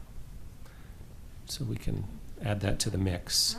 I do like duplexes, but I can't make a decision, so what do I do? I can't decide. I haven't had enough time to think this through. It's fine. You don't have to vote for it. It's okay. Okay. And any other proposed additional changes, Nicole? Well, I just had a question around that. So we were basically looking for not. So initially, it had been proposed to not have family be the indicator of occupancy. And we said, no, we don't want to do it that way. But that's not actually an amendment, so do I need to say anything to bring that up? That I have a question about that, or? Well, so the current amendment that we're seeking is to have a floor to occupancy rather than to remove all non-familial based occupancy. I decided. I know what I want to say now. Can we finish this bit first? Then I would like to suggest that that we go with the original, what was originally in the bill about not using familial relationship as a standard for occupancy, in the idea that we can rely on other things but not have it based on familial relationship. And I am happy to go into my reasoning for why, if now is the point to do that, or I can wait. Well, I think, so the amendment you're asking for is for us to remove our requested amendment, in other words. Yes, yeah. Thank you. Okay. I mean, I think we could just straw poll this. I mean, we could get into a long debate on the substance if we really wanted to. And I didn't want to get into a debate or anything. I just wanted to offer just a perspective. Okay, if that's okay. Yes, quick perspective. So in the LGBTQ community, we define family as being part of that community. Are they family is the question that often comes up when you're wanting to know where somebody stands. So, you know, I mean, given our values of equity, I'm wondering why we wouldn't support this removal of our objection to the or our request for an amendment, especially when we're already looking at the definition of family as part of our occupancy things and whether it aligns with our current values. So I really like what was on the slide, that we can find other ways if we want to try to minimize the number of folks in a home, but just wanted to offer that as a perspective, that family definition. Some of us define family based on social rather than blood relationship. Thanks for that, Nicole. I don't know if anybody wants a quick counterpoint. I really don't want to go on about Yeah, no, this, but just as a justification for why we took the position, we are already embarking on our own occupancy reforms, and since we've sort of been clear with the community and staff that we're looking at setting our number at 4 or 5, it was a matter of being consistent with our support at the state bill. So it would be, I think, detrimental to our efforts at the city level, independent of the state thing passing, if we are advocating for 2 separate occupancy plans. One is no occupancy, and the other is the one that we're sort of sticking with. So the reason was just to sort of be consistent in our logic and our reasoning. So it wasn't anything beyond that, other than we were already down this path when this bill showed up. So we wanted to be consistent with those justifications. okay. So we got a. Now can I say what I want to say? Yeah. Is it about this? You mean occupancy? I can talk about it. What's I don't know. What? Okay. You want to quickly go back to the previous one and tell us what you wanted to think? Yes, please. Okay. Go Sorry, ahead. I'll forget pause forever. For a moment. Yes, Okay. thank you. So I personally like duplexes more than quadplexes. However, for the community, I feel like it would be a more difficult thing to say, let's change single family zoning to include duplexes. That's a big stretch for a lot of people. I feel like they're more used to density on the corridors. And so what I like is irrelevant personally, is my opinion about it. Do I think some of the houses in my neighborhood are very large. Can they be split into 2 and nobody would notice? Absolutely. But I think the bigger question for the community is and has been, are you touching our single family zoning? So I feel like this is a way to acknowledge that, we represent the community and a lot of people like single family zoning the way it is. And so this will be a way to get more housing, which we're desperate for, without offending a whole lot of people. So that is how I feel about that. Got it. Thanks So for reminding me. Okay, moving on to occupancy. Okay. So, and There's not a world where I can support a bill that doesn't have occupancy limits, and we as a community have had a vote on it. We talk, bedrooms are for people, which was even more stringent than no occupancy, didn't win. I feel like we should ask the governor, please, can you please put in occupancy? We have a university town where neighborhoods are very affected if there wouldn't be occupancy. In a world of unintended consequences, you're welcome, Matt. Yes, there would be a lot of unintended consequences in those neighborhoods, as the Hill and Martin Acres and Goss Grove and Aurora neighborhood. I can't visualize it going well. So unless there's occupancy limits, I can't support this bill as it is without that. So Governor Polis, please put in some occupancy limits. Thanks, Thank Terry. you. Is it about occupancy? I mean, is that because maybe I'm misunderstanding what it was. It was, and I know that they're tied together, right? I think what I'm specifically asking for is, can we not define based on family, based on biological family? Can we have it? Can we? I'm not saying no occupancy limits ever, whatever. This is specifically about that definition of family, which to me was a really important one. And so I'm wondering, is there anything we can advocate for that lets us advocate for removing familial relationship? Anyway, that's that. No, I really appreciate the point, Nicole. The thing I would just say is that case law, fair housing law, has determined that if you have they do define it relatively narrow, a biological family, that you cannot restrict them from living together in any way.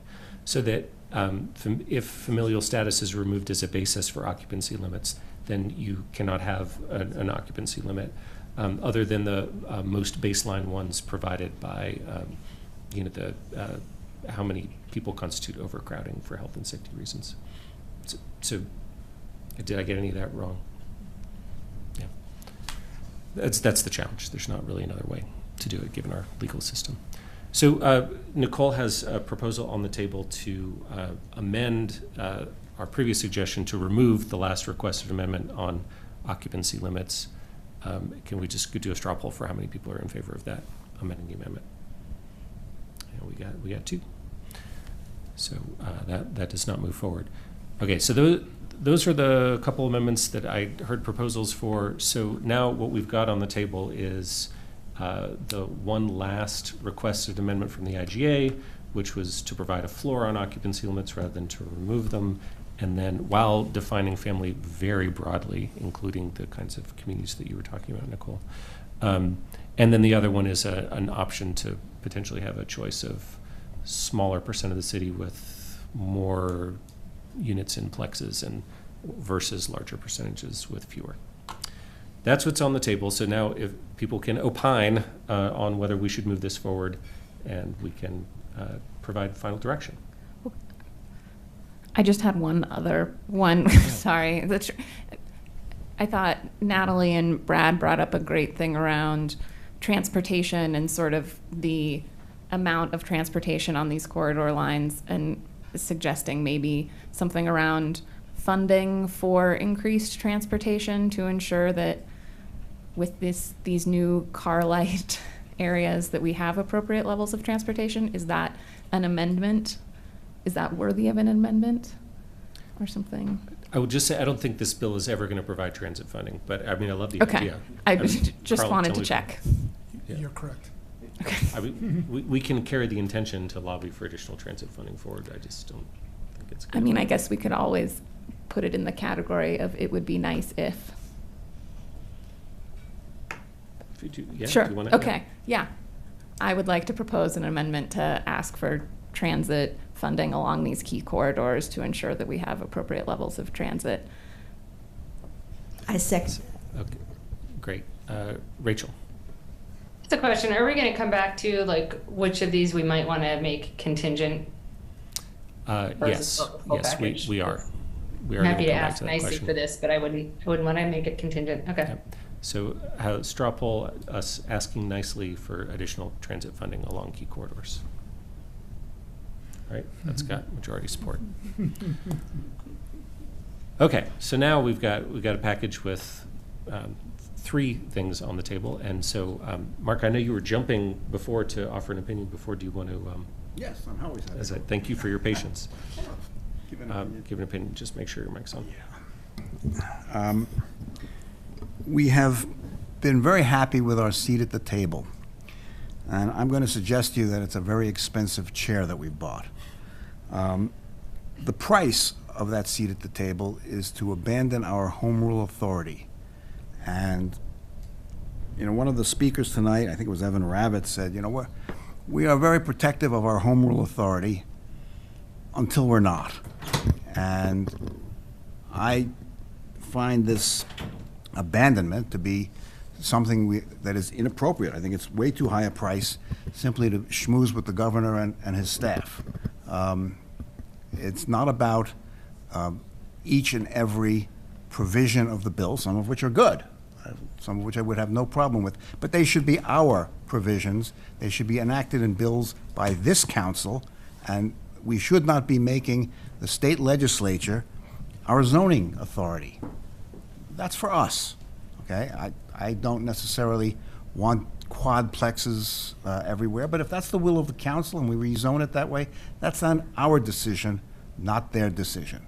Where does that end if we make them effectively our zoning authority? We have several things in this town that actually hinder the construction of housing.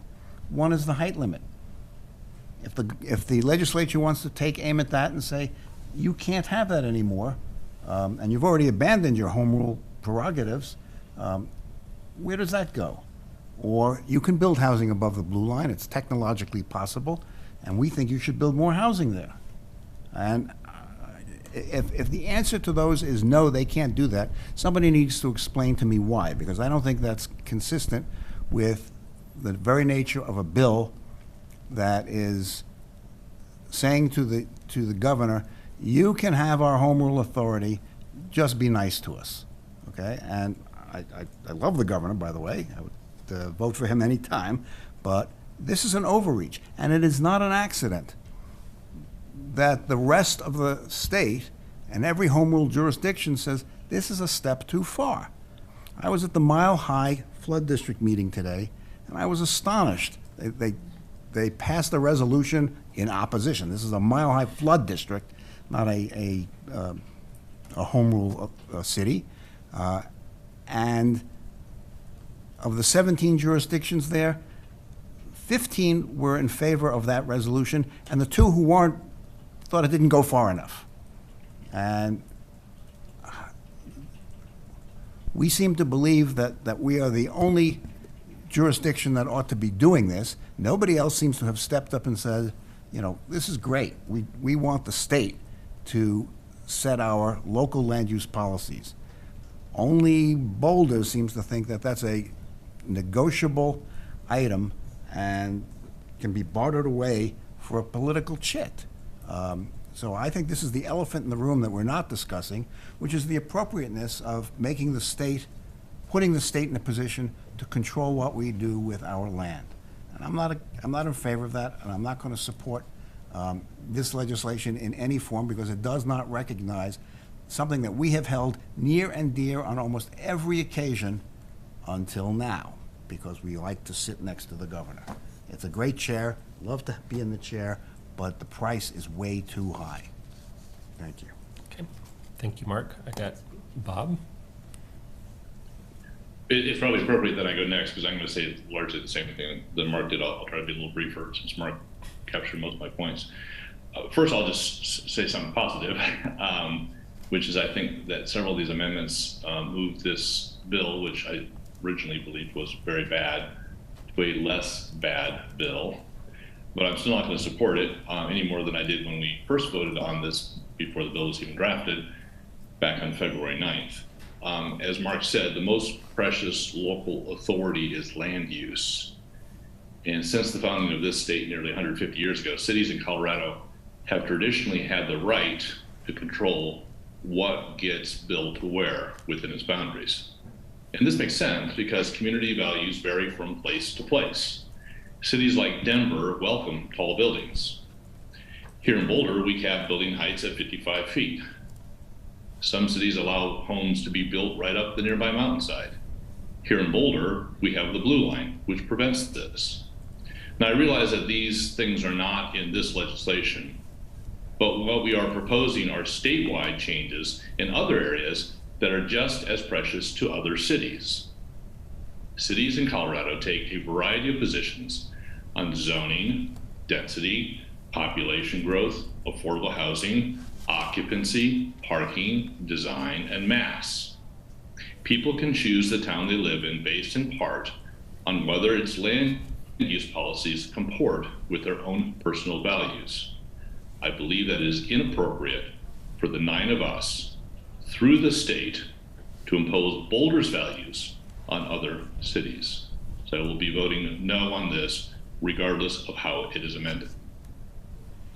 Thanks, Bob. I got Rachel next, then Matt, and then, but I'll just say we can maybe be brief in our comments, as we're not here until. I've already said most of what I was going to say. I just want to say that I have not experienced any invitations to sit next to the governor for personally supporting this. So I just want to maybe suggest to the community that is speculative. I'm not aware of it happening. I mean, so I don't know where that's coming from. I just wanted to correct that. Rachel's not saying next to the governor. Good. Matt? Yeah, I agree. That's erroneous on all counts. We have clearly a housing crisis that is not just local, it's regional, it's state, and national, global, really. And part of what's exacerbated that crisis is a lack of holistic approach to housing. It's really that simple.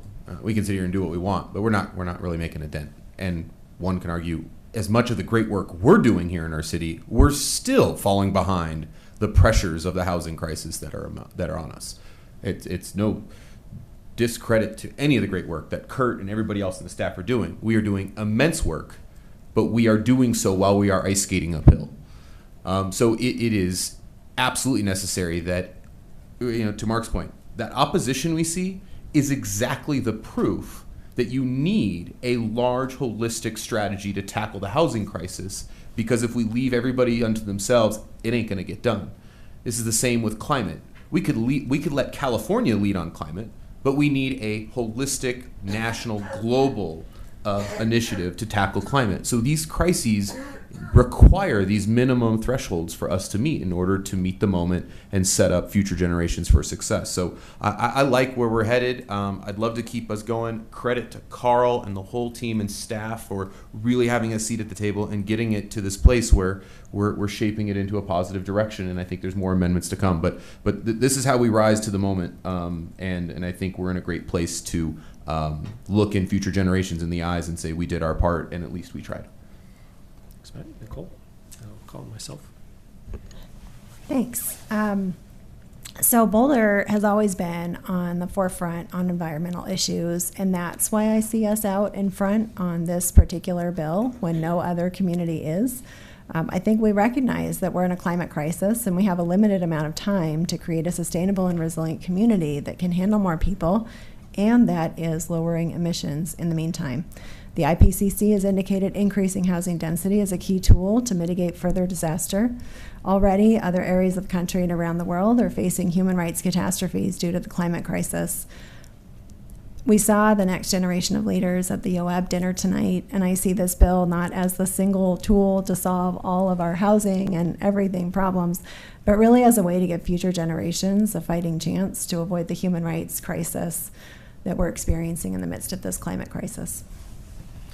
Thanks, Nicole. I'll just call on myself, be quick, agree, Nicole, that was very well said, and Matt as well, that we are in the midst of both a housing crisis and a climate crisis, and this bill makes progress on both of those fronts. And both of them are regional and statewide issues, and of course with climate as a national and worldwide one as well. So this is why I feel like we should be supporting this bill, because it is moving us in a positive direction and working on those crises. And I'll just make a point that local control versus state control ebbs and flows on different issues over the years. There are some things that we would not want full local control on. Rachel often speaks to this eloquently, that if the state passed an assault weapons ban, which they just didn't, which I'm very frustrated about, but that's another topic. But if they did manage to pass that, we would not want local control passed back to the cities on that. We would want that state level control on the gun violence prevention. So I think this is a real positive step in the right direction, and I'm proud that we are moving towards a position of support. Lauren, and then Tara. Yeah, I agree strongly with what Matt, Nicole, and Aaron you just said, and I just wanted to touch really quickly on this idea that we're abandoning home rule authority. As you mentioned, we've always been selective in when we support home rule and when we don't. And conflating this with our ability to keep our open space, height limit, and blue line does a disservice to our community and lowers sort of the overall level of discourse that we're having on these important issues, because it's not true. May I colloquy? Sure. The question I asked. Your mic is off. The question I asked is, if you think that's not so, what's the principled basis on which it is not? The fact that they haven't requested that yet? Once you start down a path of ceding your rights to deal with your local zoning and land use issues, where is the magic barrier that says the state cannot interfere with anything else? Where is it? The slippery slope argument. Okay, so, yeah. Very good. Tara, do you want to? I want to hear what she has to say about it. I do too. Well, I think I mean, it's not on the table right now, right? Nobody's threatening those things. I don't know, But I'm curious what she has to say. Is that right? if you want to, I just don't want a big back and forth argument. Yeah, I mean, I guess I would say that it's always important to read the letter of what is being presented and think about that as what you are weighing in a position like this. I don't believe in weighing what future decisions might be based off of the decision that you are making now, because that's not the decision that's at hand. Thanks. Tara? so coming right in between everybody, right in the middle there, I would say that our housing crisis is not just local. I don't believe that we can just have local solutions that will work. we have to include, to me, the rest of the state. So that is why, in general, I did like this bill, especially with the amendments. However, like I said earlier, without that occupancy amendment in there, I can't support it. So what is that called? Like Support if amended. Yes, support if amended. That's me on occupancy. All right, so thanks everybody for your comments. So what we have in front of us currently is the position the IGA committee has taken and recommended is a support while seeking amendments. And I think for the two new ones that came up tonight, people supported moving forward that. So I want to check if there is support for moving forward with all three of our amendments with a support while seeking amendments as proposed by the IGA committee. So maybe. So I'm going to straw poll that. Are we comfortable with the IGA's recommended position in moving forward with that way? I got Rachel's being a wavy hand. Rachel, do you want to? Well, I guess I would like us to just be real concrete in, let's say the way this bill is getting whittled, let's assume that occupancy is the last thing standing. Are we taking a support of no ceiling on occupancy, and we support that without amendment? I think that's what we're saying if we don't say if amended. So I just think we should be real crisp on that. We haven't advocated for that within the community, so I haven't. That just seems like an interesting bridge for us to cross. We are down to one kind of meaningful amendment, so to the point of like it would be unwieldy to say which would be deal killers for us. I think we're just down to the one. So I'm just inviting us to have the conversation or just be critical or just out loud to the community. Like, we're really supporting without amendment occupancy ceiling being taken away. And I think that is, I struggle as a representative of this community where we haven't had that conversation at all. I don't know that I'm representing the community's interests on that. I haven't seen evidence of overwhelming, support for no occupancy limits in the city of Boulder. Well, we are asking for that to be amended, but at the moment, the recommended position was to not make that our support of the overall direction of the bill contingent on that. Yeah, but we got all of our other changes, so that's the only other one that would be, at the time that I got to the table, I probably would have said if amended to all of it and just seen what the leverage could bring, and I assume we could revisit if it's I don't know, somehow catastrophic for us to switch our position, but it just seems strange to me to not be a little bit more firm with that request if it's really what people want. And maybe it's not what people want, and we just want to kind of, tuck in behind the governor's doing it, and there's nothing we could do about it. But it seems like we could take a stronger position if that's really where people are. Well, the fact. Oh, and by the way, Junie did not call this out tonight, but Junie is recusing herself because of her involvement with the state legislature from this discussion, which is why Junie has not been present for the discussion. Just to clarify that.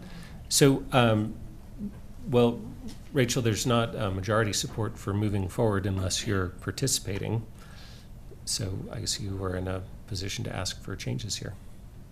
I would ask us to consider a support if amended, and if I heard Tara tonight, it sounds like maybe she would get on board with that as well. Yeah, Nicole? Can you just clarify the difference between support if amended and the way we're doing it now? I don't know if that's a question for Carl, but what does that mean? To some extent, it's semantics, but it really just means sponsors, we will support if you make this amendment. And what I'm hearing, just if I could help, sounds like the occupancy limit is that one item that might garner a majority in terms of like, if we get the occupancy limits changed as asked, then we will support. And it sounds like the other two were more in the please consider category. But anyway, I've gone beyond. I was trying to help clarify what I think council was heading towards. But functionally, I'm not going to say it's going to make a huge difference. Here's one scenario. When this goes to the House, one of you could go testify and say, on behalf of the city, we support the bill. Or you could say only if the following. So clearly, before a House committee, that can make a difference. Matt? Can I maybe offer a clarifying question really to Rachel and everybody else? There's and I'm going to use Tara's favorite analogy is bites at the apple here. But we have other opportunities in which amendments are going to be debated and delivered. Is that correct, Carl? And how many until May 8th when the session ends? How many more of those opportunities do we have to amend this, or will there be amendments that are being accepted and debated on this bill? This is going to be thoroughly being worked on, every hour between now and May 8th. In terms of opportunities for us to shape it, I would say this is in terms of like council having time to discuss it. May 4th, I think things will have been already settled by then. So in terms of council providing direction on a position, I would say this is it. Okay, so what we're saying right here, right now, is we're just going to draw the line in the sand. That it is that if we don't get our way on occupancy, we pull the ripcord on our support. Okay, that's what yeah. Rachel was saying. Okay. Wow. I was just going to say, I mean, Carl, we got like 9 out of 10 of the things we were asking for, right? Like, I mean, that seems like a pretty good deal. And I'm curious if you think there is a place for us to continue with the position that we are kind of moving forward with, where we're still advocating for changing it, but we're not saying that we won't support this giant bill because of that. So just wondering. I think we could certainly, either way, we could advocate for it, whether it's made a only if or a please, can we have this also? We can certainly be there. Okay, So thank you. I guess I could take a straw poll in a second, but Bob's got a thought. Well, I have a question actually, because I'm a little bit confused about. I understand the difference between what Rachel's asking and what others are asking, but I want to understand what the numbers are. In other words, are some of us saying that they could support the bill if the occupancy limit was 4 or 5, or are they saying they would support the bill only if there was no reference to occupancy limit, allowing cities to make those decisions on their own? So I think the position that the IGA committee recommended was support the bill while asking for a change to the occupancy to still allow occupancy limits or have a floor of 4 or 5, but still allow them. So that would, if that's what's in the bill that passes, that would trump what Boulder has right now, because Boulder has a 3/4 limit. And so are we saying out loud right now at this council that we support the state changing Boulder's current occupancy limit, even though we told our community that we actually wouldn't have that discussion until August or September? Is that what we're saying?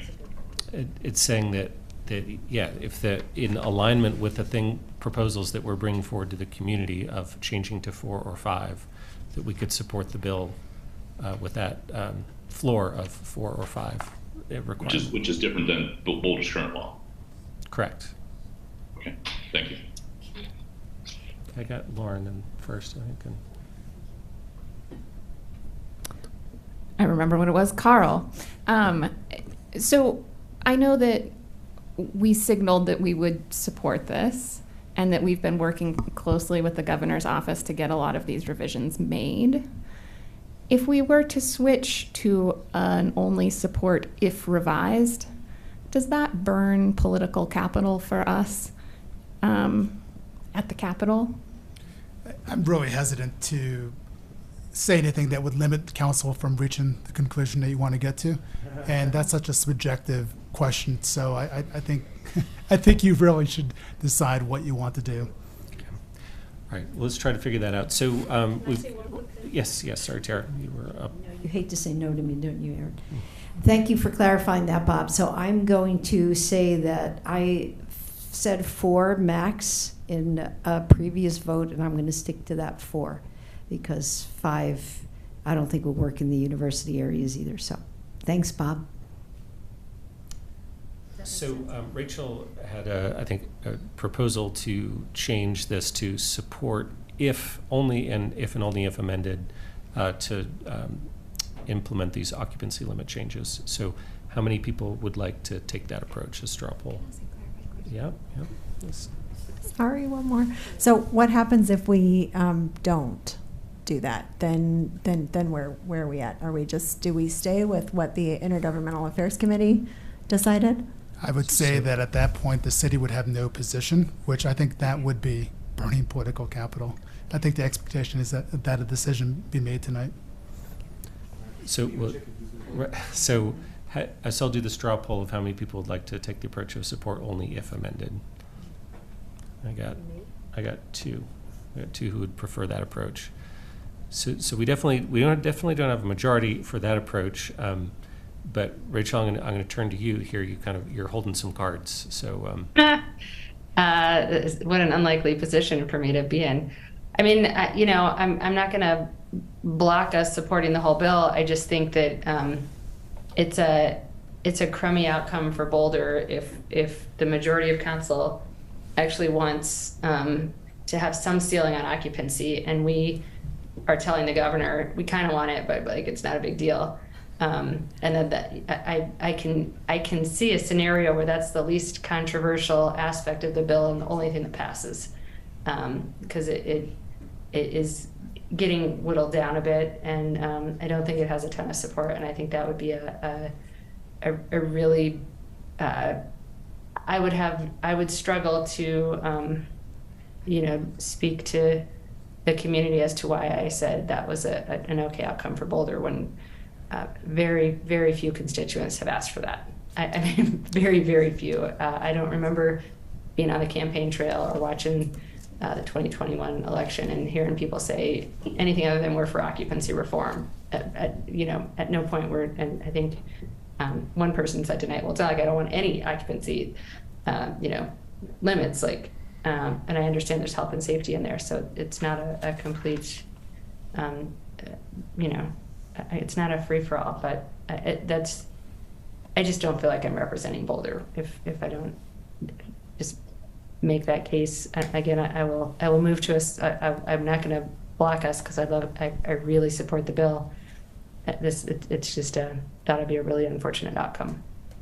Hear you. So I got Matt, and then I just want to ask a clarifying question to Carl. Up to this point, you and your team have kind of been working on multiple fronts on issues, lobbying to various people and showing interest in one thing and talking to the next person. So, I mean, you've been just working all angles on all these different issues. We've settled effectively everything that we've been going after, and occupancy is a stickler. Do you find that there could be, that you're batting 900 right now, so I might be asking a lot, so I'm not going to set you up here. But now that really this is the last remaining piece, do you feel that there's a focus that you and your team can have, not to say you weren't focused on this, but you're working on multiple fronts, where you can actually make maybe more headway because this is the only amendment left to work on? And do you feel that there's maybe greater momentum or propendency to reach out and move these levers in ways that while you're working on the other fronts, maybe limited some of that work on specifically occupancy because the other things may have carried more water at the time now that they're resolved? So I'm just sort of wondering, if this is the only charge, do you feel like you can kind of get a good head of steam to tackle or at least really make effort on the occupancy front in our remaining weeks? Yes, I do think that they would strongly consider our request. Okay. And yeah. Thanks. Okay, Nicole, then let's try to wrap up. Yep. And I was just going to address Rachel's concern about, if the occupancy piece of the bill is the last man standing. I mean, if we can move past this kind of impasse just by saying if that is the case, if it is the last man standing, the only thing left in the bill, then we don't support it. I mean, I feel like if that's the concern that's holding you back, Rachel, is that, is that something that we could just say to move that forward?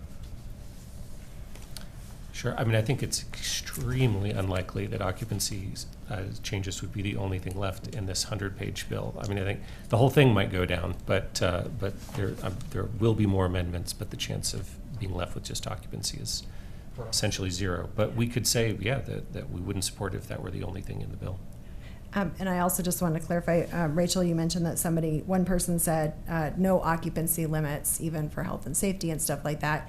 If you were referring to me with that, to avoid all the angry emails that I would get, I just want to say what I was talking about tonight was that I support not defining occupancy based on biological family. And I understand it's related, and I think it is a really critical point.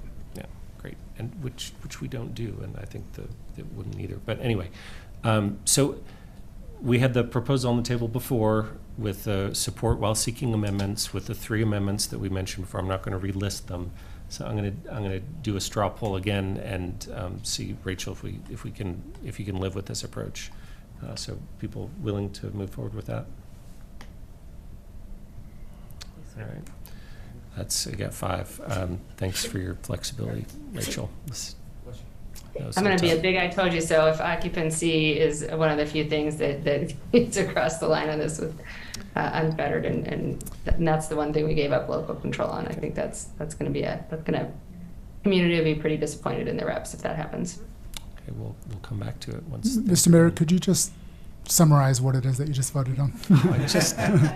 I just tried to not summarize it, Carl. Okay, let me be more formal. What we just voted on, and then people can withdraw if they disagree with me, is for council to take a position of support on Senate Bill 23-213 while seeking amendments. And those 3 amendments were to request additional funding for additional transit on transit corridors, to allow for flexibility in multiplexes, to either have a smaller percentage of land with more units or a larger percentage of land with fewer units, and finally to provide a floor on occupancy limits of 4 or 5, or the exact language as described in your slides. Did I get it? Yep. All right, anybody disagree? All right, well, I think with that, we are done with this super easy, quick meeting. I hope nobody's got stressed out by any of that. So thanks so much, Carl. And you all stayed really late with us here, 11 o'clock, and listened to us, argue for the last long while. And I apologize for keeping you late. Thanks everybody for all the work on this. Any final thoughts before I gavel us closed? You should have offered. All right, with that, adjourn the meeting at 10:56 p.m.